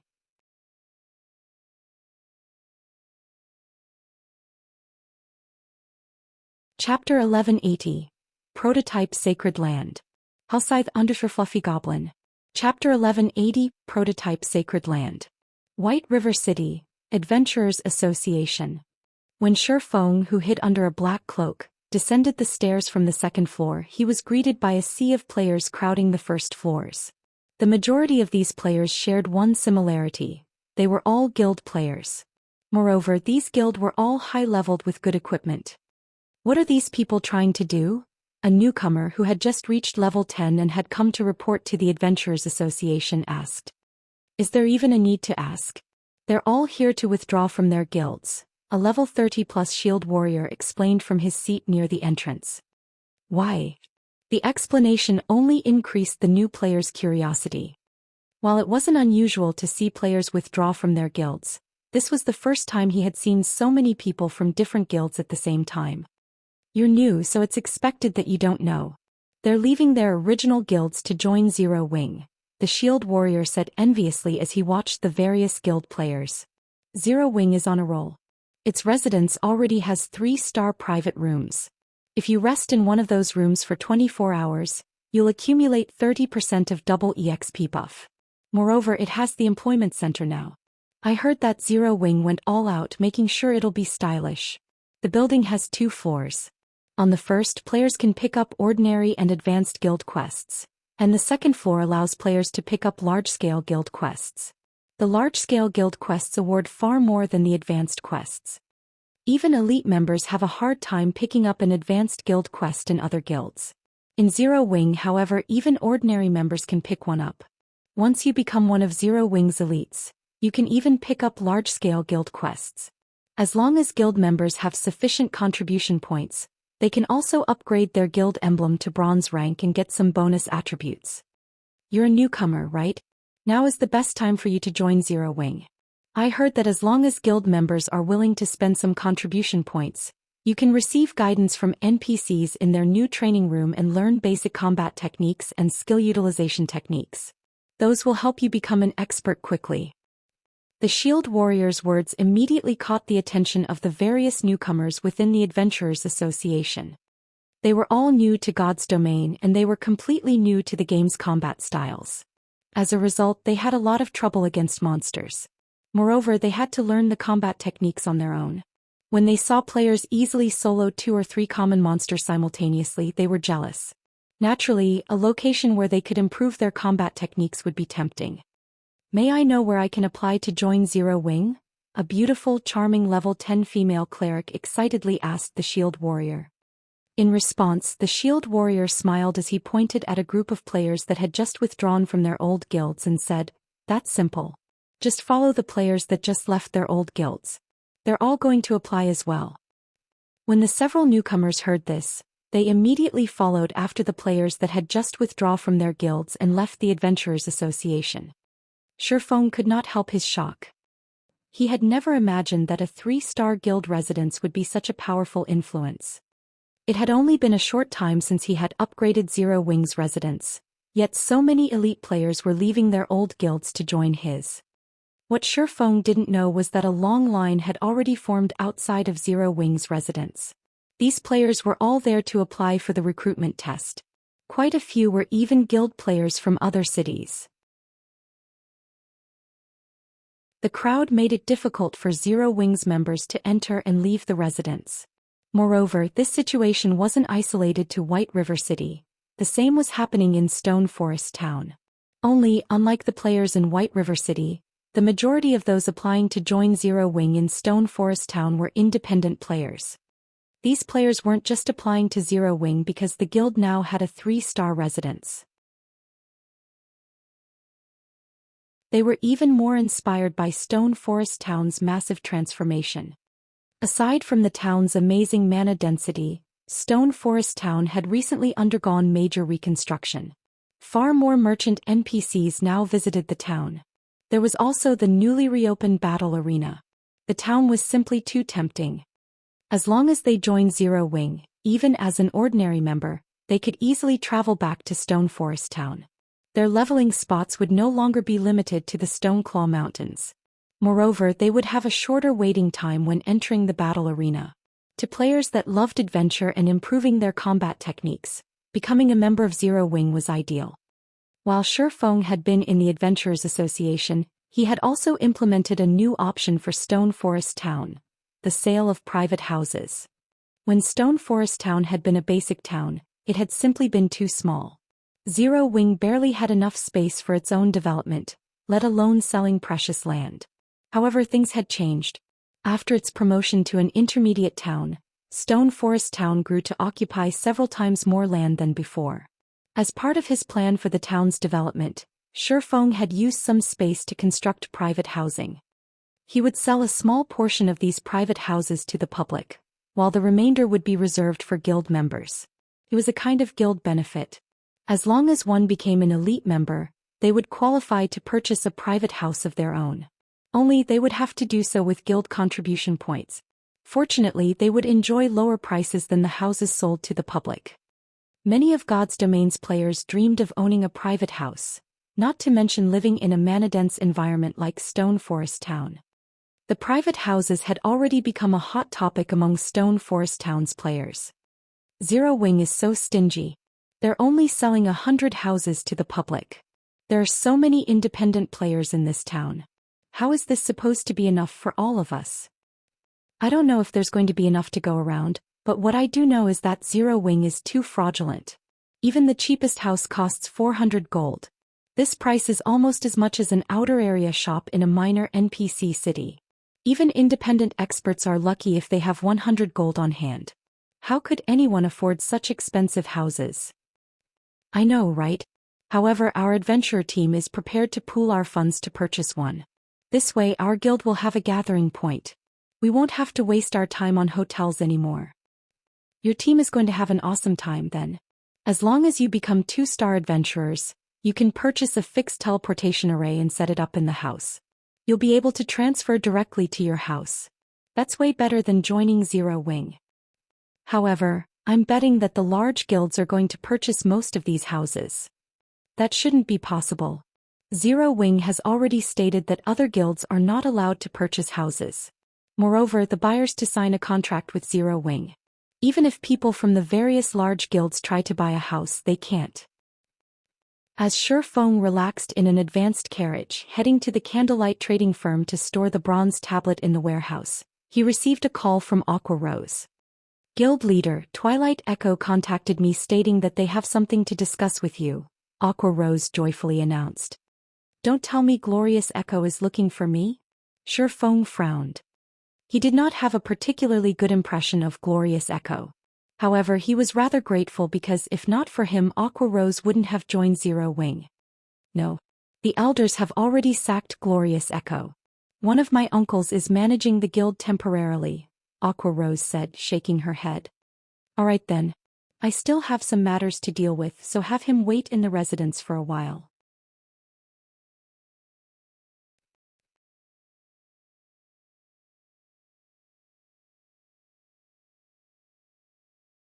Chapter 1181.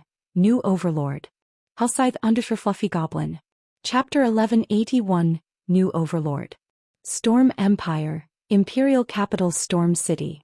Although the sky grew darker, the Imperial Capital shone brightly. Players crowded the streets. Storm City's teleportation hall was particularly packed. Players flooded into the city, one group after another. It was far livelier than in White River City. At this moment, a group of players appeared in the teleportation magic array that was the size of half a basketball court. Although it was only a 20-man team, these players were all very high-leveled. The lowest among them was level 42, and the highest was level 44. As these players did not wear black cloaks to hide their levels, the instant they appeared, they attracted almost everyone's attention in the teleportation hall. Many stared at these players with a mixture of awe and fear. Everyone was curious about this powerful group's sudden appearance. After all, the current number 1 player on the Storm Empire's ranking list was only level 43. Moreover, that person had only recently reached level 43. The most unbelievable thing was that none of these players wore a guild emblem, proving that they were not from a guild but independent players. If Shi Feng were here to see this, he would definitely recognize this group. This team of 20 was none other than the Peak Adventurer Team Owl. The person leading the team was Owl's commander, White Knight. White Knight was already a level 44 ranger. Frozen Dream, the elementalist who stood beside him, had also reached level 44. Commander, this place is really lively. I think that there are as many people here as there are in Flame Dragon City. Frozen Dream, who wielded an icy blue crystal staff, said, slightly surprised as she surveyed the teleportation hall. Flame Dragon City was the Flame Dragon Empire's, one of the 4 great empires, imperial capital. The player population there far outstripped other empires' capitals. The Storm Empire wasn't particularly powerful. It was only on par with the Black Dragon Empire. Moreover, the empire occupied a relatively remote area. Logically, the city's prosperity shouldn't be a match for Black Dragon City, yet the current commotion was shocking. At a glance, Frozen Dream could tell that practically every player in the teleportation hall was level 38 or above. Among these players, there were even level 40 and level 41 experts. Aside from the players' high levels, there were also a considerable number of guilds. From the various guild emblems Frozen Dream could see, at least 100 guilds had gathered here. Among them, quite a few were first-rate guilds. There should be nothing surprising about this. Have you forgotten why we have come? White Knight asked calmly, chuckling. Did the Nature Hall invite them? Frozen Dream quickly came to a realization. Not exactly. Only a small portion has actually received invites. The other guilds have simply taken the initiative to come here to express their goodwill. After all, the situation in the Storm Empire has changed. As for the independent players, I'm willing to bet that 80% of them are here to join the Nature Hall, White Knight said, shaking his head. They had come here because they had received an invite from the Nature Hall, a first-rate guild, to celebrate the guild's achievement of becoming Storm City's ruler. God's domain didn't have many empires. Until now, the Storm Empire's capital had been under the rule of the super first-rate guild 9-star family. However, nobody had expected the Nature Hall, which had an intense competition with Twilight Echo, to wage a violent war against the 9-star family. This war had sparked due to the mineral vein beneath a particular town. Everyone had thought that the Nature Hall had lost its mind to battle the 9-star family. It was madness. In the end, however, the 9-star family suffered a devastating defeat, and the Nature Hall had taken possession of the town. No one had expected this outcome either. Although the 9-star family was a relatively weak super first-rate guild, at the end of the day, it was still a bona fide super first-rate guild. No first-rate guild could afford to provoke it. When the war had ended, everyone believed that the 9-star family would exact its revenge on the Nature Hall. Shockingly, however, the 9-star family had withdrawn from Storm City. With the 9-star family's retreat, the Nature Hall had grown stronger with each passing day. It had even shocked other first-rate guilds. In the end, nobody could stop the Nature Hall from taking control of Storm City. Meanwhile, today was the day that the Nature Hall took full control. Today it became the number 1 guild in the Storm Empire. As Owl had done some business with the Nature Hall in the past, the adventurer team had received an invite to the guild's celebration. As soon as White Knight and the others left the teleportation hall, a group of shield warriors and guardian knights wearing uniform equipment appeared before them. A strict-looking man stood at the lead of this group.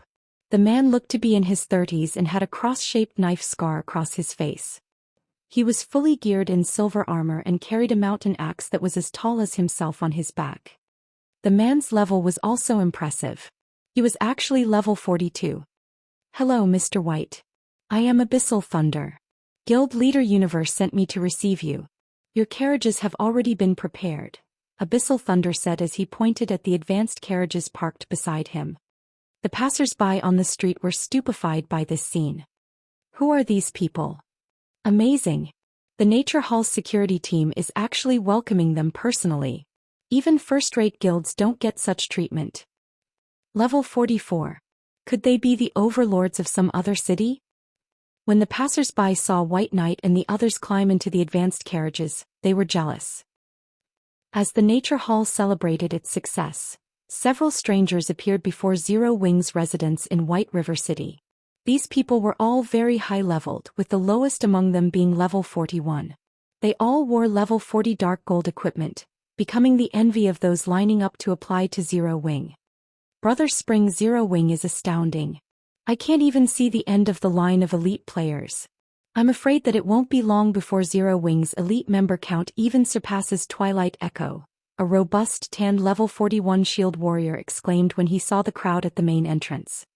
That's right, the middle-aged man named Spring Echo said, sighing ruefully. Nobody could have imagined that, within such a short time, the little girl that left Twilight Echo had managed to develop a small, unknown guild into its current state. The family's old bastards were particularly stupefied. To elevate the family's strength, those old bastards had tried to force Aqua Rose into a marriage with Brilliant War God. Now, however, Aqua Rose was getting by even better than those old bastards. If not for Aqua Rose being Zero Wing's vice guild leader, they wouldn't be here to meet the mysterious guild leader today. Following which, Spring Echo led the four people behind him into Zero Wing's residence. After entering the guild hall, Spring Echo was flabbergasted by what he saw. The players occupying the first floor hall were all level 36 and above. Moreover, he could tell that the level 36 and level 37 players were only ordinary members. However, this was not the reason for Spring Echo's shock. Rather, he was surprised by the equipment these players wore. The majority of these players were equipped with level 35 secret silver equipment, with the most inferior being level 35 mysterious iron equipment. As for the elite players that had reached level 40, they actually wore level 40 fine gold equipment. Not even Twilight Echo could say the same. As Spring Echo and his group quietly waited inside the reception room, Aqua Rose entered. The instant Aqua Rose stepped inside the room, Spring Echo and the others astounded once more. At this moment, Aqua Rose did not wear a black cloak to hide her level and equipment, so everyone saw that she had already reached level 48.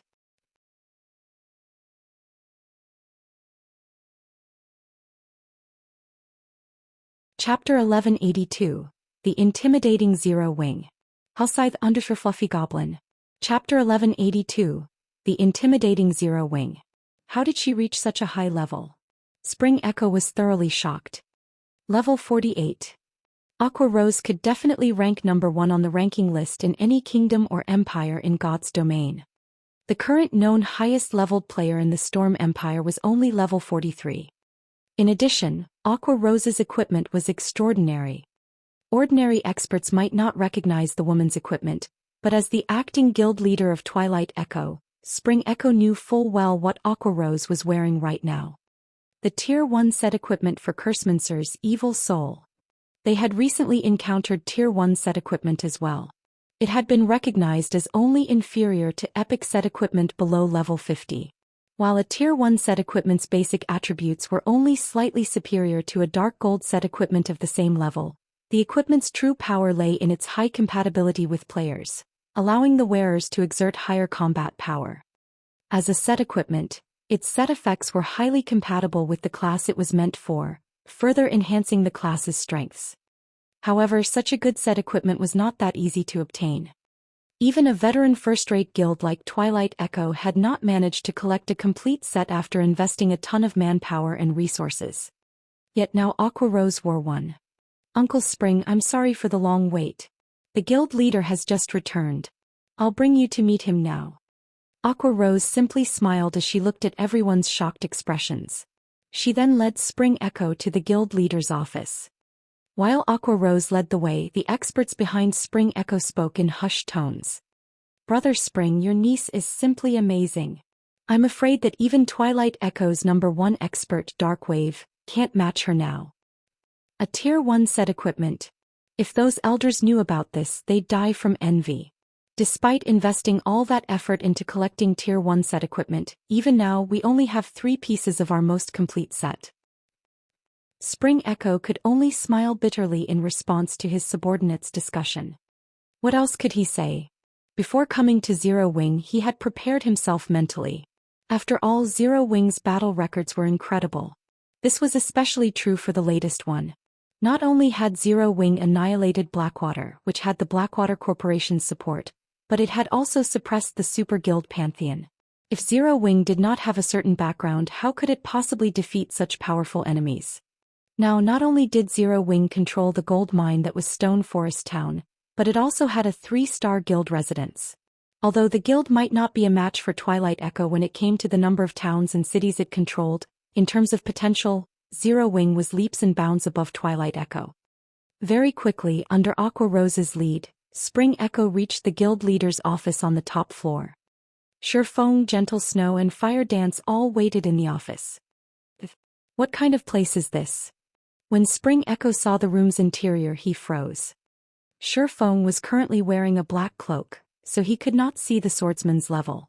However, Gentle Snow and Fire Dance, who stood beside him, were not wearing their cloaks. He could clearly see that Gentle Snow was level 47, while Fire Dance was level 48. As for the weapons and equipment the 2 women wore, although they had hidden the items' glow effects, Spring Echo could tell that they were monster-like experts from the women's frightening auras. Moreover, from the information Twilight Echo had collected on Zero Wing, he knew that both Gentle Snow and Fire Dance had reached the rumored realm and become true peak experts. Only now, upon meeting the women in person, did he realize how massive the gap was between them. Spring Echo felt as if he had just entered a monster's nest and his life were no longer under his control. If Gentle Snow and Fire Dance wanted to kill him and his subordinates right now, Spring Echo wouldn't bother to resist. He knew full well that experts like himself and his subordinates could not even serve as a warm-up for these women. Please sit. Shifeng gestured to the chair before his desk. He was utterly satisfied with how effectively Gentle Snow and Fire Dance had shocked Spring Echo and his companions. This was an act to help Aqua Rose increase her bargaining chips and influence in her family. I heard that Twilight Echo has some business to discuss. May I know what that business is? Guild Leader Black Flame, I'll get straight to the point. Twilight Echo has discovered a mine in the Storm Empire. However, with only our guild's strength, I'm afraid we can't secure that mine. Hence, Twilight Echo wishes to cooperate with Zero Wing and operate the mine together. As for the profits, we'll split them 50-50. Spring Echo understood that Twilight Echo could hold no secrets from Shifeng. After all, Aqua Rose was here. However, it was also precisely because of Aqua Rose that Twilight Echo had sought out Zero Wing to cooperate. This is interesting. There's a mine that even you guys can't handle? Shifeng found the revelation somewhat surprising.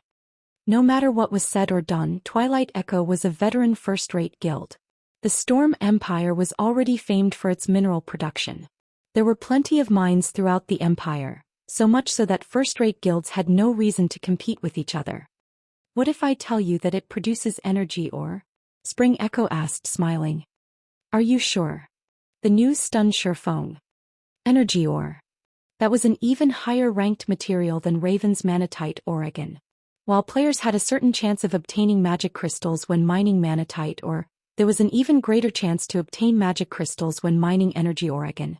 Moreover, energy ore was an extremely rare mineral that had many uses. Currently, a stack of energy ore could sell for roughly 2 gold. If sold in an area where minerals were scarce, one could easily sell a stack for 3 gold. The high demand was due to energy ore's 2 main purposes. The first regarded forging, since it could increase forging success rate.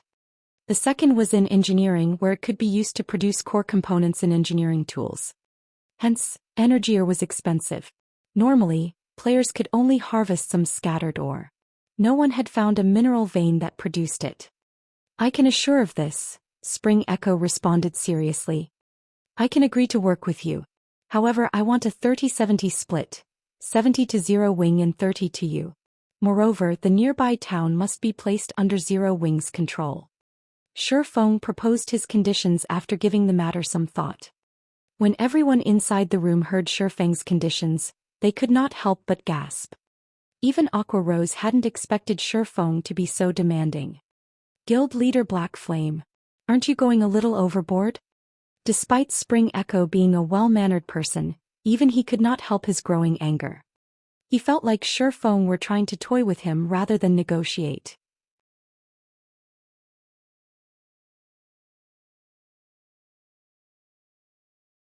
Chapter 1183. Value of an Energy Vein. Hellscythe Undershirt Fluffy Goblin. Chapter 1183. Value of an Energy Vein. The rage in Spring Echo's eyes lasted for a long while. Seeing as Shi Feng was intent on remaining silent, he could not help but take a deep breath and turn to Aqua Rose, hoping that his niece could talk some sense into her guild leader. If possible, Twilight Echo didn't want anybody else having a hand in the energy mine. However, the energy mine was simply too eye-catching. Moreover, with the Nature Hall rapidly growing stronger and the long-time rivalry between the two guilds, it was only a matter of time before the Hall took action against Twilight Echo. Hence, they had decided to seek cooperation with Zero Wing. The first reason for this decision was the energy mine's defense. The second reason was that they could pull Zero Wing onto the same boat. The Nature Hall wouldn't go all out against the two guilds for fear of incurring heavy losses. Spring Echo had already investigated the energy vein and was certain it was one of the mineral veins that could produce magic crystals. A large stock of magic crystals would help improve the guild's overall strength. Moreover, the various large guilds were more willing to use magic crystals to trade for weapons and equipment. However, before Aqua Rose could say anything, Shi Feng opened his mouth and spoke again. These conditions are my bottom line. If you feel that they are inappropriate, you are welcome to choose other partners. Guild leader. Aqua Rose hadn't expected Shi Feng to be this determined. Not only had Shi Feng asked for 70% of the mine's profits, but he also wanted full control over the mining town. No sane guild would agree to that. Currently, Twilight Echo's situation in the Storm Empire did not look too good. If properly negotiated, Zero Wing could secure 60% of the mine's profits. Obtaining the mining town, however, should be impossible. Nobody would easily hand over a town they struggled to obtain. Aqua Rose wasn't the only person shocked. Even Gentle Snow was somewhat surprised. Twilight Echo's offer was a good thing for Zero Wing. Even without taking control of the town, the magic crystal income would boost the guild's development. Although Zero Wing now had a 3-star guild residence and the training room, at the end of the day the training room only taught players combat basics. If one wished to become an expert, they still needed the battles in the trial tower. Guild leader Black Flame, Twilight Echo is willing to give you 70% of the mine's profits at most. As for the town, we will not part with it. Spring Echo believed that Shi Feng wanted to intimidate him. After considering Zero Wing's current situation, eventually he chose to take a step back. It seems Twilight Echo still doesn't understand the importance of an energy vein. Shi Feng could not help but sigh. Forget it. If you don't want to hand over the town, our discussion ends here. In any case, the town still has its protection period. Even if other guilds want it, they can't do anything against it. Return for now and consider my offer. After saying so, Shi Feng had Fire Dance dismiss Spring Echo and his subordinates away. Even as Spring Echo left the room, he couldn't figure out what had just happened.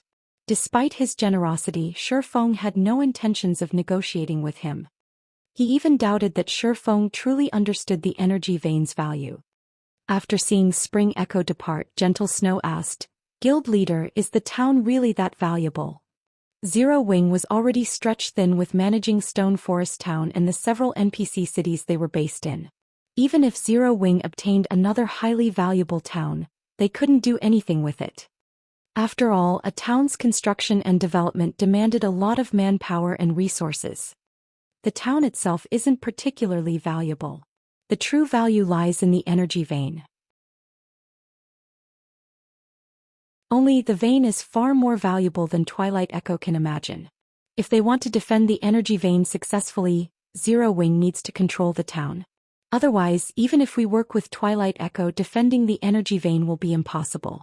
If that's the case, we might as well stay out of it. Shifeng said, shaking his head. That was an energy vein they talking about. It was far more valuable than a manatite vein.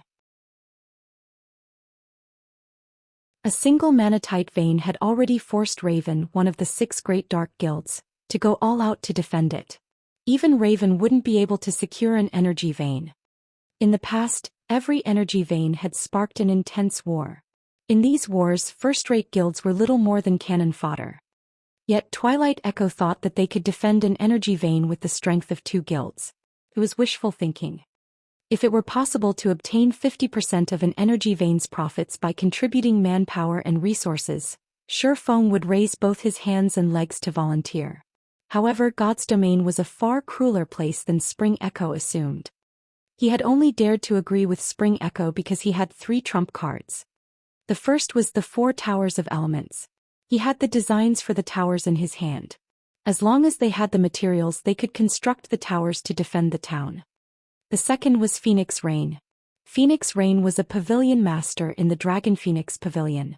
Dragging her into the fray would deter others from joining the fight. The third was the Secret Pavilion. He had worked with the Secret Pavilion frequently. Meanwhile, the Secret Pavilion was a transcendental existence in God's domain. It was even more of a deterrence than the Dragon Phoenix Pavilion. As long as the town was protected by the 4 Towers of Elements and had the backing of the Dragon Phoenix Pavilion and Secret Pavilion, other superpowers and first-rate guilds would have to think twice before moving against the town. In fact, with how much manpower and resources he would have to invest to have a chance of defending the energy vein, he was only willing to give Twilight Echo 30% of the profits due to his consideration for Aqua Rose. Of course, if Zero Wing were sufficiently powerful and could afford to station 1 million elite members and over 10,000 expert players to defend the town, it might be able to occupy the vein itself. However, that wasn't possible right now. Although Shifeng's comment had been simple, Gentle Snow and Aqua Rose quickly understood his reasoning. Hence they said no more. It was common knowledge that great wealth often attracted disaster. They hadn't imagined that the energy vein was so valuable. Brother Spring, what do we do now? A level 41 berserker asked after noticing Spring Echo's silence. Zero Wing's asking price is simply too high. We can't negotiate with them. They had come here today to negotiate cooperation. However, instead of gaining Zero Wing's help, the guild had chased them out. What else can we do? We have to report to the other elders word for word. We'll let them decide. In any case, I'm too lazy to bother with this. If I had known something like this would happen, I would never have agreed to become acting guild leader to begin with. Spring Echo's mood deflated as he rolled his eyes at the brawny man beside him. Following which, Spring Echo retrieved a return scroll and departed from White River City. Elsewhere, Shifeng used the teleportation array in the residence's basement to teleport to the savage wildland. He was prepared to set out towards the Sea of Death. He handed the rest of the guild's matters to Aqua Rose and Gentle Snow. As Shifeng left White River City, inside Stone Ape Forest within Starmoon City's region, a 20-man team of level 40 elite players fought a level 43 Stone Ape chieftain. Increase your firepower. The boss is almost dead. The level 41 ranger leading the team commanded excitedly. When the Stone Ape chieftain had less than 10% HP remaining, the team heard an agonizing scream from the back. Everyone instinctively turned towards its source. Grand! The ranger shuddered when he saw at the dried mummy of his teammate. This was simply too fast. In the second between the scream and when the team had turned to look, their cleric had died. How did he die? The team members couldn't help their curiosity. Is it the chieftain's skill? As everyone believed this to be the case, a shadow flashed past the team. Suddenly, another scream echoed throughout the area. It's a monster ambush. Be careful. The ranger warned his teammates. However, as soon as he had said so, several more shadows flashed past their group, killing his teammates one after another. Only those who reacted quickly and activated their life-saving skills managed to survive and caught a glimpse at the shadows' true appearance. These black shadows were all humanoid monsters. However, a single horn grew from their heads, and their entire bodies were covered in pitch-black scales. Moreover, when these monsters looked at their team, they looked like hunters toying with their prey. Run. When the ranger saw this, he fully understood that they were no match for these monsters. However, although he made the correct decision, they could not escape their fates. A short moment later, these one-horned monsters slaughtered everyone on the team. Haha. These humanoid monsters really are astounding. I wonder if another one will emerge from these players? After the 20-man team died, a person wandered out of the dense forest. This person radiated a sinister aura, incompatible with the surrounding environment. This person's skin was dark gray, and a blood-red magic array had been imprinted between his eyebrows. This person did not appear human at all. If Shifeng were here, he would definitely recognize this creature as none other than Blackwater's guild leader, Abandoned Wave.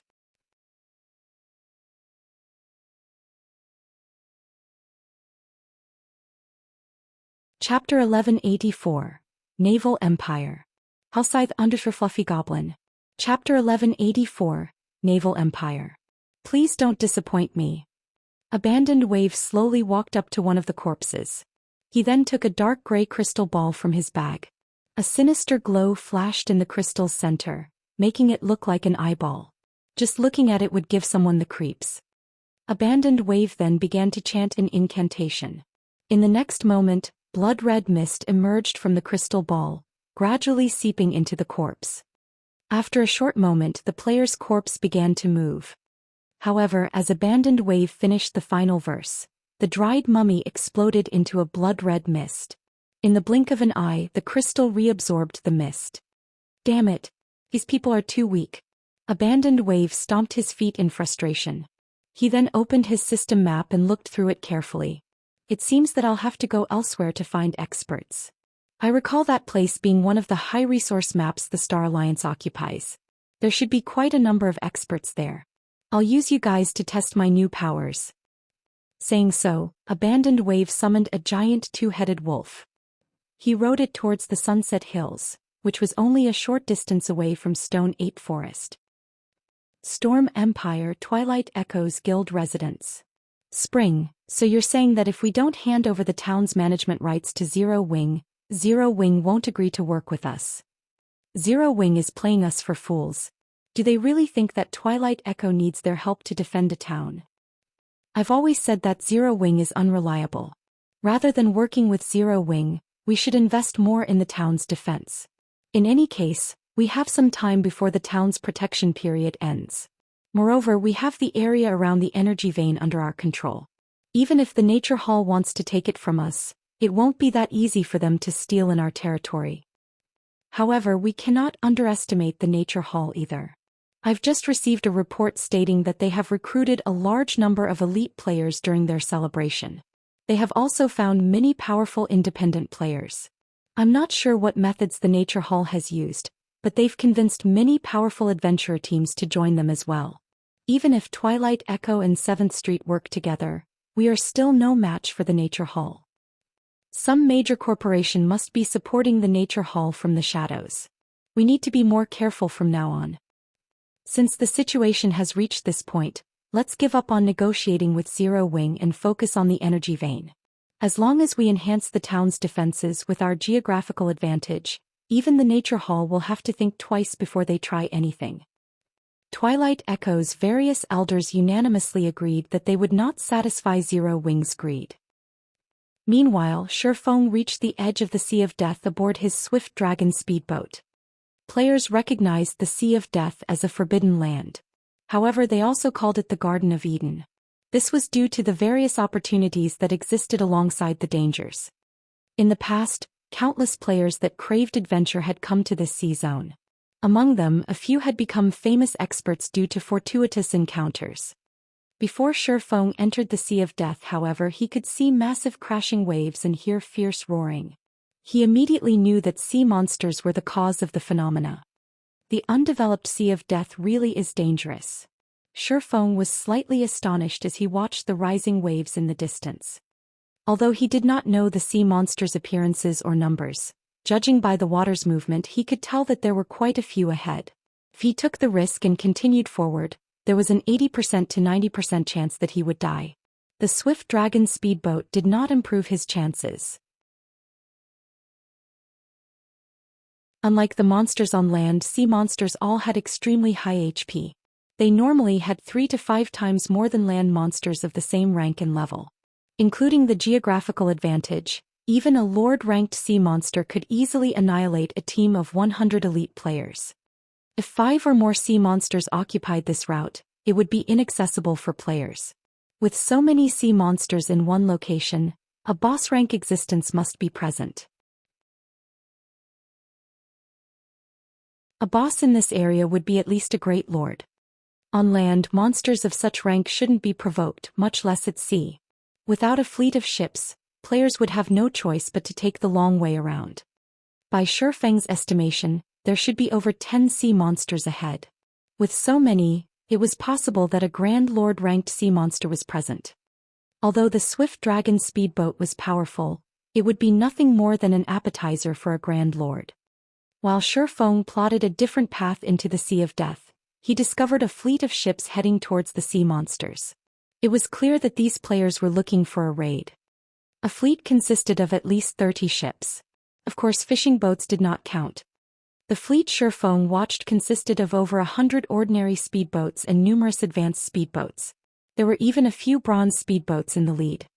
As the fleet gradually approached the sea monsters, Shifeng got a clear view of the situation through the swift dragon speedboat's telescope. The 4 bronze speedboats in the lead had been decorated with the image of an aqua blue spear. This image was the fleet's symbol. These symbols weren't just for show. They had a similar function, although significantly weaker, to a suppression magic array. Normally, players could only gain such a symbol after registering as a fleet with the Adventurers Association. The Freedom Alliance? Shifeng was surprised when he saw that blue spear. Why are they here? The Freedom Alliance was not a guild. Rather, it was an organization of various small guilds and adventurer teams. Of course, not just any guild or adventurer team qualified to join the alliance. They needed to meet certain criteria to do so. In such a way, the Freedom Alliance combined the powers of various naval guilds and adventurer teams to form a superpower at sea. In the past, the Freedom Alliance had been even stronger than some super guilds' naval forces. However, the Freedom Alliance hadn't been active in the Sea of Death. Instead, it had occupied the Sea's End. The Sea's End was many times larger than the Sea of Death. It was even considered a naval empire. The Sea's End housed cities and alliances that were comprised of numerous islands. The playstyle there wasn't as intense as on land. Rather, competition between players there wasn't particularly intense. However, the area was far more dangerous than on the mainland.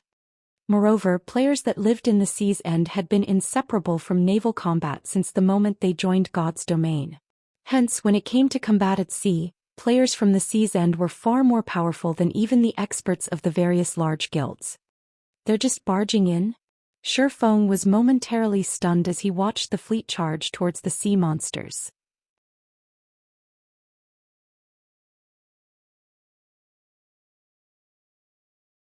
Chapter 1185. Marine King Creature. Hellscythe _ Fluffy Goblin.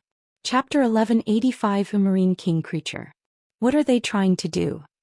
Shifeng was at a loss when he saw the Freedom Alliance's fleet charge into the sea monster group without hesitation. Logically, as veteran sailors, the Freedom Alliance should not have made such a rookie mistake. Sea monsters were different from monsters on land.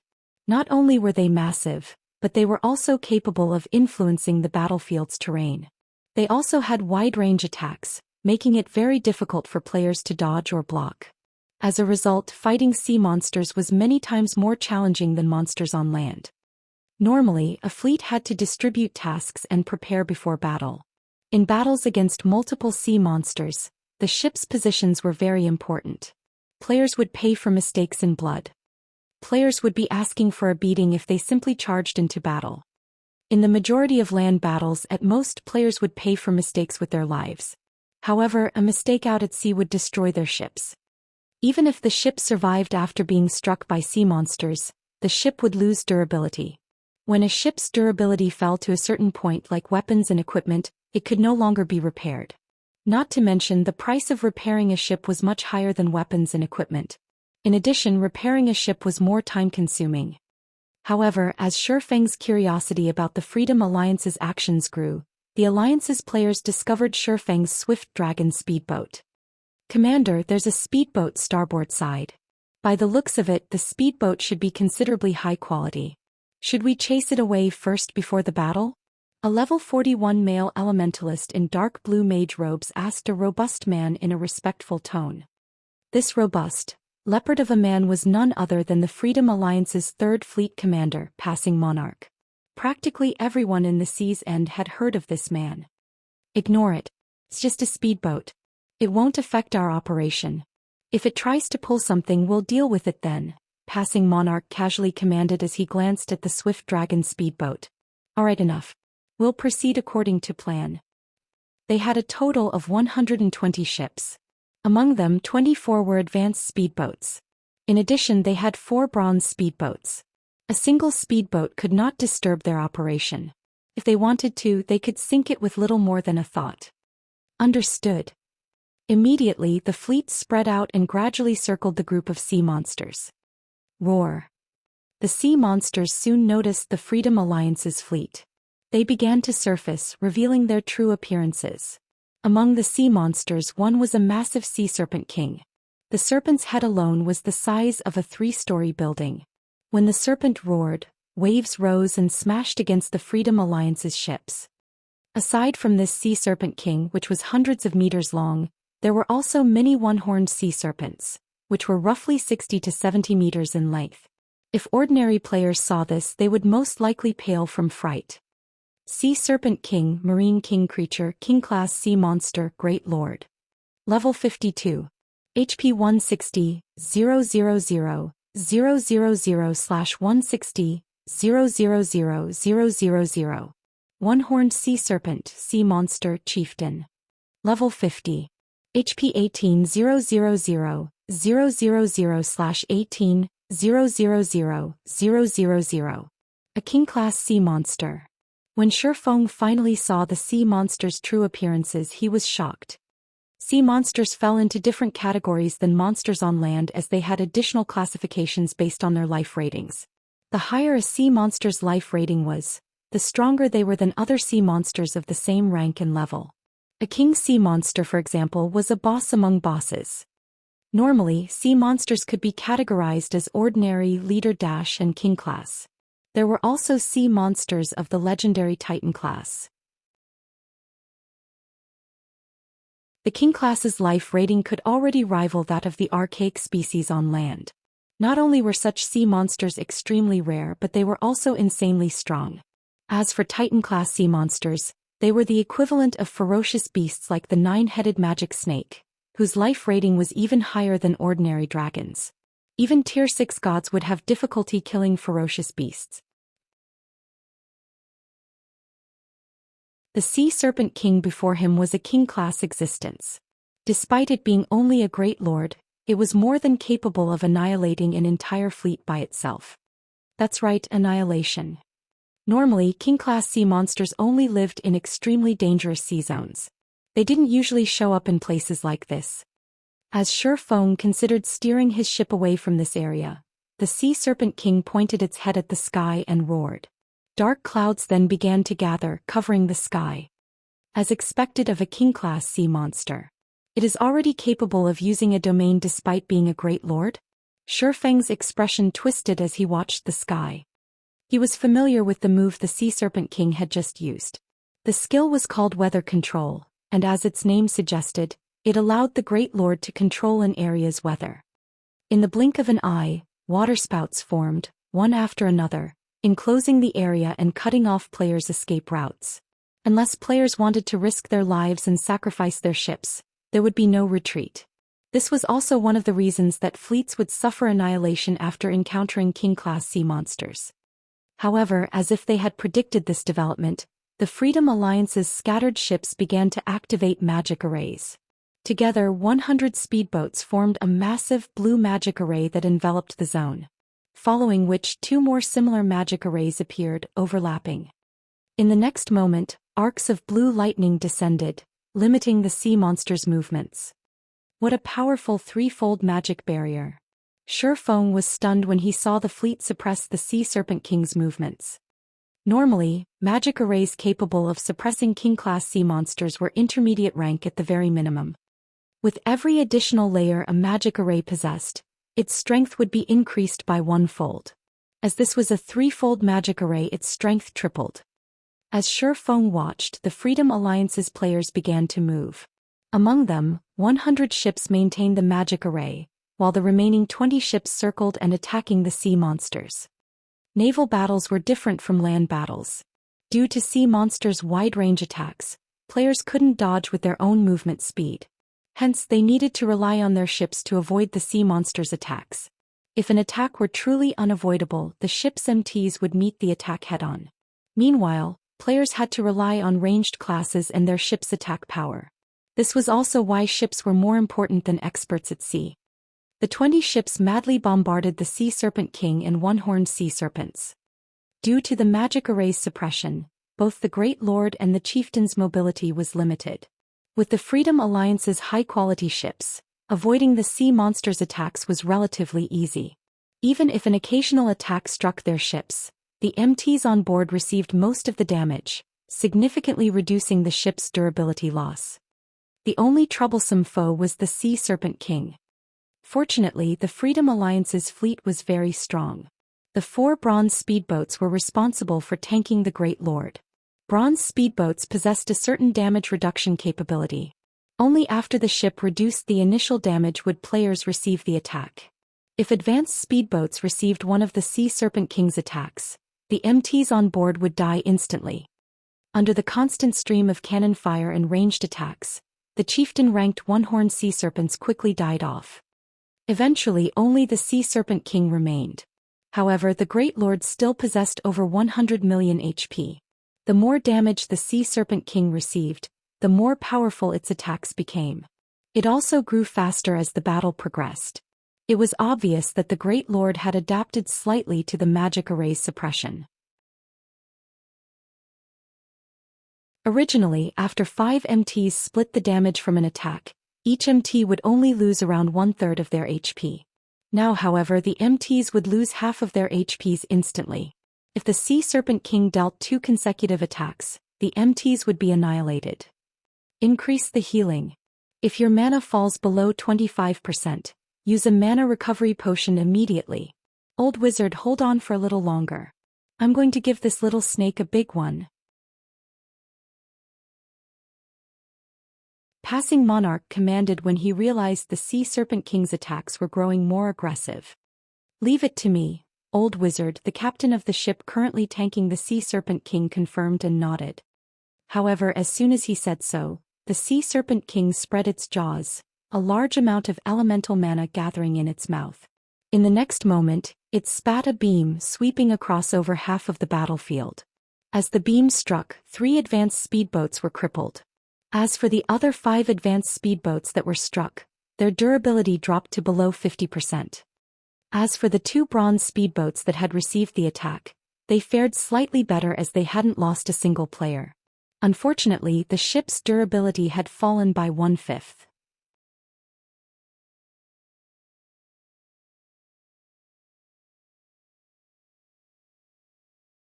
Chapter 1186. Dragon Cannon. Halscythe Undersher Fluffy Goblin.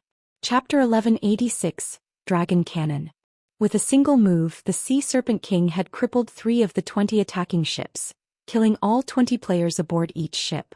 In addition, 5 other advanced speedboats would crumble if they received one more hit, while 2 bronze speedboats had suffered relatively significant damage. The Freedom Alliance members were stunned. So, this is a king-class sea monster? Passing Monarch's expression darkened as he looked at the Sea Serpent King. Change of plans. Tank it with the Tier 3 summon creatures. Everyone else attack the boss. The Sea Serpent King was far stronger than he had initially expected. As the Serpent King shrugged off the 3-fold magic array's effects, the Great Lord would annihilate them all if it used that large-scale destructive skill a few more times. The longer they dragged this battle out, the more unfavorable the situation became for them. Hence they had no choice but to use their trump card.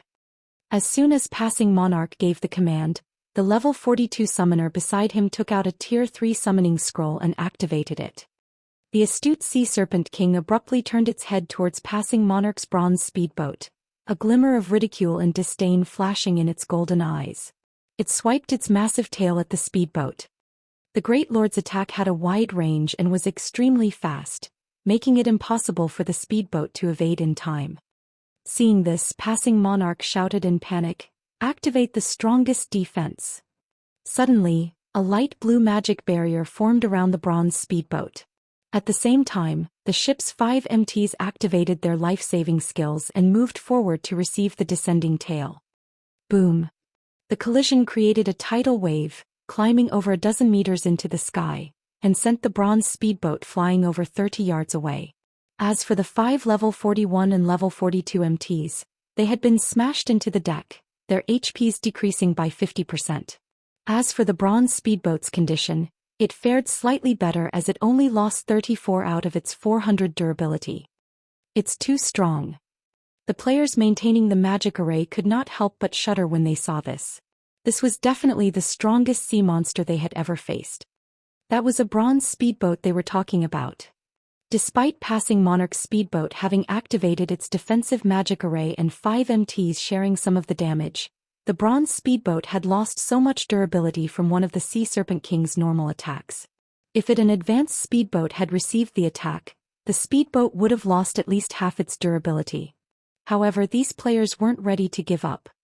They still had a trump card they hadn't used yet.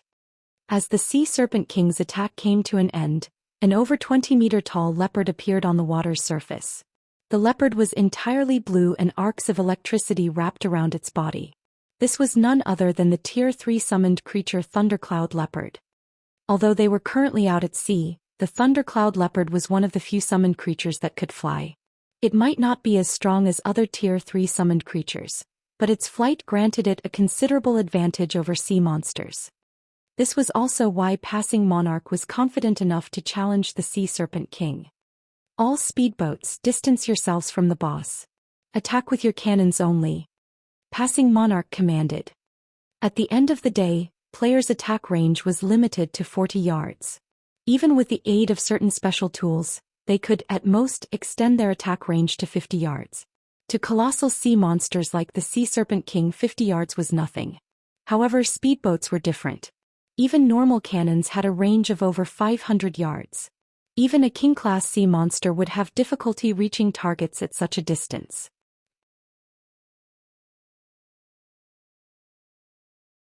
As long as the Thundercloud Leopard tanked, the boss should not target enemies that were too far away.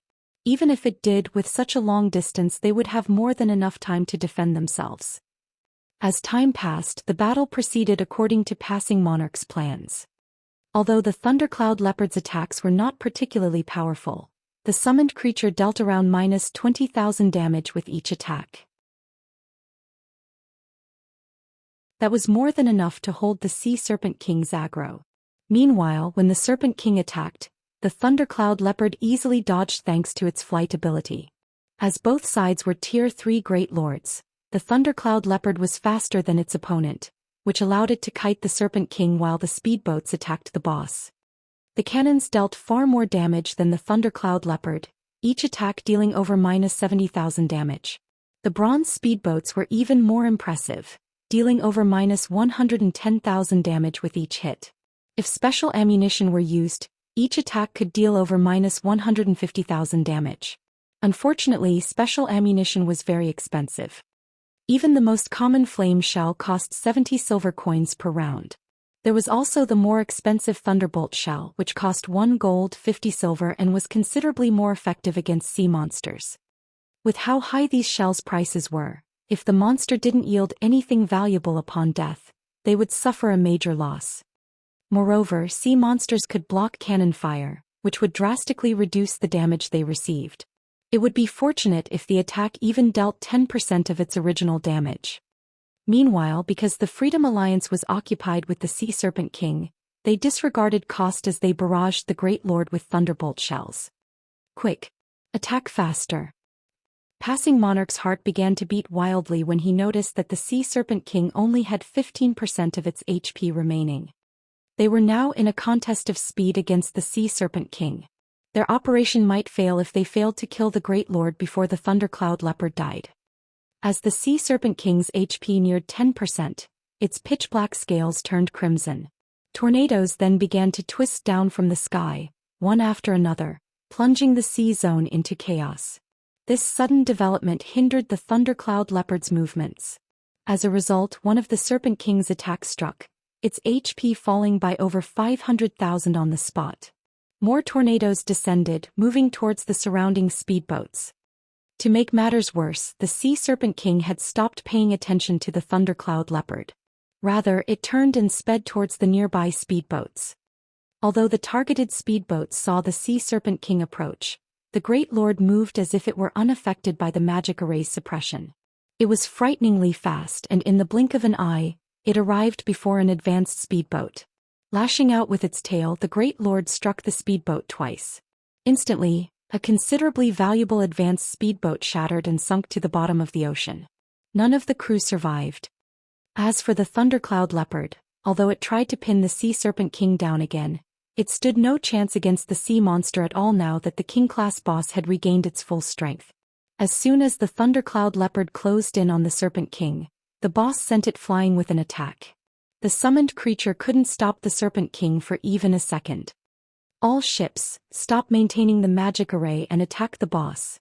Passing Monarch commanded. It was obvious that the threefold magic array was no longer effective. They had to rely on sacrifice to whittle down the Sea Serpent King. Boom. A series of blasts rang out. Among them, the tornadoes blocked the majority of the attacks while the Serpent King dodged. Only a small number of cannonballs actually hit the Serpent King.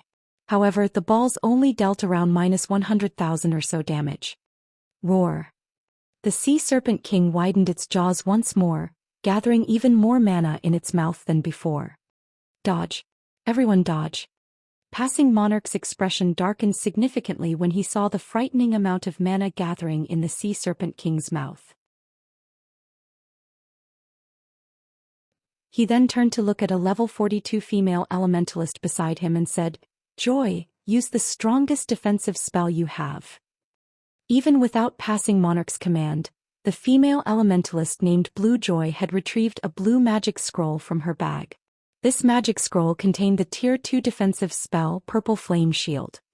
As a massive purple barrier formed around passing Monarch's speedboat, the Sea Serpent King launched an attack. The Great Lord fired a red beam from its mouth, the beam leaving behind a massive chasm as it sliced through the water's surface. It looked as if the beam had split the sea in half. In the blink of an eye, over 60% of the 100-plus speedboats sank, with the remaining having suffered heavy damage. Only the 4 bronze speedboats that had used defensive magic scrolls remained intact as they only lost around 40 durability. As for the crews, each player lost over 20,000 HP. What a strong attack power. Feng was startled by the Sea Serpent King's attack. Fortunately, his speedboat was over 800 yards away from the Great Lord, not within range of the attack. When Feng saw that the Sea Serpent King only had 1% HP remaining, he fell into deep thought. An opportunity had shown itself. If he missed it, he would regret it for a long time. Feng aimed the Swift Dragon speedboat's dragon cannon at the Sea Serpent King and fired.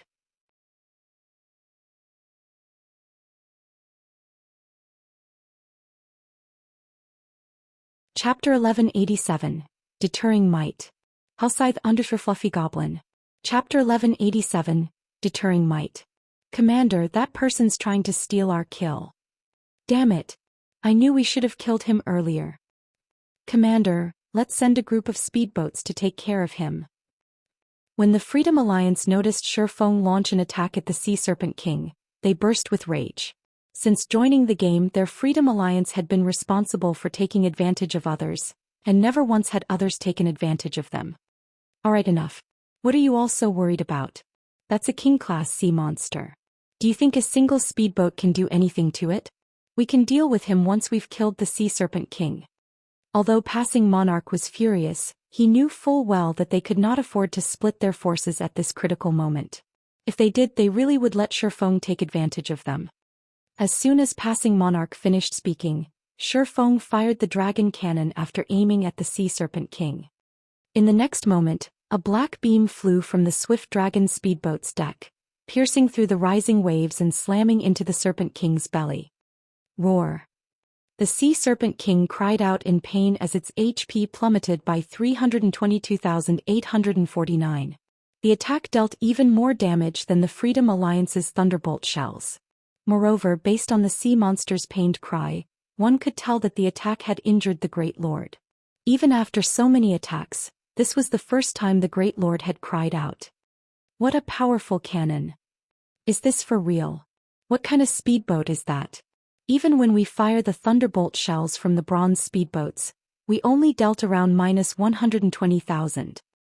Everyone was shocked by the dragon cannon's might. Commander, apparently that other party is no weakling. That speedboat is definitely better than bronze rank. It is likely that it's a peak mysterious iron speedboat. Blue Joy said, shock filling her heart as she looked at the swift dragon speedboat. She wasn't shocked by the speedboat's damage against the Sea Serpent King. After all, to the Sea Serpent King, that damage was far from enough to destroy the Great Lord's remaining 1% HP. With the Great Lord's battle recovery, it would be exceptionally difficult for Shifeng to kill the Serpent King by himself. What had truly shocked her was the swift dragon speedboat's rank. As players of a naval empire, they had fought sea monsters ever since they had left their beginner towns. They also had a much easier time obtaining speedboats than land players. Even so, the Freedom Alliance's Third Fleet had only obtained 4 bronze speedboats. They had also relied on these bronze speedboats to gain a considerable amount of authority for their Third Fleet in the Freedom Alliance. Yet the speedboat before them was mysterious iron rank. Not even the Freedom Alliance had ever found a speedboat of this rank. Only the first-rate guild based in the sea's end had obtained one. Due to that speedboat, said first-rate guild had secured a considerable amount of influence in the sea's end, becoming a power that few would dare to provoke. After all, a fleet led by a mysterious iron speedboat was much stronger than a fleet led by bronze speedboats. If not for the Freedom Alliance's absolute advantage of the number of bronze speedboats they had, the alliance would not stand on equal footing with the first-rate guild. Hence, finding a mysterious iron speedboat before them right now was unbelievable. What a high defense! As expected of a king-class sea monster. Shifeng was slightly astonished when he saw the dragon cannon's damage. The dragon cannon was even more powerful than ordinary Tier 3 spells, yet its attack against the Berserk Sea Serpent King had been insignificant. Fortunately, the cannon had injured the Great Lord, causing it to bleed and sustain a certain degree of damage. Meanwhile, Shifeng had achieved his initial goal. In reality, he hadn't considered killing the Serpent King by himself. A level 52 king-class sea monster wasn't that easy to kill. He had only fired the shot to display his strength before the Freedom Alliance. In God's domain, only the strong were respected. Without sufficient strength, nobody would be taken serious regardless of what they said. Hence, he needed to show the Freedom Alliance what he was capable of. After firing the first shot, Shifeng stopped his assault. Rather, he sent Passing Monarch a message while waiting for the dragon cannon to finish its cooldown. The dragon cannon's cooldown lasted 15 seconds, which was slightly longer than ordinary cannons. Even if the Freedom Alliance did nothing and allowed him to attack the Sea Serpent King freely, he couldn't kill the Great Lord. After all, no single speedboat could easily take down a king-class sea monster. As for Shifeng's message, its contents were very simple. Let's work together to kill the Sea Serpent King. Afterward, we'll split the loot 50-50. When Passing Monarch received this message, his expression twisted. However, Passing Monarch did not reply to Shifeng immediately. Instead, he shared the message in the team chat, letting everyone take a look before making a decision. This person is insane. What kind of crap is he spouting? We're so close to killing the Sea Serpent King, yet he dares to ask for half the loot. That's right. Does he really think we won't obliterate him? The Sea Serpent King has less than 1 million HP remaining. Even if that guy tries to steal our boss, does he think he can escape so many speedboats? Moreover, even if he does steal the last hit, he won't be able to steal the loot right before us. That's right. Commander, our losses this time are so severe. We cannot split half our loot with him. The Freedom Alliance's members opposed Shifeng's offer unanimously. Even with the Swift Dragon speedboat, Shifeng didn't qualify to stand toe-to-toe with them. If they were facing a fleet led by a mysterious iron speedboat, they might agree. However, the other party only had one ship. Passing Monarch shared the same opinion. In any case, the Sea Serpent King had less than 1 million HP remaining. With their fleet's remaining ships, they could take it down very quickly. Following which, Passing Monarch replied to Shifeng stating, "Thank you for your goodwill. However, we hope to resolve our problems by ourselves." Shifeng simply smiled after reading the reply. There was not the slightest hint of anger in his expression. He then steered the Swift Dragon speedboat away from the Sea Serpent King, showing no intention of stealing the kill. Killing a King-class sea monster with just a fleet led by bronze speedboats.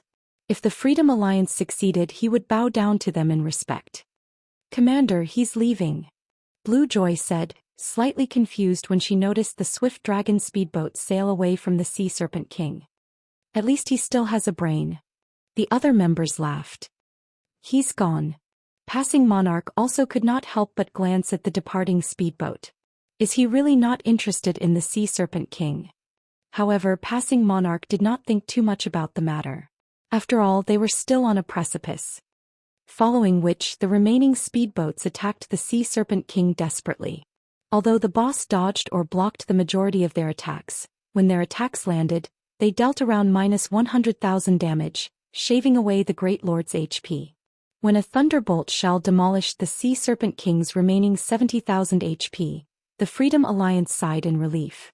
They couldn't help their growing excitement. "We killed the Sea Serpent King. Haha. Our Freedom Alliance is invincible at sea." Everyone celebrated. Until today, not a single fleet in God's domain had managed to kill a king-class sea monster. Something's wrong. Why hasn't my experience bar increased? Don't king-class sea monsters give EXP? Some of the Freedom Alliance members realized that something was amiss. However, before they could react, a deafening roar echoed throughout the zone. Before anyone knew it, a massive crimson serpent broke through the water's surface.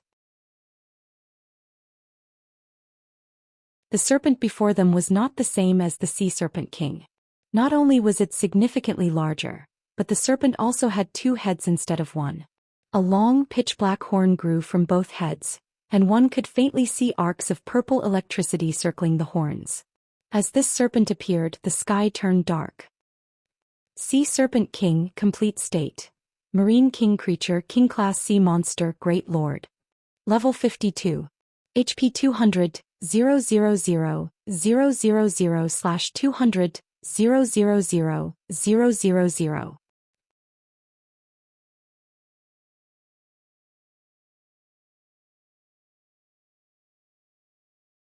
Chapter 1188.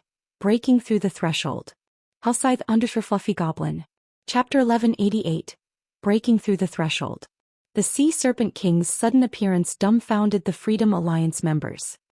What's going on? Didn't we kill it already? How did it get even stronger? This is cheating. Despair swept through the team as they looked at the 2-headed Sea Serpent King. They had already lost over half of their forces to kill the Sea Serpent King. They had even used their Tier 3 summoning scroll. At this point they were both mentally and physically exhausted, yet not only had the Sea Serpent King just revived with full HP, but it also radiated a far more powerful aura than before. How were they supposed to fight the Sea Serpent King now? Meanwhile, Shifeng, who observed from afar, wasn't surprised by this development. This was the amazing aspect of king-class sea monsters, their true might. The previous fight had simply been a warm-up. Only now would the battle truly begin. In the past, many fleets had challenged king-class sea monsters during the game's early stages. However, every one of these fleets had suffered annihilation. They simply hadn't been prepared. If a fleet struggled to defeat a king-class sea monster in its first phase, once the boss entered its second phase, the battle was a lost cause. Before the team members could regain their senses, both of the Sea Serpent Kings stretched their maws, one spitting flames, while the other spit purple lightning. In the blink of an eye, over half the battlefield drowned in fire and lightning. Any speedboat that encountered both turned to ash immediately. With a single attack, the Freedom Alliance lost another 16 speedboats, with another dozen or so speedboats dropping below 50% durability. Is it just going to end like this? Helplessness filled Passing Monarch's eyes as he stared at the Sea Serpent King. He now realized that challenging a king-class sea monster had been an incredible mistake. Tornadoes enveloped the area around his fleet. It was impossible for their speedboats to break out of this encirclement. Only a mysterious iron speedboat would have any hope of escape. When Passing Monarch thought about how the fleet he and his companions had put together after through so much difficulty was about to be destroyed due to his reckless choice, guilt gripped his heart. Those were 4 bronze speedboats they were talking about. Their third fleet had spent a ton of effort to obtain these bronze speedboats. It would take them a very long time to secure another 4. Suddenly, Passing Monarch received another message from Shi Feng. Interested in working together now? When Passing Monarch read the new message, he was confused. Do we still have any hope of winning? Their Tier 3 summoned creature had less than 1/3 of its HP remaining. They had less than 40 speedboats. Even with the strength of a mysterious iron speedboat, they had no chance of defeating the Sea Serpent King. However, when Passing Monarch recalled Shi Feng's attack against the Serpent King before it had died, he realized that it was possible that the man may have predicted this situation. Immediately, Passing Monarch sent Shi Feng a friend request. This way both sides could contact each other with ease. If we work together, do we really have a chance of defeating the Sea Serpent King? Passing Monarch demanded. We would have had a 50% chance of winning if we had started working together earlier. Now we only have about a 30% chance, Shi Feng replied after considering the odds. 50%? That high? Passing Monarch suddenly regretted his earlier dismissal. Had he known that something like this would happen, he would have agreed to team up with Shi Feng earlier. However, he had no choice but to give it a shot right now. A 30% success rate was better than nothing. Alright, I promise you that as long as we kill the Sea Serpent King, we'll split the loot 50-50, Passing Monarch said. In response, however, Shi Feng shook his head and said, that was the previous condition. Now I want all of the loot. He had never involved himself with the Freedom Alliance in the past. They were neither friends nor foes. He was already being generous by offering to lend a hand. Hearing Shi Feng's words, Passing Monarch's expression turned indescribably ugly. However, he had to admit that each side's standing had transformed. The Freedom Alliance was now at a major disadvantage as Shi Feng could swiftly leave the battlefield with his swift dragon speedboat. Gnashing his teeth, all right. I agree. Passing Monarch felt tears well up in his eyes. No matter what was said or done, he was a famous expert that everybody in the Sea's End knew, yet he was at Shi Feng's mercy. No one would ever believe this. Following which, both sides signed a system contract, agreeing that all of the Sea Serpent King's loot would go to Shi Feng once the boss died. Once they finished, Passing Monarch sent Shi Feng a team invite. However, Shi Feng rejected it. We're not forming a team? Passing Monarch asked, confused. Normally, naval battles had strict requirements regarding the ship's positioning. The fleet's commander needed to issue commands constantly. Since Shi Feng had claimed to have a way to kill the Sea Serpent King, logically he should join the team and lead it. So, how was he going to issue orders if he did not join the team? No need. Your team just needs to focus on one thing. Maintain a distance of 500 yards and attack the Sea Serpent King at maximum range. Leave the rest to me, Shi Feng explained. Passing Monarch nearly choked.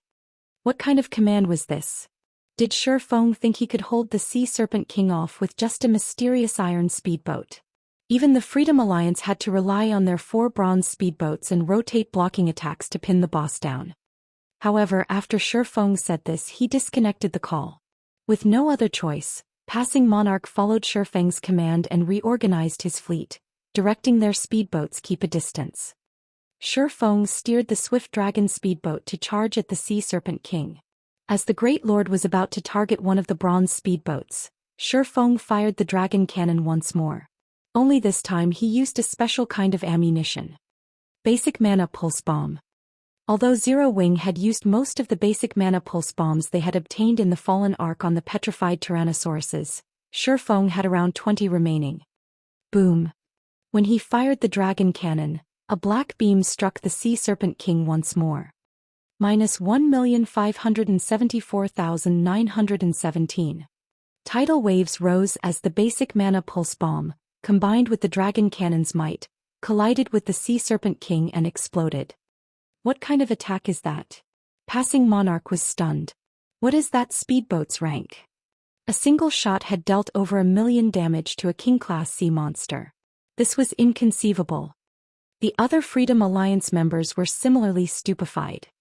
When a few considered their previous claim of annihilating Shi Feng, they felt fortunate that they had not acted on their words. If it really came down to a fight, a single shot from the Swift Dragon speedboat was likely more than enough to sink a bronze speedboat. However, the dragon cannon's damage didn't particularly surprise Shi Feng. After a King-class sea monster entered its second phase, while it might seem very strong, that was only true for the surface. In reality, reaching a complete state simply meant that a Sea Serpent King had focused its abilities on strengthening its attacks. As a result, however, its defense and movement speed weakened. As long as players pinned the boss down and had sufficient damage output, victory was in the bag. However, it was precisely because many fleets in the past hadn't been capable of distracting King-class sea monsters long enough that these monsters had been so difficult to deal with. Fortunately, the King-class sea monster they faced right now was only a Great Lord. Against the Sea Serpent King, the secret silver-ranked Swift Dragon speedboat had the advantage regarding speed. In addition, the dragon cannon was sufficiently powerful to hold aggro. If not for these factors, Shi Feng would have long since fled the battlefield. King-class sea monsters also tended to use skills, and almost every skill they had was an AoE. If a fleet couldn't defeat a King-class sea monster before their overall firepower fell to the minimum requirement, it would be obliterated. After Shi Feng had fired the dragon cannon, the Sea Serpent King was relatively battered. The cannon fire had blown apart a large section of its scales, leaving behind a huge scorch mark. Roar! The Sea Serpent King glared at the Swift Dragon speedboat. Aside from a hint of fear, its gaze radiated killing intent. Without hesitation, both its heads opened their mouths and bombarded the Swift Dragon speedboat with fire and purple lightning. It seems that the attack was quite effective. Now that he had solidified his hold on the Sea Serpent King's aggro, Shi Feng turned his speedboat and fled. He activated Accelerate, increasing the Swift Dragon speedboat's movement speed by 100%, easily avoiding the incoming attacks. The Swift Dragon speedboat was already faster than the Sea Serpent King. After activating Accelerate, Shi Feng maintained a distance of 600 yards from the Sea Serpent King and attack at maximum range. This distance was also the Serpent King's limit. With this, the Sea Serpent King couldn't attack him, but it wouldn't give up the chase either. Just who is he? Shock filled Passing Monarch as he watched Shi Feng's control over the Swift Dragon speedboat and the boat's speed. Passing Monarch finally understood why Shi Feng had told him to leave the rest to him. In such a way, Shi Feng led the Sea Serpent King in circles. All the Freedom Alliance's speedboats needed to do was bombard the boss and avoid the occasional AoE attack. As time went by and the Sea Serpent King's HP decreased, the Freedom Alliance's speedboats sank one after another. Even Shi Feng sometimes made a mistake and received one or two of the Great Lord's attacks. Fortunately, as a secret silver speedboat, the Swift Dragon speedboat had frightening defense. It only lost around 30 durability after a direct hit. As for Shi Feng, he had deflected the damage using Defensive Blade or Absolute Defense. When the Sea Serpent King's HP fell to 1%, it went berserk and used its strongest power. Both its heads merged the fire and lightning, launching an attack that consumed a radius of 1,000 yards. Seeing this, Shi Feng activated Magic Barrier, making the Swift Dragon speedboat immune to all spell attacks and neutralizing the Sea Serpent King's damage. As for the Freedom Alliance's side, aside from the 4 bronze speedboats, which used magic scrolls to protect themselves, the remaining speedboats were destroyed. Meanwhile, after the Sea Serpent King used its ultimate move, it entered a weakened state. Using this opportunity, Shi Feng activated Divine Providence. After waiting for the 4 bronze speedboats to launch a wave of attacks, he fired the dragon cannon, which he had loaded with a basic mana pulse bomb. -2,148,267. A massive damage appeared above the Sea Serpent King's head, devouring its remaining 1% HP. Roar. After one final roar, the Serpent King crashed into the sea. Shi Feng's experience bar rose rapidly. Sea monsters already provided far more EXP than land-based monsters, as players couldn't easily kill the average sea monster, not to mention king-class sea monsters. However, Shi Feng had stolen half of the Sea Serpent King's EXP for himself. With the bonus EXP he had obtained from killing a monster of a higher level, one could just imagine how abundant the rewarded EXP was. Suddenly, Shi Feng heard the sound of a system notification. System, congratulations. You have reached level 50.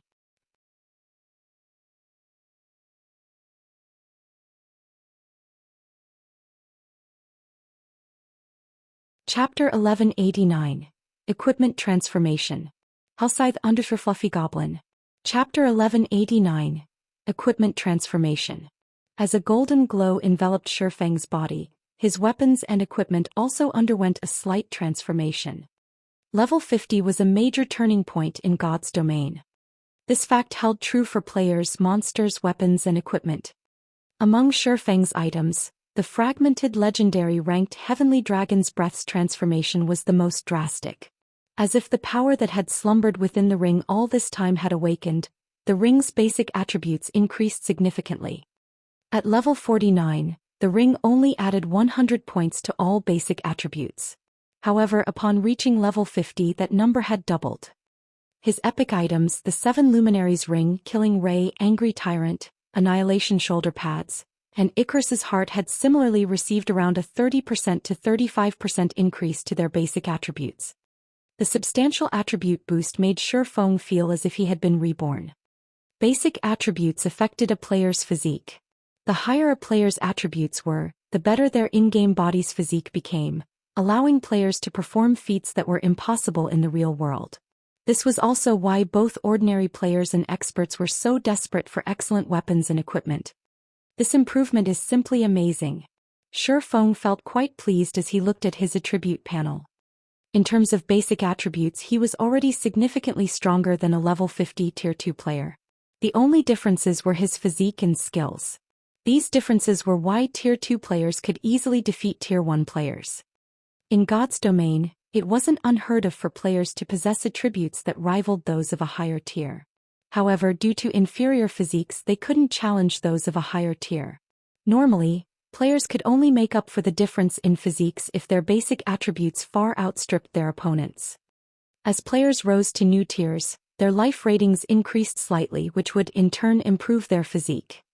For example, while her superior basic attributes had been part of the reason for Gentle Snow's victory over Miracle Dragon, the main reason the 30% physique improvement granted by the 7 Luminaries battle armor.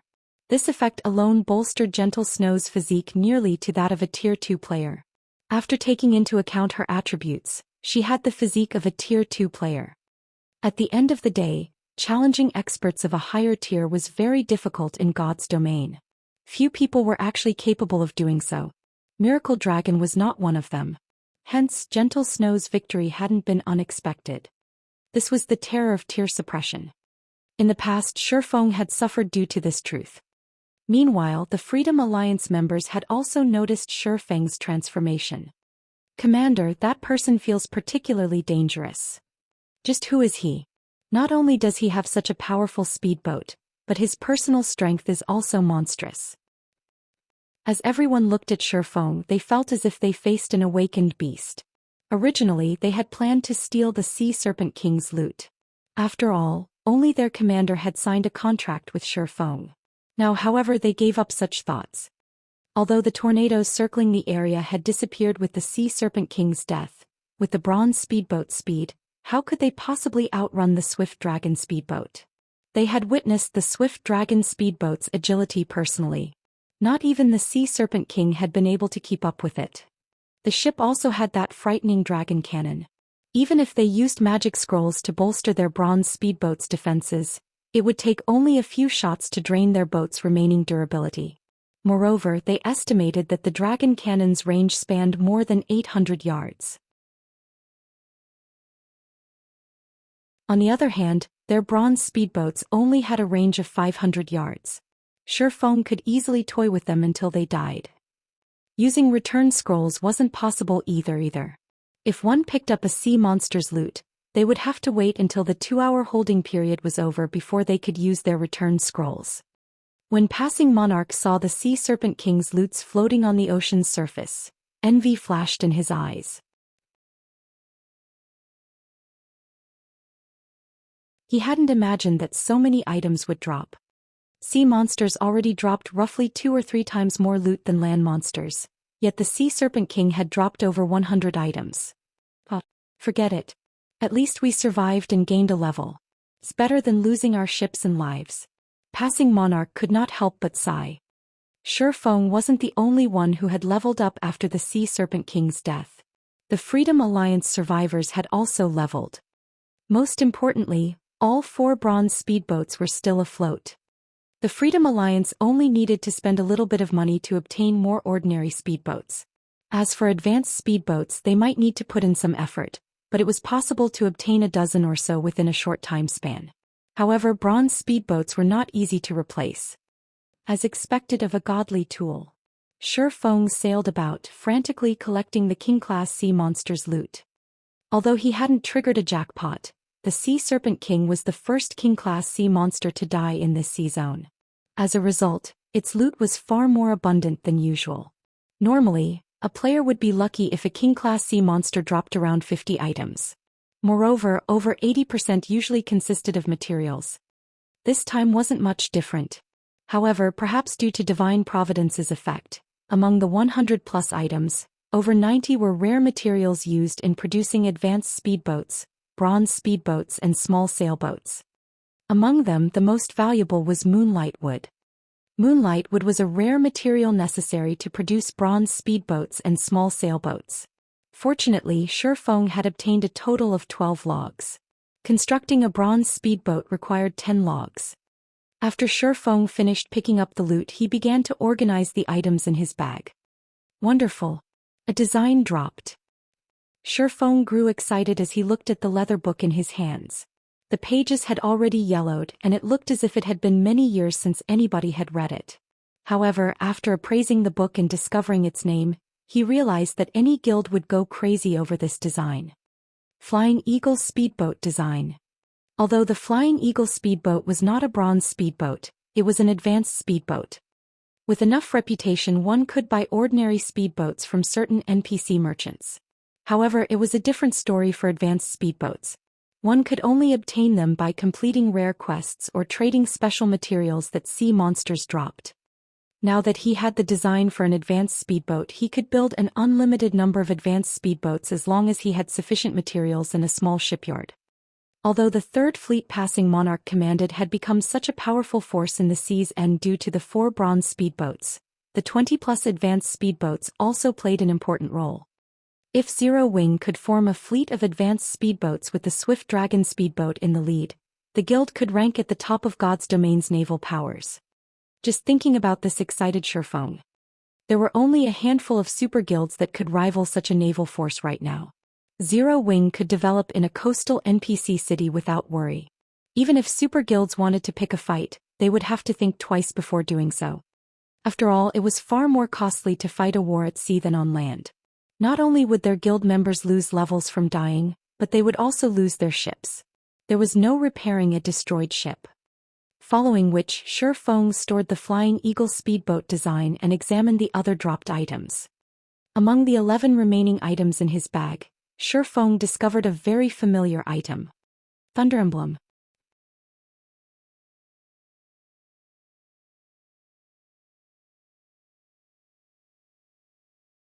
Chapter 1190. Authority. Hellscythe _ Fluffy Goblin. Chapter 1190. Authority.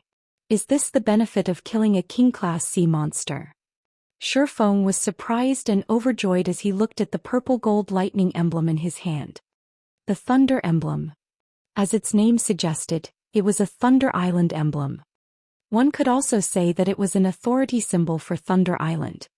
Any guild that obtained the Thunder emblem would have a major advantage when contesting for authority over Thunder Island. As far as Shifeng knew, Thunder Island had a total of 10 Thunder emblems. If one obtained all 10, they would become Thunder Island's absolute master. However, only 5 Thunder emblems had ever been discovered in the past, and every guild that obtained these Thunder emblems had been one of the dominant forces on Thunder Island. The Thunder emblem had 3 main functions. Its first was similar to the Thunder Pass. Unlike the Thunder Pass, however, each emblem allowed up to 50 players to participate in Thunder Island's contest.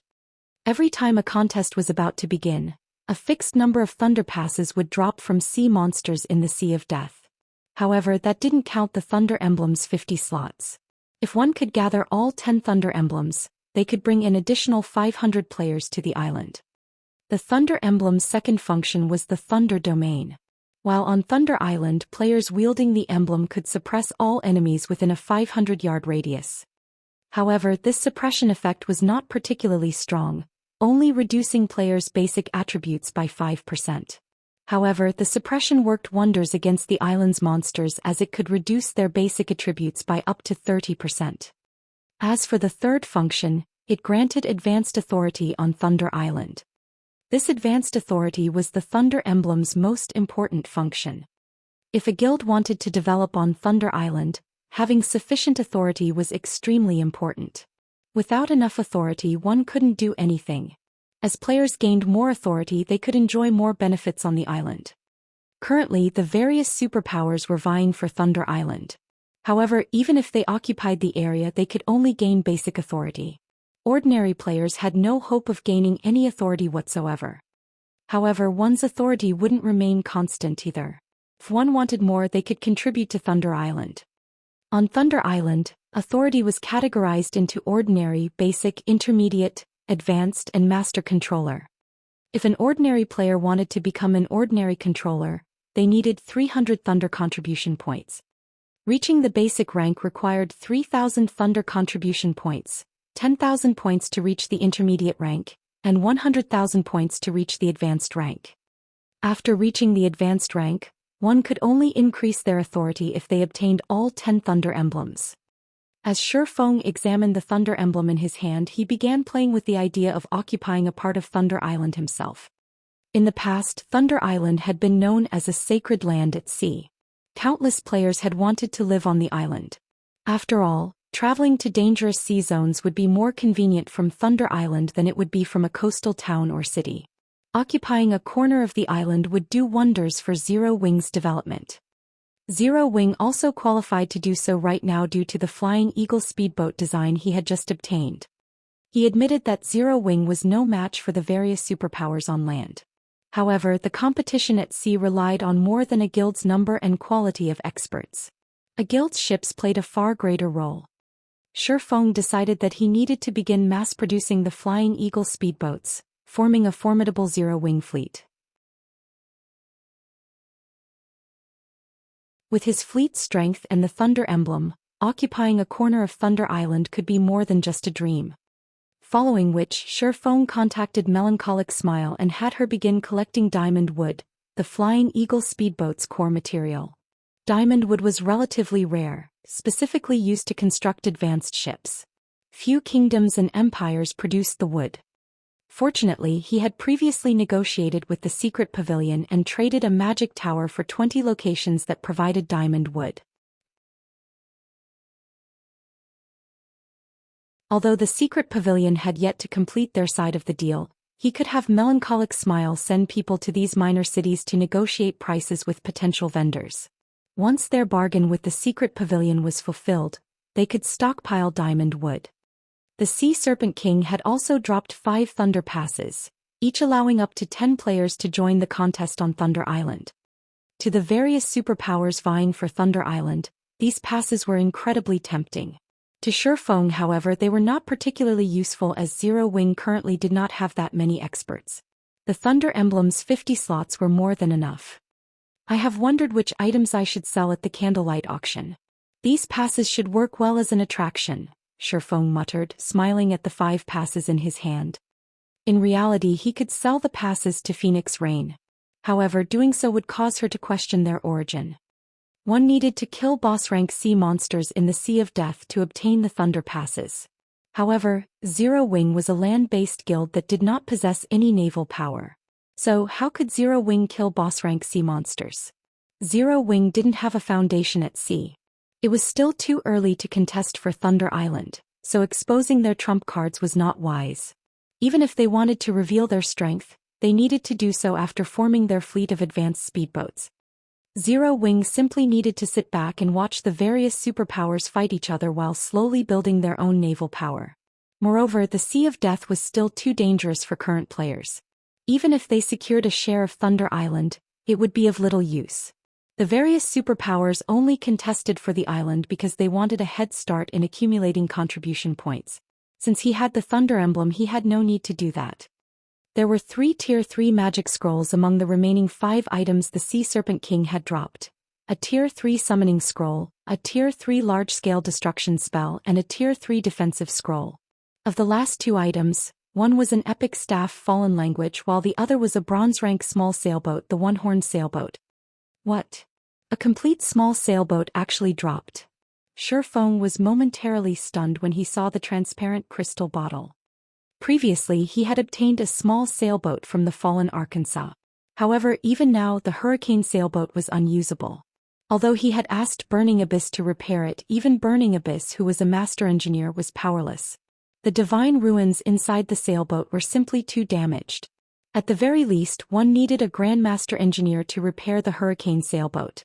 The sailboat's container also needed to be replaced. However, the hurricane sailboat's container was not ordinary as it had been crafted with the rare epic material Space Crystal. Current players had no access to this material. Hence, Shifeng had no choice but to set the matter aside for now. Otherwise, with the mysterious iron-ranked hurricane sailboat, he would be invincible at sea. Now that he had obtained a complete bronze-rank small sailboat, how could he not be excited? With this small sailboat, he could easily deal with many of the issues plaguing him. You're tuning in to the Zhou Xian's Legacy YouTube channel. Don't forget to subscribe and join us on this journey to catch the most captivating stories.